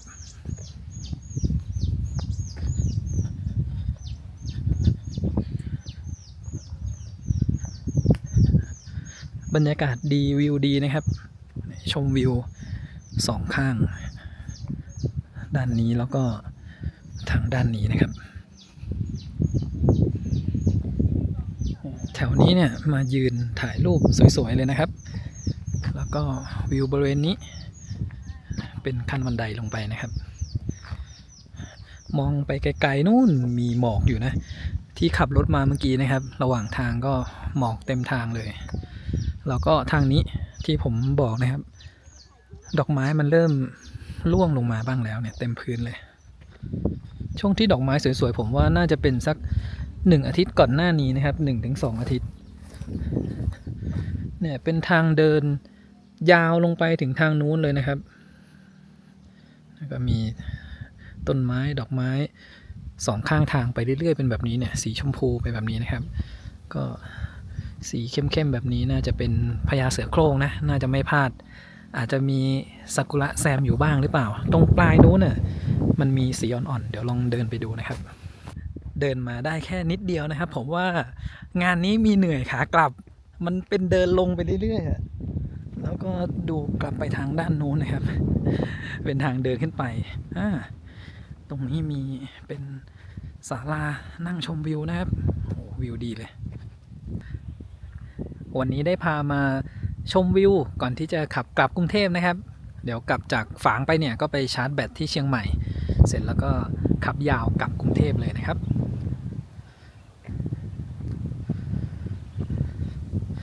คราวก่อนเนี่ยผมมาแล้วก็ไปเที่ยวสถานีเกษตรคราวนี้มา2ที่นะครับมาอ่างขางหลายรอบมากแล้วเพิ่งจะมาที่เที่ยวเป็นที่ที่2 ทุกครั้งมาแค่จุดชมวิวม่อนสนนะครับคือขับเทสอย่างเดียวเลยแหละขึ้นแล้วก็ลงแล้วก็กลับเข้าเชียงใหม่นะครับถ้าไม่ได้พักที่อ่างขางเนี่ยกว่าจะเทสเสร็จสัก 5-6 โมงขับกลับถึงเชียงใหม่มันก็ 2-3 ทุ่มแล้วนะครับไปกินข้าวเข้าที่พัก 4-5 ทุ่มกว่าจะนอนแล้วก็วันถัดไปขับกลับกรุงเทพนะครับแต่ถ้ามาค้างที่อ่างขางแบบนี้เนี่ยมันยังพอมีเวลาให้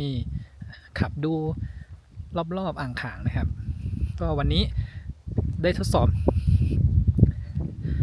วันนี้ก็จะได้ทดสอบให้ดูกันไปด้วยเลยนะครับว่าแบตของคันนี้เนี่ยมันพอสำหรับขับกลับเชียงใหม่หรือเปล่าถ้าเป็นรถที่แบตเตอรี่ไซส์ใหญ่ๆอันนั้นไม่ต้องห่วงนะครับพวก700 กิโลเมตร NEDC ขึ้นไปเนี่ยขับไปกลับแล้วก็เที่ยวรอบๆอ่างขางสบายๆเลยแต่ถ้าอยู่แถวๆ500-600 กิโลเมตร NEDC เนี่ยก็ต้องลุ้นดูนะครับขึ้นอยู่กับว่าเราจะขับเที่ยวเยอะขนาดไหนเดินกลับขึ้นมาถึงด้านบนแล้วนะครับค่อยๆเดินขึ้นมาเรื่อยๆหาเรื่องเหนื่อยก่อนขับกลับนะคราวก่อนก็ไปขึ้นยอดดอยอ่างขางก่อนที่จะขับกลับนะครับรอบนี้มาเดินขึ้นลงไล่ชา 2,000 นะครับคราวนี้เราขับกลับไปที่จุดชมวิวม่อนสนนะครับแล้วก็จะขับลงจากดอยอ่างขางเดี๋ยวดูช่วงขับลงนะครับ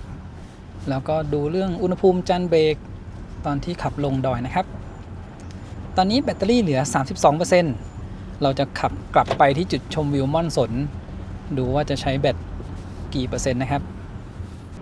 กลับมาถึงจุดชมวิวม่อนสนแล้วนะครับแบตเตอรี่เหลืออยู่ 27% ใช้ไป 5% นะครับก่อนขับออกไปเนี่ยมีอยู่ 32ไปกลับระยะทางประมาณ19 กิโลเมตรใช้แบตไป 5%ถ้าเป็นเส้นทางราบนะครับทางปกติไม่ได้ขึ้นลงเขาแบบนี้ระยะทางประมาณ18 กิโลเมตรก็จะใช้แบตประมาณ 3% นะครับที่ความเร็วเนี่ยไม่เกิน60 กิโลเมตรต่อชั่วโมง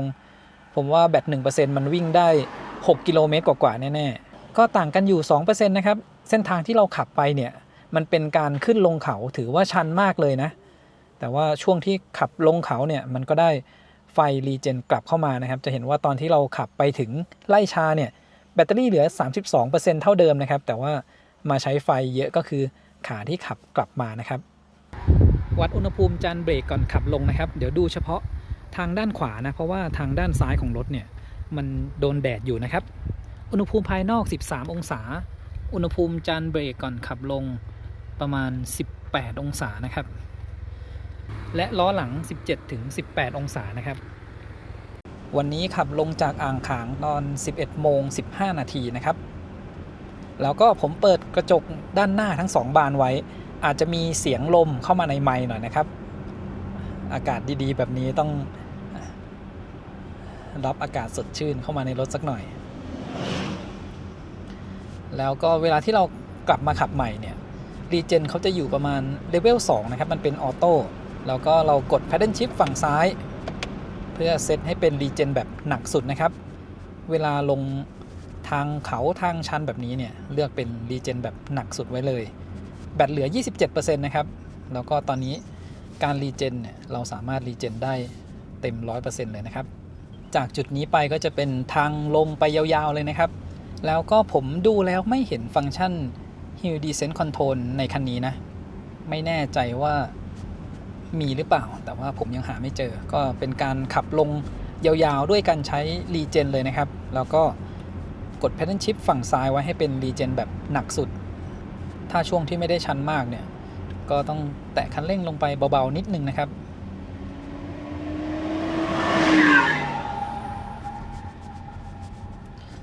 รีเจนประมาณ 10-15% นะครับทีนี้คันนี้มันเป็น Paddle Shift มามันจะสะดวกเวลาเราปรับรีเจนนะถ้าผมลองเป็นแบบนี้แทนนะช่วงที่มันชะลอความเร็วผมก็ปรับให้เป็นรีเจนเลเวลต่ำลงนะครับให้รถไหลเร็วขึ้นสลับกลับมาตั้งให้หนักขึ้นแบบนี้ก็สะดวกดีนะครับถ้ารถเริ่มไหลเบาๆแล้วเราก็ปรับให้รีเจนต่ำลงแต่ถ้าชันหนักๆแบบนี้เนี่ยรถก็ไหลเร็วขึ้นนะครับรีเจนประมาณ 40% ต้องแตะเบรกนะครับเพื่อชะลอความเร็วตอนนี้รีเจนประมาณ 70-80% นะครับยังไม่ร้อยค่อยๆเหยียบเบรกลงไป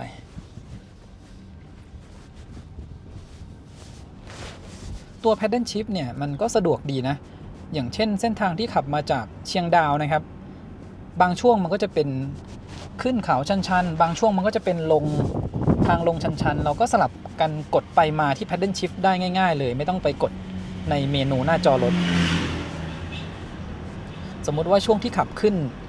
เนินชันเนี่ยเราก็ตั้งเป็นรีเจนแบบเบาสุดนะครับมันจะได้ไม่มาหน่วงความเร็วเวลาเรายกเท้าจากคันเร่งจุดนี้ชันมากๆนะครับความเร็วเพิ่มเป็น50กดเบรกลงไปเบาๆก็รีเจน 100% แล้วนะครับบางคันนี่จะกดเบรกให้มันรีเจน 100% เนี่ยทำได้ยากของคันนี้ก็รีเจนดีนะครับแล้วก็เดี๋ยวเราลงไปดูอุณหภูมิจานเบรกที่ด้านล่างอีกทีก็จะได้รู้ว่าเขาใช้มอเตอร์หน่วงแบบเป็นหลักเลยหรือเปล่าหรือว่าทำงานร่วมกับเบรกนะครับในที่นี้ผมหมายถึงว่าเปอร์เซ็นต์การใช้นะคือเบรกยังไงมันต้องใช้ด้วยอยู่แล้วแหละช่วงที่เราขับความเร็วต่ำๆแล้วต้องการให้รถหยุดนิ่งนะครับรีเจนอย่างเดียวไม่สามารถทำให้รถชะลอความเร็วจนหยุดนิ่งได้เราก็จะดูอุณหภูมิจานเบรกที่เพิ่มขึ้นนะครับถ้ามันเพิ่มขึ้นไม่มากเนี่ยก็แสดงว่าเขาใช้มอเตอร์หน่วงความเร็วเป็นหลักเลยในรถบางรุ่นเนี่ยถึงแม้จะมีรีเจนเขาก็เอาเบรกเข้ามาใช้งานในเปอร์เซ็นต์ที่มันเยอะหน่อยอุณหภูมิจานเบรกก็จะเพิ่มขึ้นมากนะครับลงมาถึงจุดพักรถจุดแรกแล้วนะครับแบตเตอรี่เพิ่มขึ้นมา 1%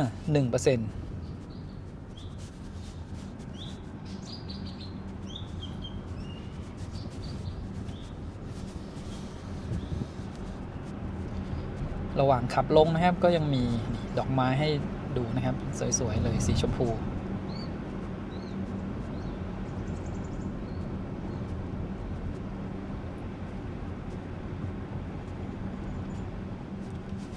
แล้วก็สำหรับรถไฟฟ้านะครับอีกหน่อยเนี่ยถ้ามีจุดชาร์จบนเขาบนดอยเนี่ยเราก็ไม่ต้องชาร์จเต็ม 100% นะถ้าแบต 100% มันจะรีเจนได้น้อยนะครับคือถ้ามันรีเจนได้น้อยเขาก็จะใช้เบรกเยอะก็จะทำให้เบรกร้อนได้ไวนะครับเวลาที่ขับลงเขาอย่างเช่นตอนนี้เองนะครับบนดอยอ่างขางก็จะมีที่ชาร์จรถไฟฟ้าเหมือนกันนะครับก็จะอยู่ในหมู่บ้านผ่านแอปวันชาร์จนะครับสามารถเปิดดูได้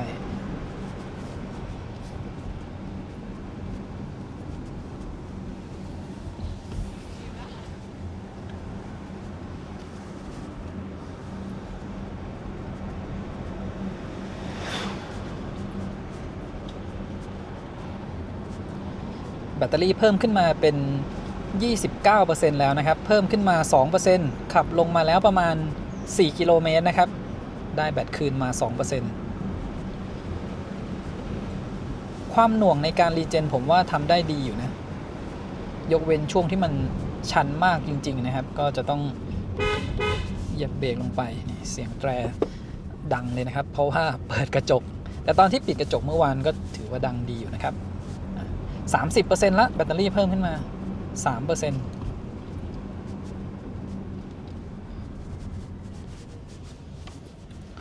เวลาที่เราขับลงเขานะครับสำหรับรถไฟฟ้าเนี่ย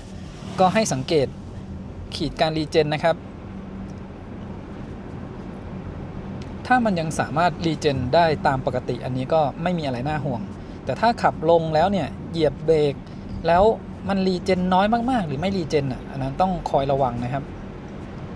ถ้าไม่มีขีดการรีเจนขึ้นเนี่ยก็คือเขาใช้เบรก เป็นหลักเลยนะครับสำหรับในรถรุ่นที่มี Hill Descent Control เนี่ยจะเห็นได้ชัดเลยเวลาเราเปิดใช้งานฟังก์ชัน Hill Descent Control ที่ช่วยลงทางลาดชันเขาจะใช้การรีเจนน้อยลงเลยนะครับบางคันก็แทบจะไม่ใช้เลย Hill Descent Control เนี่ยมันเหมาะกับการลงทางชันที่เป็นระยะทางแบบสั้นๆนะครับพวกทางที่มันลื่นๆหน่อยหรือว่าเป็นหินเป็นทรายแบบนั้นนะครับไม่เหมาะกับที่จะมาเปิดใช้งานแล้วก็ขับลงทางชันยาวๆแบบนี้จานเบรกจะร้อนแล้วก็อันตรายเวลาขับลงทางชันยาวๆนะครับแล้วก็มาถึงโค้งหักศอกก่อนจะสุดท้ายนะครับชันสุด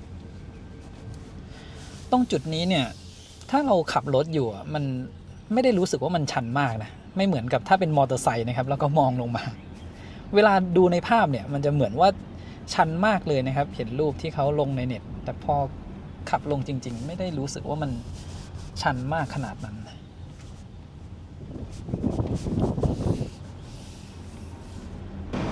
เนินชันก่อนถึงไร่ส้มชมัยพรนะครับปล่อยให้รถไหลลงแบบเร็วๆเลยนะความเร็ว60กว่านะครับรีเจนประมาณ 60-70% แบบที่ไม่ต้องกดเบรกนะครับเนี่ยแล้วพอเราลงมาถึงทางราบเราก็กด Paddle Shift ให้เป็นรีเจนเลเวลต่ำๆนะครับให้รถไหลไปตรงจุดนี้ต้องการชะลอความเร็วก็กดรีเจนแบบหนักๆนะครับเนี่ยมันสะดวกดีนะเป็น Paddle Shift นะครับ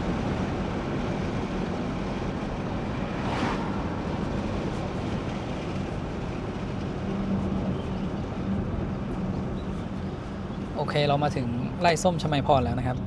เดี๋ยวจุดนี้แวะดูอุณหภูมิจานเบรก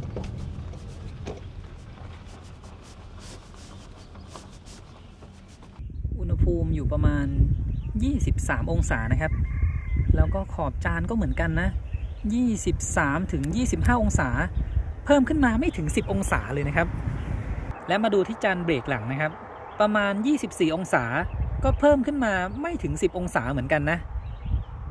คันนี้เขารีเจนดีนะครับเนี่ยจะมีบริเวณขอบจานนะครับที่อุณหภูมิขึ้นไปถึงประมาณ30องศาแต่ว่าน้อยมากเลยนะครับอุณหภูมิขึ้นมาแค่นี้เอง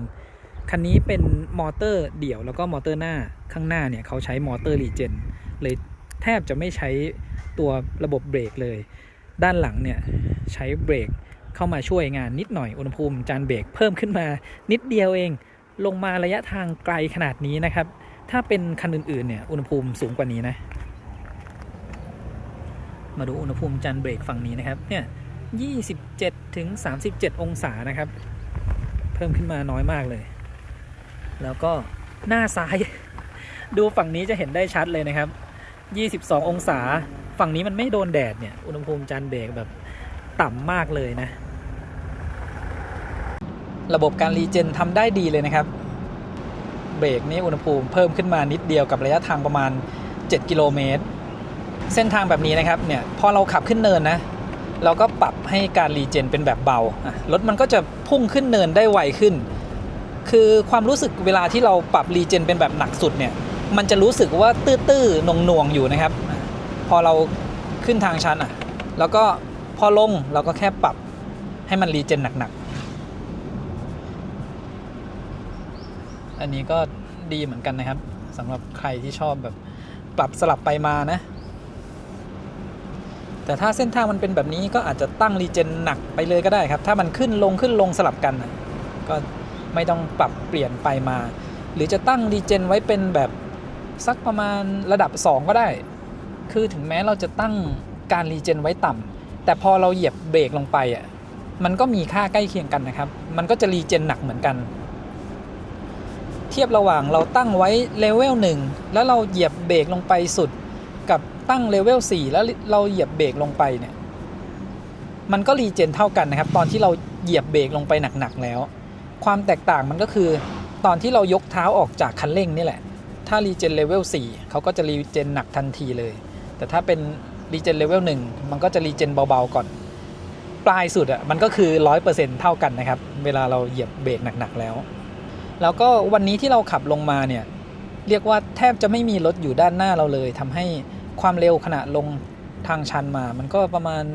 40-50 นะครับถ้าเป็นลงช่วงเทศกาลแบบรถเยอะๆแล้วเราขับได้ที่ความเร็วต่ำหมายถึงว่าต่ำกว่า20 กิโลเมตรต่อชั่วโมงอันนั้นก็ต้องระวังไว้นิดนึงนะครับถ้าความเร็วเนี่ยมันต่ำมากการรีเจนมันจะทำได้น้อยตอนนั้นคือเขาจะใช้เบรกหลายๆคันก็จะเป็นคล้ายๆกันนะครับถ้าความเร็วต่ำแล้วเนี่ยมอเตอร์มันจะรีเจนได้ไม่เยอะก็ต้องใช้เบรกมาช่วยชะลอความเร็วมันก็จะเป็นเหมือนการเลียเบรกนั่นแหละครับถ้าเราแตะเบรกที่ความเร็วต่ำๆลงมายาวๆเนี่ยจานเบรกก็ร้อนได้เหมือนกันก็ต้องระวังตรงจุดนี้ไว้นะครับถ้ารถคันหน้าเขาช้ามากจริงๆถ้าแซงไม่ได้เราก็อาจจะหาจุดที่จอดได้ให้เขาขับไปไกลๆก่อนนะครับอันนี้มอเตอร์ไซค์เขาค่อยๆลงถ้ามีจุดที่แซงได้แล้วเนี่ยเราก็แซงไปนะครับตรงจุดนี้ใกล้จะถึงที่เราขับขึ้นทางชันจุดแรกนะครับที่เราลองหยุดบริเวณเนินชันลงเรื่อยๆแล้วแบตเตอรี่เหลือ 32% นะครับต้องบอกว่าแบตเตอรี่เพิ่มขึ้นมาเป็น 32% แล้วนะครับกับระยะทางประมาณ10 กิโลเมตรที่ผมบอกไว้ตอนแรกว่าตอนที่เราขับลงอย่างน้อยเราจะต้องมีแบต 30% นะครับมันถึงจะขับกลับไปถึงเชียงใหม่ได้ขาขับมาเนี่ยเราใช้ไป 32% ซึ่งมันเป็นทางขึ้นเนินมานะครับขาขับกลับเนี่ยถ้าเรายังขับเหมือนเดิมมันจะประหยัดกว่าขาที่ขับมานะครับ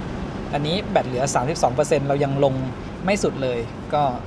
คิดว่าสามารถขับกลับไปถึงเชียงใหม่ได้นะครับตรงนี้นะครับเป็นเนินชันสุดท้ายแล้วแบตเพิ่มเป็น 33% แล้วนะครับเดี๋ยวมาลุ้นว่าจะได้เพิ่มอีกสัก 1% หรือเปล่า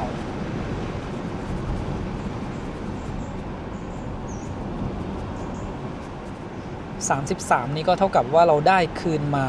6% แล้วนะครับ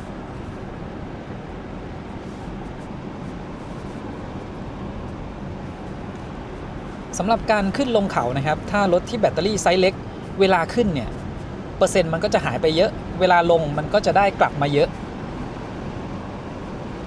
ถ้าเราเทียบเป็นเปอร์เซ็นต์กับรถแบตเตอรี่ไซส์ใหญ่มันก็จะเทียบกันไม่ได้นะครับให้เทียบสักปริมาณไฟก็แล้วกันอย่างคันนี้เนี่ยแบตมัน73กิโลวัตต์อเวอร์นะครับ 1% ก็สักประมาณ 0.7 กิโลวัตต์อเวอร์ได้มาคืนประมาณ 6-7% เนี่ยมันก็ประมาณ 4-5 กิโลวัตต์อเวอร์นะครับถ้าไปเทียบกับรถที่เป็นแบตไซส์ใหญ่ๆอย่าง100กิโลวัตต์อเวอร์อันนั้นเวลาขับลงทางชันมาก็ได้แบตคืนมาสักประมาณ 4-5% เปอร์เซ็นต์เขาน้อยกว่าแต่ว่าปริมาณไฟเนี่ยมันจะใกล้เคียงกันนะครับ 34% นะครับก็ได้คืนมา 7% สำหรับการขับลงดอยอ่างขางตอนที่เราขับขึ้นเนี่ยใช้ไป 15% นะครับตอนลงได้ 7% ถ้าเทียบปริมาณไฟที่ใช้ไปทั้งหมดนับจากจุดที่ข้ามห้วยแม่งอนก่อนขึ้นเนี่ยเรามีแบต 65% ขับกลับลงมาแบตเหลือ 34% ก็ใช้ไปทั้งหมด 31% นะครับทั้งขับขึ้นขับไปโครงการหลวงนะครับแล้วก็นอนแคมปิ้งแล้วก็ขับไปไล่ชาเมื่อเช้านะครับนอนแคมปิ้งนี่ก็ใช้แบตไปประมาณ 12-13% อันนี้บรรทุกน้ำหนักมาด้วย240กิโลกรัมแล้วนะครับเหมือนมาเที่ยวกันแบบเต็มคันเลยนะครับมาทั้งครอบครัวหรือมากับเพื่อนๆได้ทดสอบให้ดูเรียบร้อยนะครับในการขึ้นทางชันแบบหนักๆแล้วก็นอนแคมป์นะครับขับกลับออกมาถึงแยกดอยอ่างขางแล้วนะครับแบตเตอรี่เหลืออยู่ 33% ใช้ไป 1% กับระยะทางประมาณ8กิโลเมตรนะครับแล้วก็สำหรับใครที่อยากลองคันนี้นะครับสามารถเช่าได้ที่เพจ1010 EV Car Rent นะครับมีหลากหลายรุ่นให้ได้เช่ามาลองกันนะครับเผื่อว่าอยากลองใช้งานดูก่อนตัดสินใจซื้อนะครับคันนี้ผมก็ได้พาขับมาถึงดอยอ่างขางเลยนะใครจะตามรอยก็ได้นะครับเส้นทางกรุงเทพเชียงใหม่เนี่ยถ้าไม่ใช่ช่วงเทศกาลนะครับสถานีชาร์จเนี่ยมีเยอะมากเลยนะไม่น่าห่วงนะครับสำหรับการเดินทางกรุงเทพเชียงใหม่แต่ถ้าเป็นช่วงจาก เชียงใหม่มาอ่างขางเนี่ยสถานีชาร์จยังน้อยอยู่นะครับมีแค่ที่เชียงดาวแล้วก็ในตัวเมืองฝางนะครับขับมาถึงเชียงดาวแล้วนะครับด้านขวามือเนี่ยจะเป็นการไฟฟ้านะครับ PEA แล้วก็มีสถานีชาร์จ PEA Vota นะครับ50กิโลวัตต์อยู่ด้านในถ้าใครมาเชียงดาวมาอ่างขางเนี่ยก็สามารถแวะชาร์จได้ที่นี่นะครับถ้าดูแล้วแบตเตอรี่จะไม่พอสำหรับขับกลับตอนนี้แบตเตอรี่เราเหลือ 18% กับระยะทางที่ต้องขับกลับอีก70กิโลเมตรนะครับเรียกว่าระยะทางที่ต้องขับกับแบตที่เหลือเนี่ยมันใกล้เคียงกันพอดีเลยนะระยะทางที่จะวิ่งได้บนหน้าจอเนี่ยบอกว่าไปได้อีก80กิโลเมตรนะครับแต่ช่วงนี้เนี่ยมันยังเป็นขับลงเนินไปเรื่อยๆอยู่นะครับถ้าเราไม่ได้ขับแบบเร็วมากเกิน100เนี่ยผมคิดว่ามันไปถึงได้อยู่นะจริงๆแล้วเราขับกลับไปเนี่ยแค่แถวๆแม่โจ้มันก็มีสถานีชาร์จแล้วนะครับยังห่างจากช่วงตัวเมืองอยู่ประมาณสัก 20-30 กิโลเมตรนะครับแถวๆนั้นจะเริ่มมีสถานีชาร์จแล้วก็จุดที่ผมกดนำทางกลับไปเนี่ยก็เป็นสถานีแฟร์ซุปเปอร์ชาร์จนะครับก็คือที่เดียวกันกับวันที่จะเดินทางไปอ่างขางชาร์จเต็ม 100% ที่นั่นแล้วก็ขับไปอ่างขางนะครับวันนี้เนี่ยผมคิดว่าอาจจะชาร์จถึงแค่ 70-80% ก็พอนะถ้าหลังจากนั้นเนี่ยมันจะเสียเวลาชาร์จนานคือ 80-100% ครึ่งชั่วโมงเราชาร์จแค่สัก 70-80% ก็พอแล้วก็ขับไปชาร์จสถานีหน้านะครับช่วงนี้ไม่ใช่ช่วงเทศกาลแล้วก็ไม่ใช่วันหยุดเสาร์อาทิตย์นะผมว่าสถานีชาร์จเนี่ยไม่น่าจะเต็มแล้วก็ตอนนี้สถานีชาร์จก็มีเพิ่มมากพอสมควรเลยนะครับช่วงก่อนปีใหม่เนี่ยมีหลายสถานีชาร์จเขาเร่งเปิดให้ทันเทศกาลขับมาถึงแม่แตงแบตเตอรี่เหลืออยู่ 10% นะครับพอแบตเตอรี่เหลืออยู่ 10% เนี่ยจะมีข้อความขึ้นมาบอกว่าระดับแบตเตอรี่สำหรับขับเคลื่อนต่ำโปรดชาร์จลดโดยด่วนบนหน้าจอเนี่ยระยะทางที่จะวิ่งได้เหลืออีก46กิโลเมตรแล้วก็ระยะทางที่ผมจะต้องไปเนี่ยอีก38กิโลเมตรนะครับ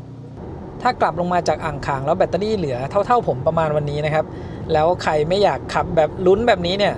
อาจจะแวะชาร์จที่เชียงดาวก่อนก็ได้นะครับหรือว่าเราขับต่อไปอีกไม่ไกลเนี่ยเดี๋ยวมันก็จะเริ่มมีสถานีชาร์จแล้วนะครับสักไม่เกิน10กิโลเมตรตอนนี้มาถึงที่แม่โจ้แล้วนะครับ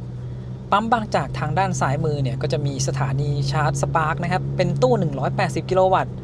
ตอนนี้ก็ยังว่างๆอยู่เลยนะครับและแบตเตอรี่เราเหลืออยู่ 3% กับระยะทางที่จะวิ่งได้อีก16กิโลเมตรนะครับระยะที่จะต้องไปนี่12กิโลเมตรถัดไปข้างหน้าเนี่ยอีกประมาณสัก1กิโลเมตรนะครับฝั่งขวาจะมีปั๊มปตท.ก็จะมีสถานีชาร์จ EV Station อยู่นะครับและพอแบตเตอรี่เหลือ 3% นะครับมีข้อความเตือนขึ้นมาอีกครั้งบอกว่าแบตเตอรี่สำหรับขับเคลื่อนหมดกำลังเครื่องลดลงโปรดชาร์จแบตเตอรี่ด่วน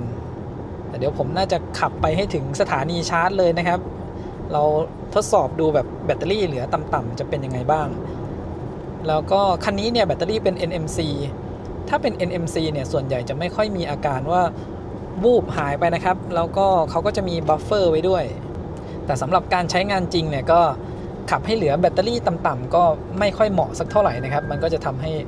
แบตเตอรี่เสื่อมได้เร็วถ้าขับให้มันเหลือแบตเตอรี่ต่ำบ่อยๆแบบนี้นะครับอันนี้ก็คือทดสอบให้ดูไปด้วยเลย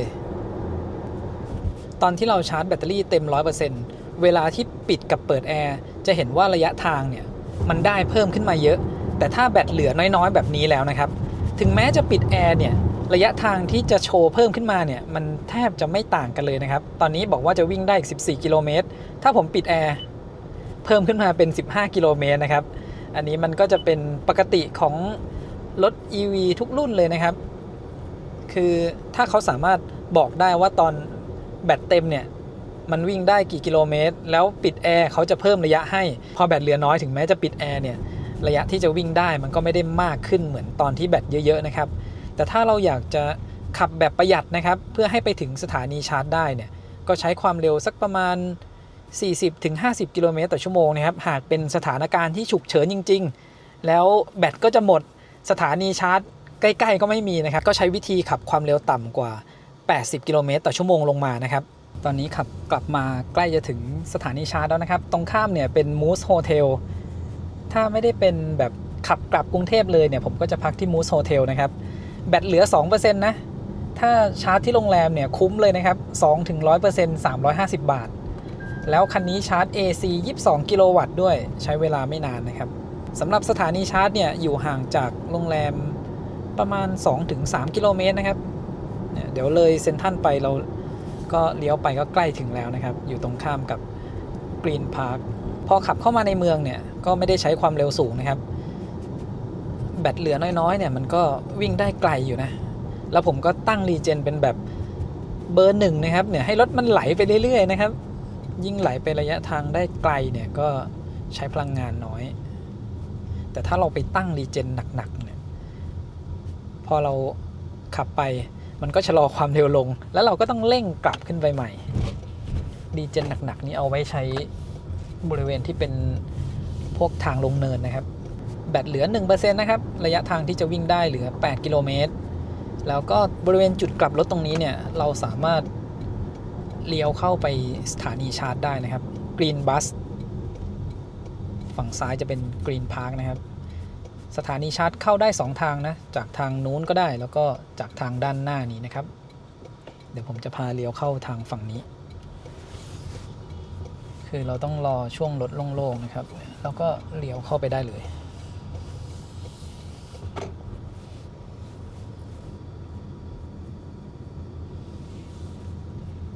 แล้วก็สำหรับการขับใช้งานทั่วไปนะครับก็ไม่ควรปล่อยให้แบตเหลือน้อยขนาดนี้นะครับถ้าจะเหลือน้อยขนาดนี้เนี่ย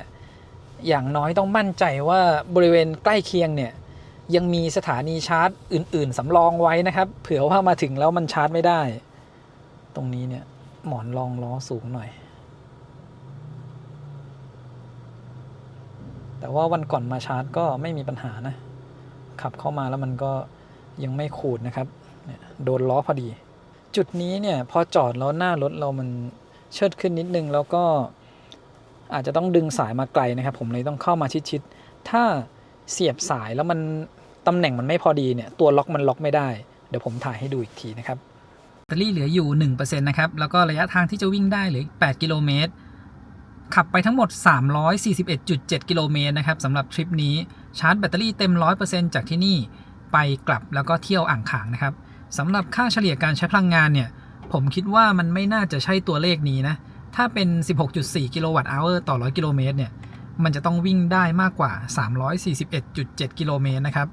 อาจจะไม่ได้นับรวมช่วงที่จอดนอนแคมปิ้งก็ได้นะครับทำให้ตัวเลขเนี่ยมันดูน้อยกว่าความเป็นจริงสักหน่อยนี่นะครับเดี๋ยวผมจะลองเสียบหัวชาร์จตรงนี้ให้ดูพอเสียบเข้าไปปุ๊บเนี่ยถ้ามันเป็นอย่างนี้อยู่เนี่ยมันจะยังล็อกไม่ได้นะครับก็จะต้องดันให้มันดีๆเมื่อกี้มันดังตึกตึกอาจจะล็อกได้นะวันก่อนน่ะหัวชาร์จมันจะเอียงอยู่แบบนี้มันไม่ยอมล็อกนะครับแล้วเราจะชาร์จไม่ได้นะถ้าเป็นตู้หัวเว่ยนะครับให้มาดูที่ตรงนี้เนี่ยถ้ามันสื่อสารได้เชื่อมต่อได้เรียบร้อยก็ชาร์จได้ไม่มีปัญหานะครับวันก่อนน่ะมันเสียบได้ไม่แน่นมันก็จะชาร์จไม่ได้นะครับตอนนี้กำลังไฟขึ้นมาที่80กิโลวัตต์แล้วเดี๋ยวก็จะค่อยๆขึ้นนะครับขึ้นมา109กิโลวัตต์แรงดันไฟอยู่ที่375โวลต์นะครับที่แบตเตอรี่ต่ำๆเนี่ยแรงดันไฟมันจะเริ่มจาก370 380แล้วก็ค่อยๆเพิ่มขึ้นไปเป็น400โวลต์เมื่อแบตเตอรี่มากขึ้นแล้วนะครับก็ถือว่ารับกำลังไฟได้ดีนะครับแบตเตอรี่ 3% กำลังไฟเข้า122กิโลวัตต์กำลังไฟเพิ่มขึ้นมาเป็น129กิโลวัตต์แล้วนะครับแล้วก็สถานีนี้ค่าชาร์จไฟ 6.9 บาทตลอด24ชั่วโมงเลยนะครับผมก็เลยมาชาร์จที่จุดนี้มันจะมีจุดอื่นๆนะครับพวก Elex ก็ 7.5 Spark EV 7.9 บาทแล้วก็มี EV Hub ตรงสารพีอันนั้นถ้าเป็นช่วงเวลา On Peak เนี่ย 8.4 บาทนะครับชาร์จที่นี่ก็ประหยัดด้วยกำลังไฟขึ้นมา 158.9 กิโลวัตต์เลยนะครับเมื่อกี้มันขึ้นไป159กิโลวัตต์รอบนึงแล้ววันนี้ชาร์จได้แรงมากเลยนะกระแสไฟขึ้นไปถึง 408.2 แอมป์เลยคราวก่อนโอ้โห160เลยเหรอผมไปทดสอบชาร์จมาคราวก่อนเห็นตัวเลขสูงสุดแค่100ประมาณ154-155กิโลวัตต์นะครับวันนี้ชาร์จได้แรงมากเนี่ยมันจะขึ้นไป160อีกแล้วสำหรับการชาร์จไฟนะครับถ้ากำลังไฟที่เข้าเนี่ยยังไม่ต่ำกว่า70กิโลวัตต์ผมถือว่าแรงอยู่นะแล้วก็เดี๋ยววันนี้จะลองดูนะครับถ้ามันเริ่มต่ำกว่า70หรือ60กิโลวัตต์ อาจจะพอแค่นั้นก่อนก็ได้นะครับโอ้โหมันขึ้นมา160กิโลวัตต์ขึ้นมา162.3กิโลวัตต์เลยนะครับวันนี้มันชาร์จได้แรงมากเลยเดี๋ยวดูว่ามันจะเริ่มดรอปต่ำกว่า100กิโลวัตต์ช่วงแบตเตอรี่กี่เปอร์เซ็นต์นะครับปกติที่ผมดูมาหลายๆครั้งเนี่ยพอเกินสัก 55-56% กำลังไฟก็จะเริ่มดรอปต่ำกว่า100กิโลวัตต์นะครับวันนี้เนี่ยเราชาร์จแรงตั้งแต่ต้นเลยซึ่งอุณหภูมิแบตเนี่ยมันน่าจะเริ่มสูงแล้วแหละกำลังไฟก็ยังคงอยู่162.9กิโลวัตต์นะครับอุณหภูมิภายนอกตอนนี้เนี่ยประมาณ 29-30 องศาชาร์จมา22นาทีนะครับแล้วก็แบตเตอรี่ 66% กำลังไฟเหลือ68กิโลวัตต์เดี๋ยวผมหยุดที่ 70% นะครับพอเริ่มต่ำกว่า70กิโลวัตต์เนี่ยมันก็เริ่มช้าแล้วอาจจะไปหาชาร์จสถานีข้างหน้าก็ได้นะแล้วก็เมื่อกี้ระหว่างที่ชาร์จอยู่ผมลองดูแล้วมันก็ต่ำกว่า100กิโลวัตต์ช่วงประมาณ 54-55% นะครับกลายเป็นว่าวันนี้เนี่ยชาร์จได้ดีมากเลยนะครับขนาดว่าเริ่มชาร์จมาจาก 1% เนี่ยการดรอปกำลังไฟก็มาดรอปแถวๆเดิมพอดีเป๊ะเลยนะแบตเตอรี่ 70% แล้วนะครับแล้วก็กำลังไฟลดเหลือ61กิโลวัตต์หยุดชาร์จที่ 70% นะครับใช้เวลาชาร์จไป25นาทีนะครับ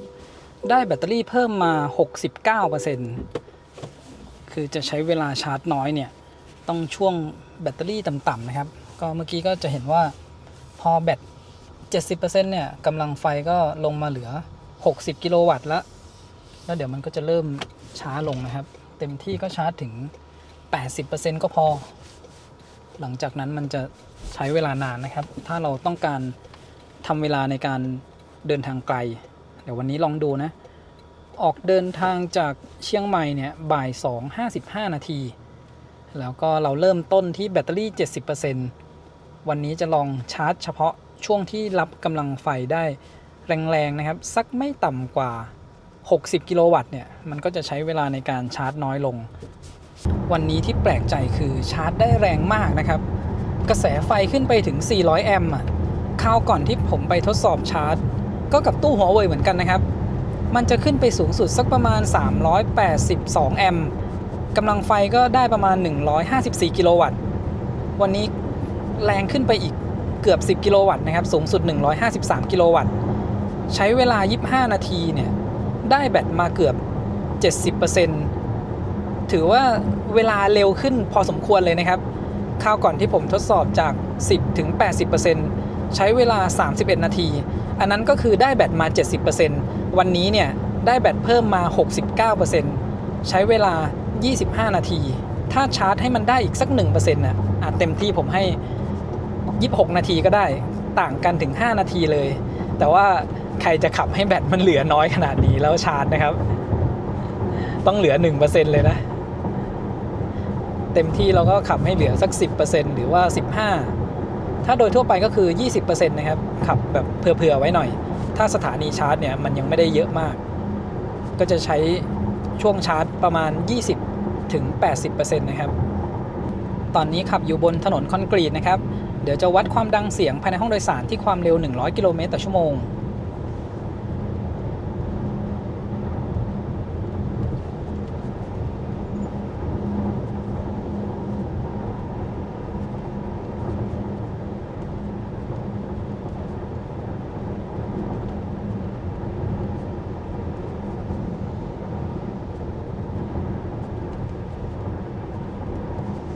ค่าเสียงจะอยู่ประมาณ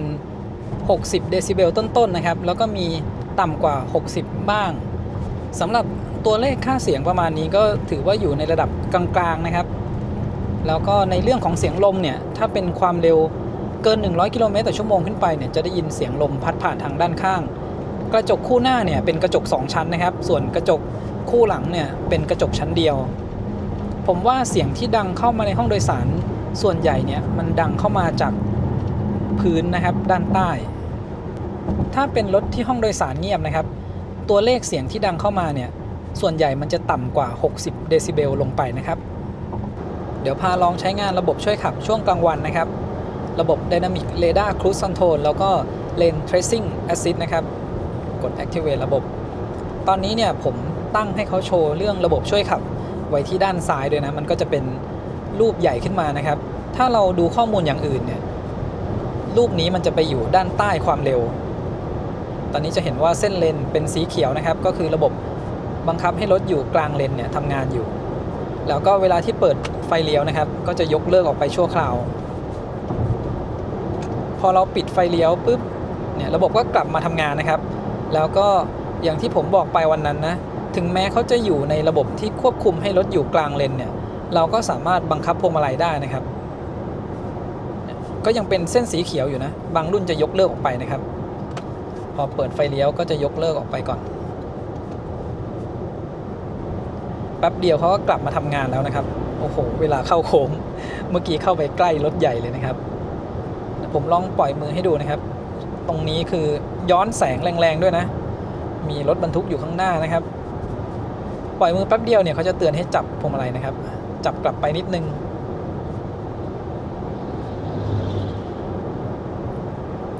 แล้วก็โค้งหน้าเดี๋ยวผมจับพวงมาลัยก่อนนะครับแต่ว่าให้รถควบคุมการเข้าโค้งมีการชะลอความเร็วนะครับจากประมาณ120ลงมาเหลือ106นะครับคือผมเซตความเร็วไว้ที่120ตอนนี้เข้าโค้งลดความเร็วลงมาเรื่อย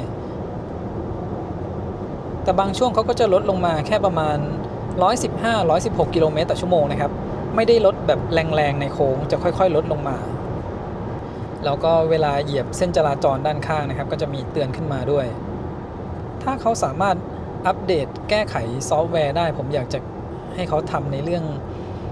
มันไม่ต้องเตือนให้จับพวงมาลัยเร็วเกินไปอ่ะคือพอเราจับอยู่นิ่งๆแบบนี้เนี่ยเขาเตือนนะครับส่วนหนึ่งอาจจะเป็นเพราะว่าคันนี้เนี่ยเขาไม่มี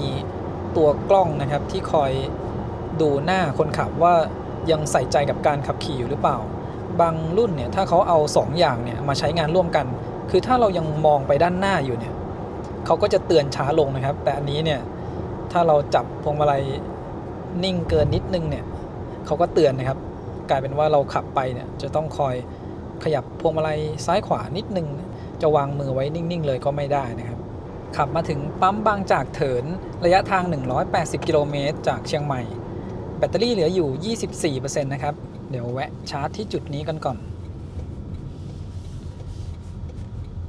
ที่จุดนี้เนี่ยมีจุดชาร์จของ Level Charger แล้วก็ของ Spark EV นะครับ Level Charger เนี่ยกำลังไฟรวม120กิโลวัตต์200แอมป์นะครับส่วนของ Spark EV เนี่ยกำลังไฟรวมทั้ง2ตู้นะครับก็คือ240กิโลวัตต์จริงๆเรียกว่าตู้เดียวดีกว่าตู้ power อยู่นั่นนะครับแล้วก็มันจะจ่ายมาให้4หัวชาร์จถ้าชาร์จคันเดียวเนี่ยสามารถ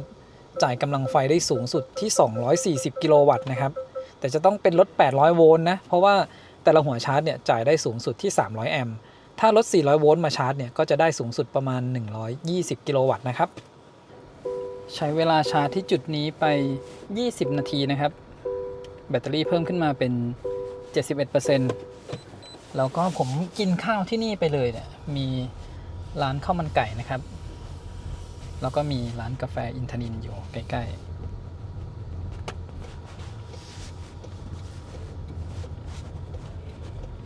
ไม่มีรถมาชาร์จที่นี่เลยนะครับส่วนใหญ่เขาชาร์จกันอยู่ตรงที่เข้าเถินน่ะมี Elex แล้วก็ฝั่งตรงข้ามก็เห็นรถชาร์จกันเกือบเต็มเลยนะครับวันนี้ที่ปั๊ม PT แล้วก็ปั๊มปตท. EV Station เดินทางไกลต่างจังหวัดบ่อยๆเนี่ยแนะนำโหลดแอปสถานีชาร์จไว้ให้ครบทุกแอปเลยนะครับส่วนใหญ่แล้วเขาจะไปชาร์จกันแต่สถานีหลักๆเราก็มาสถานีที่คนเขาไม่ค่อยชาร์จนะตู้มันก็ว่างไม่ต้องรอคิวนะครับมาถึงปั๊มบางจากที่คลองขลุงกำแพงเพชรนะครับแบตเตอรี่เหลืออยู่ 24% แล้วก็เดี๋ยวชาร์จกับตู้ Spark EV 180กิโลวัตต์นะครับตู้นี้นี่จ่ายกระแสได้สูงสุด400แอมป์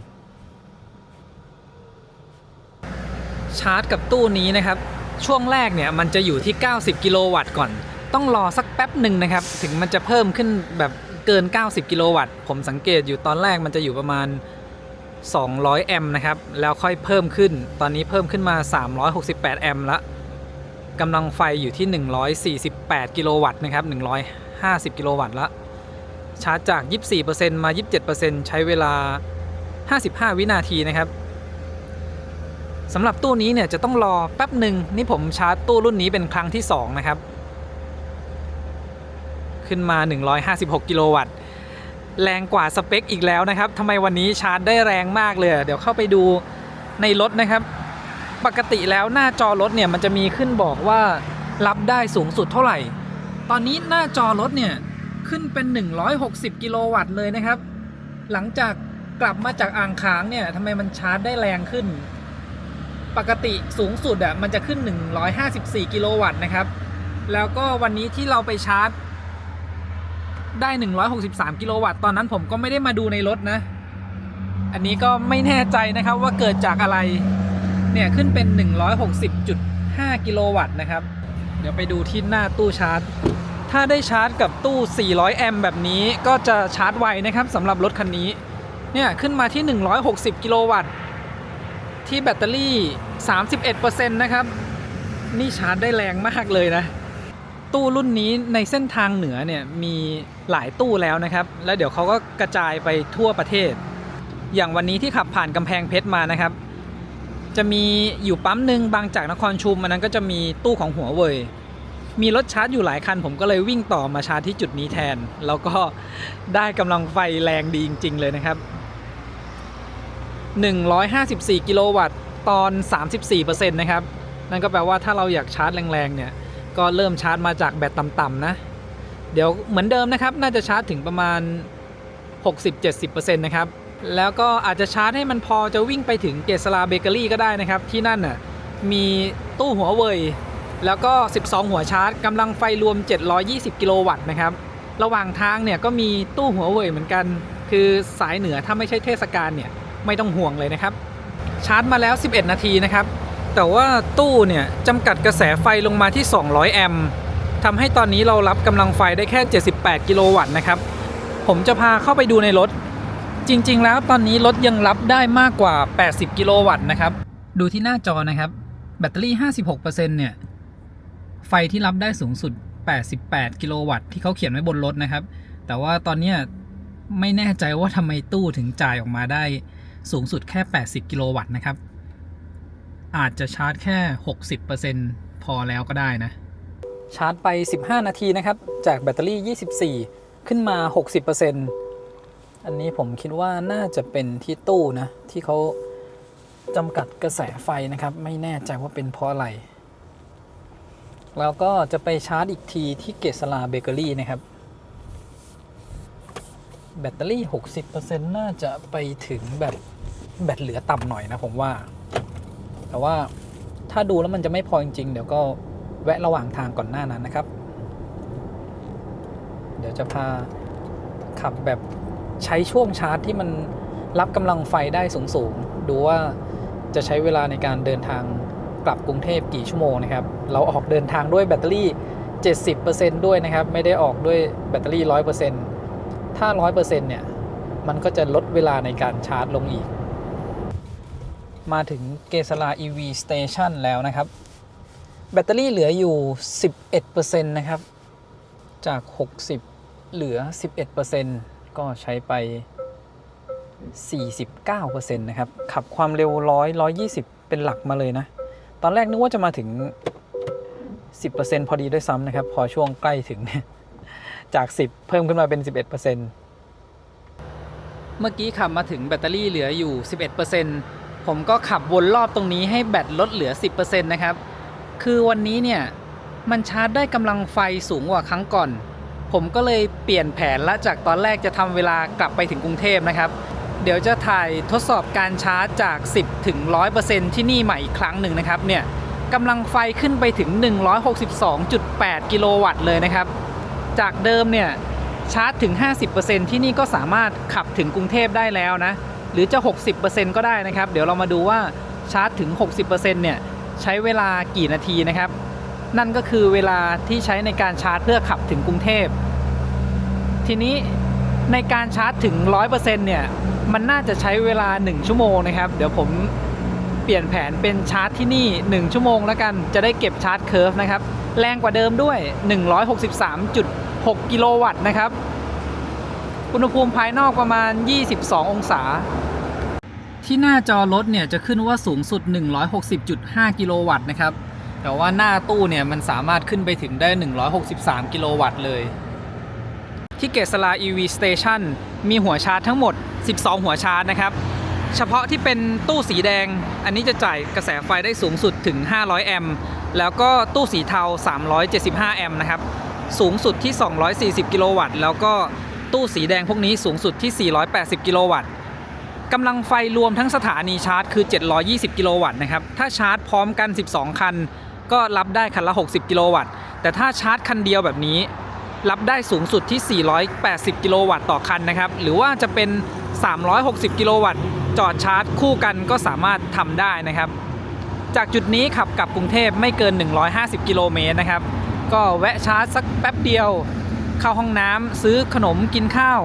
แล้วก็ขับกลับเข้ากรุงเทพนะครับก็สะดวกมากเลยใช้งานผ่านแอป Alexa นะครับค่าชาร์จเริ่มต้นที่ 6.9 บาทแล้วก็ตู้นี้จะเป็น 7.1 บาทต่อหน่วยนะครับพาเดินดูบริเวณด้านในนะครับที่นี่ทำสวยเลยนะเนี่ยบริเวณที่นั่งรอนะครับแล้วก็มีปลูกต้นไม้อันนี้ต้นไม้จริงๆเลยนะครับช่วงกลางคืนเนี่ยบรรยากาศกำลังดีนะแล้วก็ไฟเขาสว่างดีด้วยถ้ากลางวันเนี่ยถ้าเป็นช่วงแดดร้อนๆก็อาจจะร้อนพวกอากาศภายนอกสักหน่อยนะครับแต่ว่าในอนาคตทางตรงนั้นนะครับเขากำลังทำเป็นห้องแอร์นะครับก็น่าจะแบบเอาไว้ขายพวกกาแฟหรือเปล่านี่ไม่แน่ใจนะครับเดี๋ยวไว้เสร็จแล้วก็มาดูอีกทีนะครับตอนนี้กำลังก่อสร้างอยู่เหลือติดกระจกนะครับแล้วก็กลายเป็นห้องแอร์ที่นี่ทำดีนะครับเหมือนกับที่ต่างประเทศเลยที่ผมเคยไปชาร์จใช้เวลาชาร์จไป15นาทีนะครับจาก10ถึง 57%ซึ่ง 57% เนี่ยมันพอที่จะขับกลับไปถึงกรุงเทพได้แล้วนะครับวันนี้เราใช้เวลาชาร์จไปก่อนหน้านี้เนี่ย35นาทีนะครับครั้งแรก20นาทีที่เถินครั้งที่2 15นาทีที่คลองถุงแล้วก็ที่นี่อีก15นาทีเนี่ยถ้าเอารวมกันก็ประมาณ50นาทีสามารถขับถึงกรุงเทพได้แล้วนะครับแล้วก็ออกเดินทางด้วยแบตเตอรี่ 70% จากเชียงใหม่นะครับชาร์จแบตเตอรี่เต็ม 100% แล้วนะครับใช้เวลาไป1ชั่วโมง9นาทีก็ประมาณ1ชั่วโมง10นาทีนะครับแต่จริงๆแล้วเนี่ยที่ผมถ่ายให้ดูนะชาร์จแค่15นาทีก็ขับกลับถึงกรุงเทพได้แล้วนะครับอันนี้ผมถ่ายชาร์จเคิร์ฟก็เดี๋ยวจะใส่ไว้ช่วงท้ายให้ดูกันนะครับ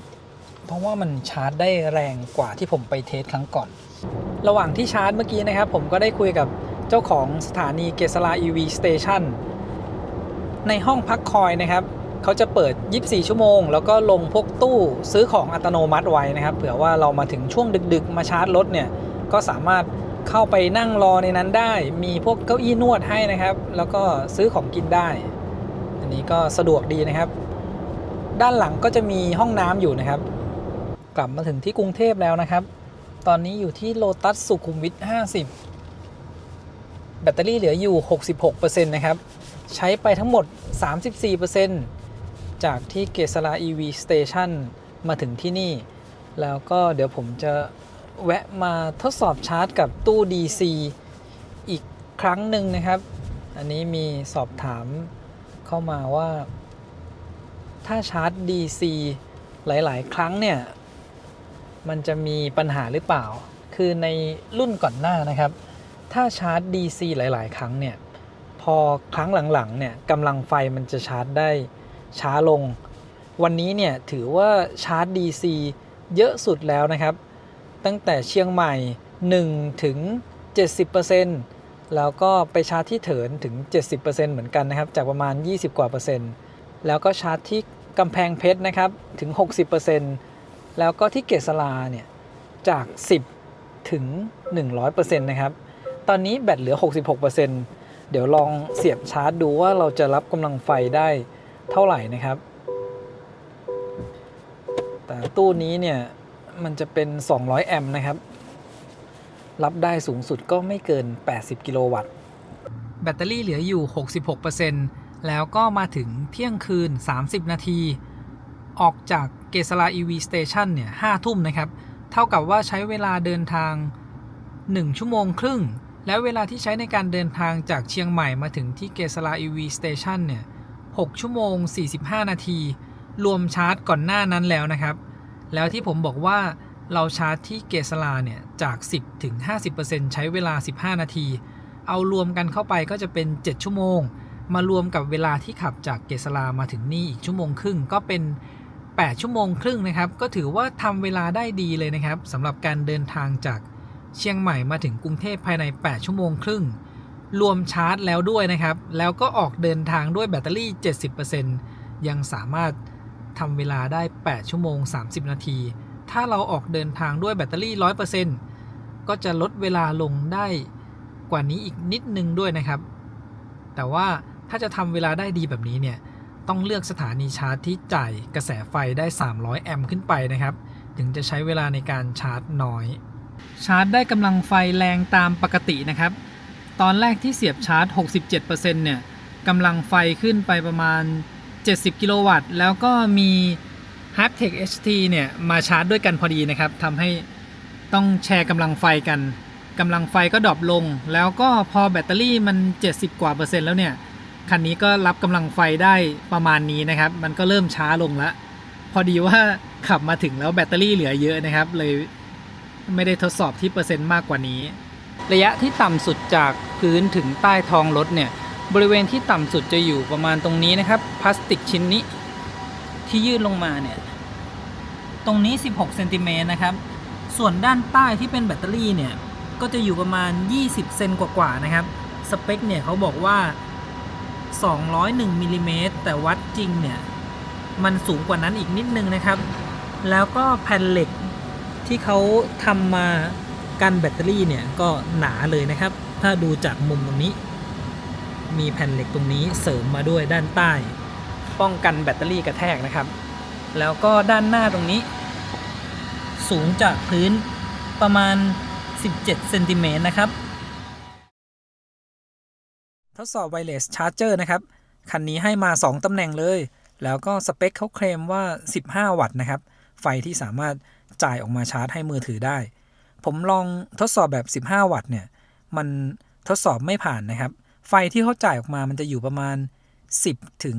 13 วัตต์พอเราเทสแบบ15เครื่องนี้มันจะตัดแต่ถ้าเทสแบบ10 วัตต์อันนี้ทดสอบได้ตามปกตินะครับแล้วก็อันนี้เนี่ยเวลาWireless Charge มันจะมีเสียงเหมือนมีอุปกรณ์ทำงานอยู่ตอนแรกนะครับเวลามาวางเดี๋ยวลองดูทางด้านซ้ายตรงนี้ไม่แน่ใจจะดังเนี่ยมันจะดังตืดเหมือนว่าข้างใต้เนี่ยจะมีอุปกรณ์ขยับนะครับเดี๋ยวลองสลับมาฝั่งนี้ให้ดูอีกครั้งหนึ่ง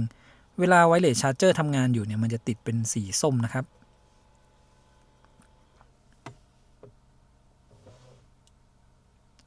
ตอนที่ผมวางเนี่ยมันจะมีเสียงอืดเบาๆอยู่ด้านล่างส่วนเสียงตี๊ดเนี่ยเป็นของเครื่องนี้นะครับและวัสดุบริเวณนี้นะครับเขาทำกันลื่นมาแล้วแต่มันก็ยังรู้สึกว่าลื่นอยู่เวลาวางมือถือแล้วก็ขับรถเนี่ยถ้ามือถือเราขยับไปมาไฟที่จ่ายออกมามันอาจจะไม่เต็มนะครับหมายถึงว่าบริเวณมือถือของเราเนี่ยตำแหน่งที่รับเนี่ยถ้ามันไม่ตรงกับตำแหน่งตรงกลางเนี่ยมันก็จะรับได้ไม่เต็มนะครับ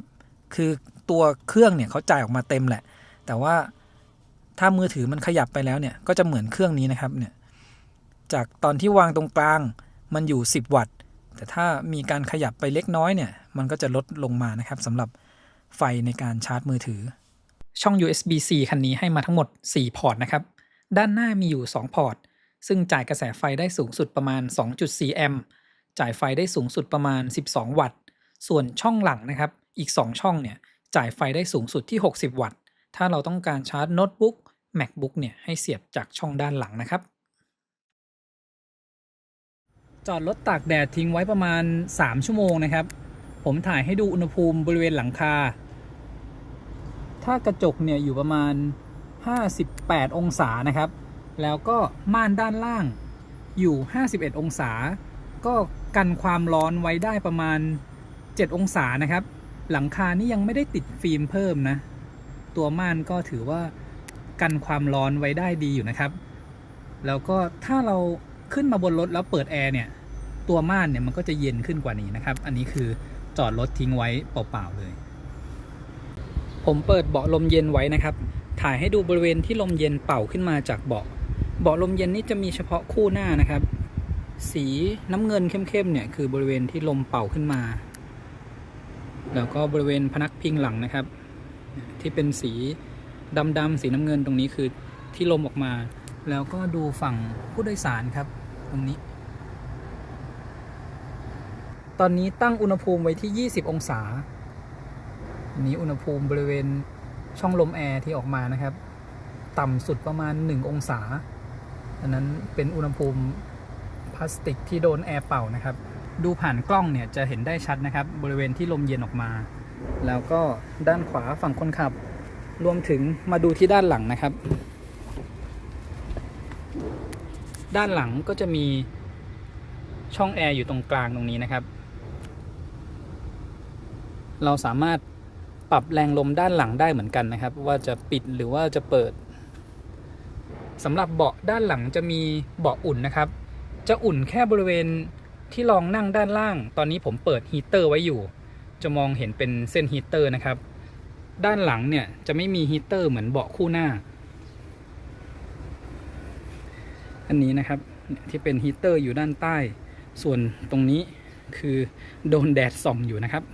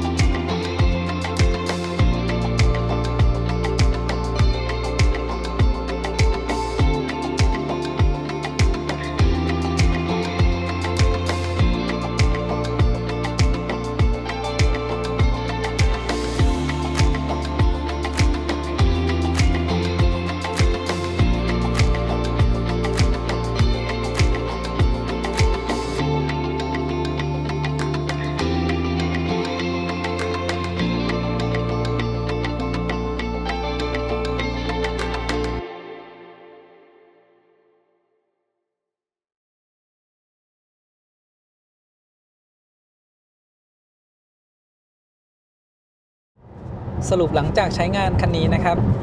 ตั้งแต่ครั้งแรกที่มาขับคันนี้เลยเนี่ยสิ่งที่ผมชอบก็คือช่วงล่างที่เขาเซตมานะครับเซตมาลงตัวเลยนะเนี่ยอย่างเช่นตรงนี้นะครับขับผ่านคอสะพานเนี่ยจะเห็นว่ารถเนี่ยนุ่มหนึบแล้วก็แน่นดีนะครับขับลูดพวกถนนที่แบบขรุขระหรือว่าเป็นคลื่นๆเนี่ยทำได้สบายๆเลยนะครับไม่ได้นุ่มจนเกินไปแล้วก็ขับในเมืองเนี่ยผ่านพวกฝาท่อต่างๆมันก็ยังมีความนุ่มอยู่นะครับล้อที่ให้มาเนี่ย20 นิ้วยังทำให้มีความนุ่มได้อยู่เลยนะครับแรงดันลมยางผมก็เติมไว้ตั้ง42 psi เนี่ยก็ยังไม่แข็งกระด้างนะมีคนสอบถามผมมาเหมือนกันโหเติมลมยางขนาดนี้มันไม่แข็งแล้วก็เด้งเหรอก็ไม่เป็นอย่างนั้นเลยนะครับเนี่ยยังมีความนุ่มอยู่เลยนะที่เมื่อกี้ผมขับผ่านบริเวณที่มันเป็นคอสะพานให้ดูนะครับแล้วก็พอได้ไปขับเส้นทางเหนือนะครับทางเชียงใหม่เนี่ยขับเส้นทางโค้งเชียงดาวฝางการขับเข้าโค้งเนี่ยก็ทำได้ดีและมั่นใจนะครับแล้วก็เบาะของเขาเนี่ยมันโอบรับตัวเราดีเวลาเราขับเข้าโค้งมันก็รู้สึกมั่นใจน้ำหนักพวงมาลัยเนี่ยก็เซตมาอยู่กลางๆพอดีนะครับไม่ได้เบาแล้วก็ไม่ได้หนักมากรวมถึงเบรกเนี่ยก็เซตมาดีนะครับเวลาเราเบรกแรงๆเนี่ยมันไม่น่าทิ่มนะ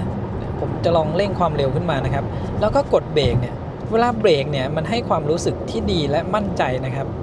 ในเรื่องของสมรรถนะนะครับไปขับขึ้นเขาเนี่ยก็ขึ้นได้สบายๆเลยนะครับบรรทุกน้ำหนักมาเหมือนนั่งเต็มคันแล้วด้วยนะแล้วก็ตอนที่ขับลงเขาเขาก็ใช้รีเจนเป็นหลักเลยนะครับทำให้อุณหภูมิจานเบรกเนี่ยมันเพิ่มขึ้นน้อยมากอันนี้ก็ทำให้ปลอดภัยเวลาขับลงทางชันยาวๆนะครับและเรายังได้แบตเตอรี่กลับมาอีกด้วยนะครับในเรื่องของการเดินทางไกลและการชาร์จนะครับคันนี้เนี่ยสเปคเขา150 กิโลวัตต์แต่ว่ายังเป็นแบตเตอรี่400 โวลต์อยู่นะครับถ้าจะได้กำลังไฟระดับ120 กิโลวัตต์ขึ้นไปเนี่ยมันจะต้องไปชาร์จกับตู้ที่เป็น300 แอมป์ถ้าในบางเส้นทางเนี่ยอาจจะหาตู้300 แอมป์ได้ยังไม่เยอะเท่ากับเส้นทางเหนือนะครับก็อาจจะต้องรอสักหน่อยให้มีตู้ที่จ่ายกระแสไฟได้เกิน300 แอมป์เยอะพอนะครับถึงมันจะทำให้การเดินทางเนี่ยใช้เวลาชาร์จน้อยลงสำหรับรถที่เป็น400 โวลต์แบบนี้นะครับ400 โวลต์แล้วก็ต้องการกระแสไฟมากกว่า300 แอมป์ขึ้นไปแต่ถ้าเส้นทางเชียงใหม่เนี่ยหายห่วงนะครับสถานีชาร์จเยอะอย่างเช่นที่ผมพาเดินทางจากเชียงใหม่กับกรุงเทพเนี่ยเลือกชาร์จเฉพาะตู้แรงๆจ่ายกระแสไฟได้สัก300 แอมป์มันก็ใช้เวลาชาร์จในการเดินทางกลับกรุงเทพไม่นานนะครับทำเวลาอยู่ไม่ถึง9 ชั่วโมงได้เลยนะก็ถ้าใครที่เดินทางกรุงเทพเชียงใหม่หรือเชียงใหม่กรุงเทพเวลาอยู่ประมาณนี้ตรงนี้ก็ไม่น่าจะเป็นประเด็นหรือว่าเวลาที่ใช้งานอยู่ในระยะที่รถวิ่งได้นะครับเช่นไม่เกินสัก400 กิโลเมตรแล้วกลับไปชาร์จที่บ้านเรื่องชาร์จเร็วชาร์จช้าเนี่ยน่าจะไม่ได้มีปัญหาเลยนะครับแล้วก็คันนี้เนี่ยให้ AC ชาร์จมาที่22 กิโลวัตต์ถือว่าแรงมากเลยนะครับสมมุติว่าไปชาร์จกับตู้ของปตท.หัว AC เขาจ่ายได้22 กิโลวัตต์มันก็ใช้เวลาชาร์จแค่แป๊บเดียวเองก็เต็มแล้วนะครับอันนี้ก็ดีเลยนะให้ AC 22 กิโลวัตต์มาแล้วก็ไฟหน้าคันนี้ที่ให้มาเนี่ยเป็น Adaptive Light ด้วยนะครับก็ดีเลยนะเวลาเราขับเดินทางต่างจังหวัดเนี่ยสามารถส่องไปบริเวณข้างทางหรือว่าส่องไปด้านหน้าไกลๆทำให้เห็นทัศนวิสัยได้ดีนะครับก็ขึ้นอยู่กับที่เราเลือกติดฟิล์มหน้าว่าเข้มมากเข้มน้อยนะครับถ้าเดินทางไกลกลางคืนบ่อยๆก็เลือกแบบที่มันสว่างๆหน่อยนะครับรวมกับได้ไฟหน้าแบบนี้มาเนี่ยมันก็ทำให้ขับกลางคืนแล้วก็ปลอดภัยนะครับ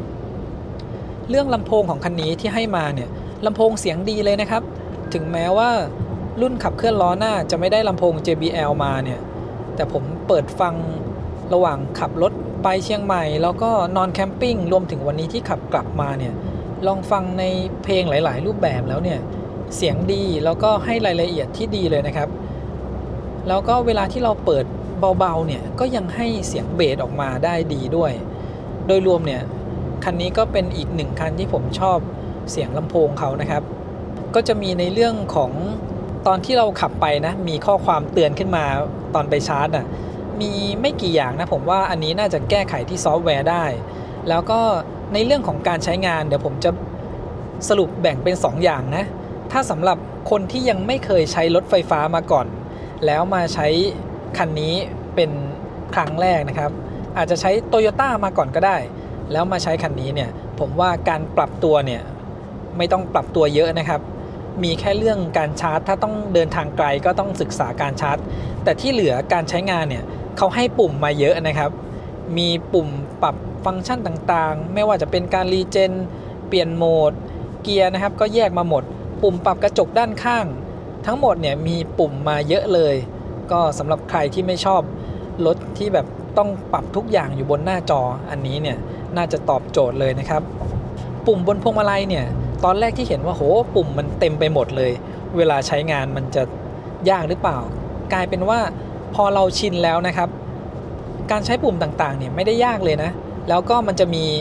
ปุ่มที่เป็นคีย์หลักอยู่นะครับเวลาที่เราขับรถอยู่เนี่ยไม่ต้องก้มมองนะเราลูบๆหามันจะมีปุ่มทั้งซ้ายและขวาเนี่ยที่นูนออกมาคือปุ่มตรงกลางแล้วเราจะรู้ว่ารอบๆเนี่ยมันเป็นปุ่มอะไรบ้างนะครับปุ่มเอาเสียงขึ้นลงทางฝั่งซ้ายเนี่ยก็จะลักษณะไม่เหมือนปุ่มอื่นๆก็ใช้นิ้วเนี่ยคลำหาได้เลยนะครับอันนี้ก็ใช้งานได้สะดวกดีนะครับสำหรับปุ่มบนพวงมาลัยรวมถึง Paddle Shift ที่เขาให้มานะครับก้านไฟเลี้ยวก็อยู่ทางด้านซ้ายรวมถึงปรับไฟต่างๆก็อยู่บนก้านทางด้านซ้ายนี้เลยรวมถึงฝั่งขวามือนะครับก็เป็นก้านที่ปัดน้ำฝนอันนี้ก็ใช้งานสะดวกดีแต่ว่าคันนี้เนี่ยเขาไม่ให้ที่ปัดน้ำฝนด้านหลังมานะครับแต่ก็มีกล้องมองหลังมาอันนี้ก็ดีนะครับพอเราชินแล้วเนี่ยผมเปิดเฉพาะกล้องอย่างเดียวเลยนะมันก็มองได้มุมกว้างด้วยนะครับสำหรับกล้องตรงนี้แล้วก็จอด้านหน้าที่ให้มาเนี่ยพื้นหลังเขาจะเป็นสีดำนะครับเวลาเราใช้งานตอนกลางวันกับจอที่ด้านแบบนี้เนี่ยมันไม่สะท้อนกับแสงรอบข้างนะครับทำให้เราสามารถมองรายละเอียดต่างๆได้ดีแต่ก็จะมีอยู่นิดนึงนะครับก็คือพวงมาลัยเนี่ยมันบังข้อมูลนะครับอันนี้สำหรับผมนะผมไม่แน่ใจว่าถ้าเป็นคนอื่นๆหรือว่าความสูงมากกว่านี้เนี่ยจะเจอประเด็นเรื่องพวงมาลัยเนี่ยบังหรือเปล่าเพราะว่าผมก็พยายามปรับให้พวงมาลัยมันต่ำลงกว่าปกตินิดนึงแล้วนะครับมันก็ยังบังอยู่แล้วก็ดีไซน์ของพวงมาลัยนะครับอันนี้เนี่ยตอนแรกที่ผมเห็นนะผมก็ดีไซน์มันดูแบบแปลกๆแล้วก็ใหญ่ๆไปหน่อยแต่พอเราขับใช้งานจริงเนี่ยมันไม่ได้เป็นประเด็นเลยนะตาเรามองไปด้านหน้าอย่างเดียวนะครับอันนี้พูดจากความรู้สึกผมเองนะที่แบบโอ้โหดีไซน์พวงมาลัยทำไมมันแบบว่ามันดูใหญ่ๆอยู่ตรงกลางแต่พอเราใช้งานจริงเนี่ยก็ไม่ได้เป็นประเด็นอะไรมากนะครับเมื่อกี้ผมสรุปแบบสำหรับคนที่ยังไม่เคยใช้งานรถไฟฟ้ามาก่อนแล้วนะคราวนี้ถ้าสมมุติคนที่เคยใช้งานรถไฟฟ้าจากประเทศจีนหรือว่าใช้ Tesla นะครับพอมาใช้คันนี้เนี่ยสิ่งที่แตกต่างกันก็คือหน้าจอนะครับถ้าเป็นรถจากจีนเนี่ยจะมีอะไรให้เรากดเล่นเยอะเลยมีแอปของตัวรถมานะครับแต่ว่าอันนี้เนี่ยถ้าเราไม่ได้นับรวมตัว Apple CarPlay ที่เขาให้มานะที่มันจะสามารถเปิดบางแอปเพิ่มได้เนี่ยฟังก์ชันต่างๆก็ไม่ได้มีอะไรมากเลยนะครับการตั้งค่าเนี่ยมันจะเป็นแค่นี้มีปรับลดอะไรอย่างนี้แล้วก็ไม่ได้มีรูปรถอยู่ตรงกลางให้เราสามารถกดทัชตรงนู้นตรงนี้ได้นะครับจะเป็นเมนูแบบนี้มาแล้วก็บางฟังก์ชันเนี่ยเราจะต้องจอดรถก่อนถึงจะสามารถใช้งานได้นะครับอย่างเช่นการเปลี่ยนสี Ambient Light เปิดปิด Ambient Light จะต้องจอดรถก่อนถึงจะสามารถปิดได้หรือว่าขับความเร็วต่ำกว่า10กิโลเมตรต่อชั่วโมงนะครับการตั้งค่าเกี่ยวกับระบบช่วยขับเนี่ยก็จะต้องจอดรถก่อนเหมือนกันถึงปรับได้อันนี้ก็พอจะเข้าใจได้นะครับว่าเป็นเรื่องของความปลอดภัยนะถ้าขับรถอยู่แล้วก็มากดตั้งค่าหรือกดอะไรอยู่เนี่ยมันก็ไม่ปลอดภัยแต่ก็จะมีนิดนึงนะครับคือเมนูที่เขาดีไซน์การใช้งานมาเนี่ยพอมันเป็นแบบนี้บางเมนูเนี่ยจะต้องกดเข้าไปลึกคือถ้าเขาดีไซน์ UX UI มาให้มันกดใช้งานได้ง่ายไม่ต้องกดเข้าไปลึกเนี่ยถึงแม้จะขับรถอยู่เนี่ยมันก็กดจิ้มใช้งานได้ไม่ยากนะครับแต่ว่าอันเนี้ยมีแบบบางเมนูผมจะกดใช้งานมันจะต้องกดเข้าไปกดแล้วกดเข้าไปอีกถึงจะไปเจอเมนูที่เราต้องการใช้งานนะครับอันนี้ก็เป็นเรื่องของการดีไซน์การใช้งานเมนูหลักๆเราก็ไม่ต้องตั้งอะไรบ่อยอยู่แล้วนะครับก็จะมีเมนูในเรื่องของตรงนี้ที่เขาทำสำเร็จมาอันนี้ใช้งานง่ายอยู่นะครับ และระบบช่วยขับของคันนี้ที่ให้มาผมว่าทำงานได้ดีเลยนะครับขับทั้งในเมืองทางไกลเนี่ยไม่เจออาการแบบเบรกหน้าทิ่มนะครับการทำให้รถอยู่กลางเลนเนี่ยก็ทำได้ดีก็อาจจะมีช่วงที่ขับทางไกลนะครับแล้วเจอโค้งหนักๆที่ได้ทดสอบให้ดูมันมีแบบอาจจะขับค่อมเลนข้ามเลนไปบ้างแต่นั้นเป็นการเซตความเร็วไว้สูงนะครับโดยรวมเนี่ยโอเคเลยจะมีแค่เรื่องเขาเตือนเร็วไปหน่อยนะครับแล้วก็เราจับพวงมาลัยไว้นิ่งๆแบบนี้ก็เตือนทำให้เวลาเราใช้งานระบบช่วยขับอาจจะต้องคอยขยับพวงมาลัยนิดนึงด้วยก็มีแค่จุดนี้ถ้าสามารถอัปเดตซอฟต์แวร์แก้ไขได้ก็จะดีนะครับสำหรับใครที่กำลังสนใจรถรุ่นนี้อยู่เนี่ยแล้วอยากลองใช้งานดูก่อนเนี่ยก็สามารถเช่ามาทดลองขับได้นะครับอย่างเช่นคันนี้เองเนี่ยก็เช่ามาจาก 1010 EV Car Lens นะครับสามารถกดดูรายละเอียดได้ที่เพจได้เลยนะครับก็จะมีรายละเอียดค่าเช่าบอกไว้อยู่ขอบคุณที่รับชมคลิปนี้นะครับไว้พบกันใหม่คลิปหน้าครับขอบคุณครับ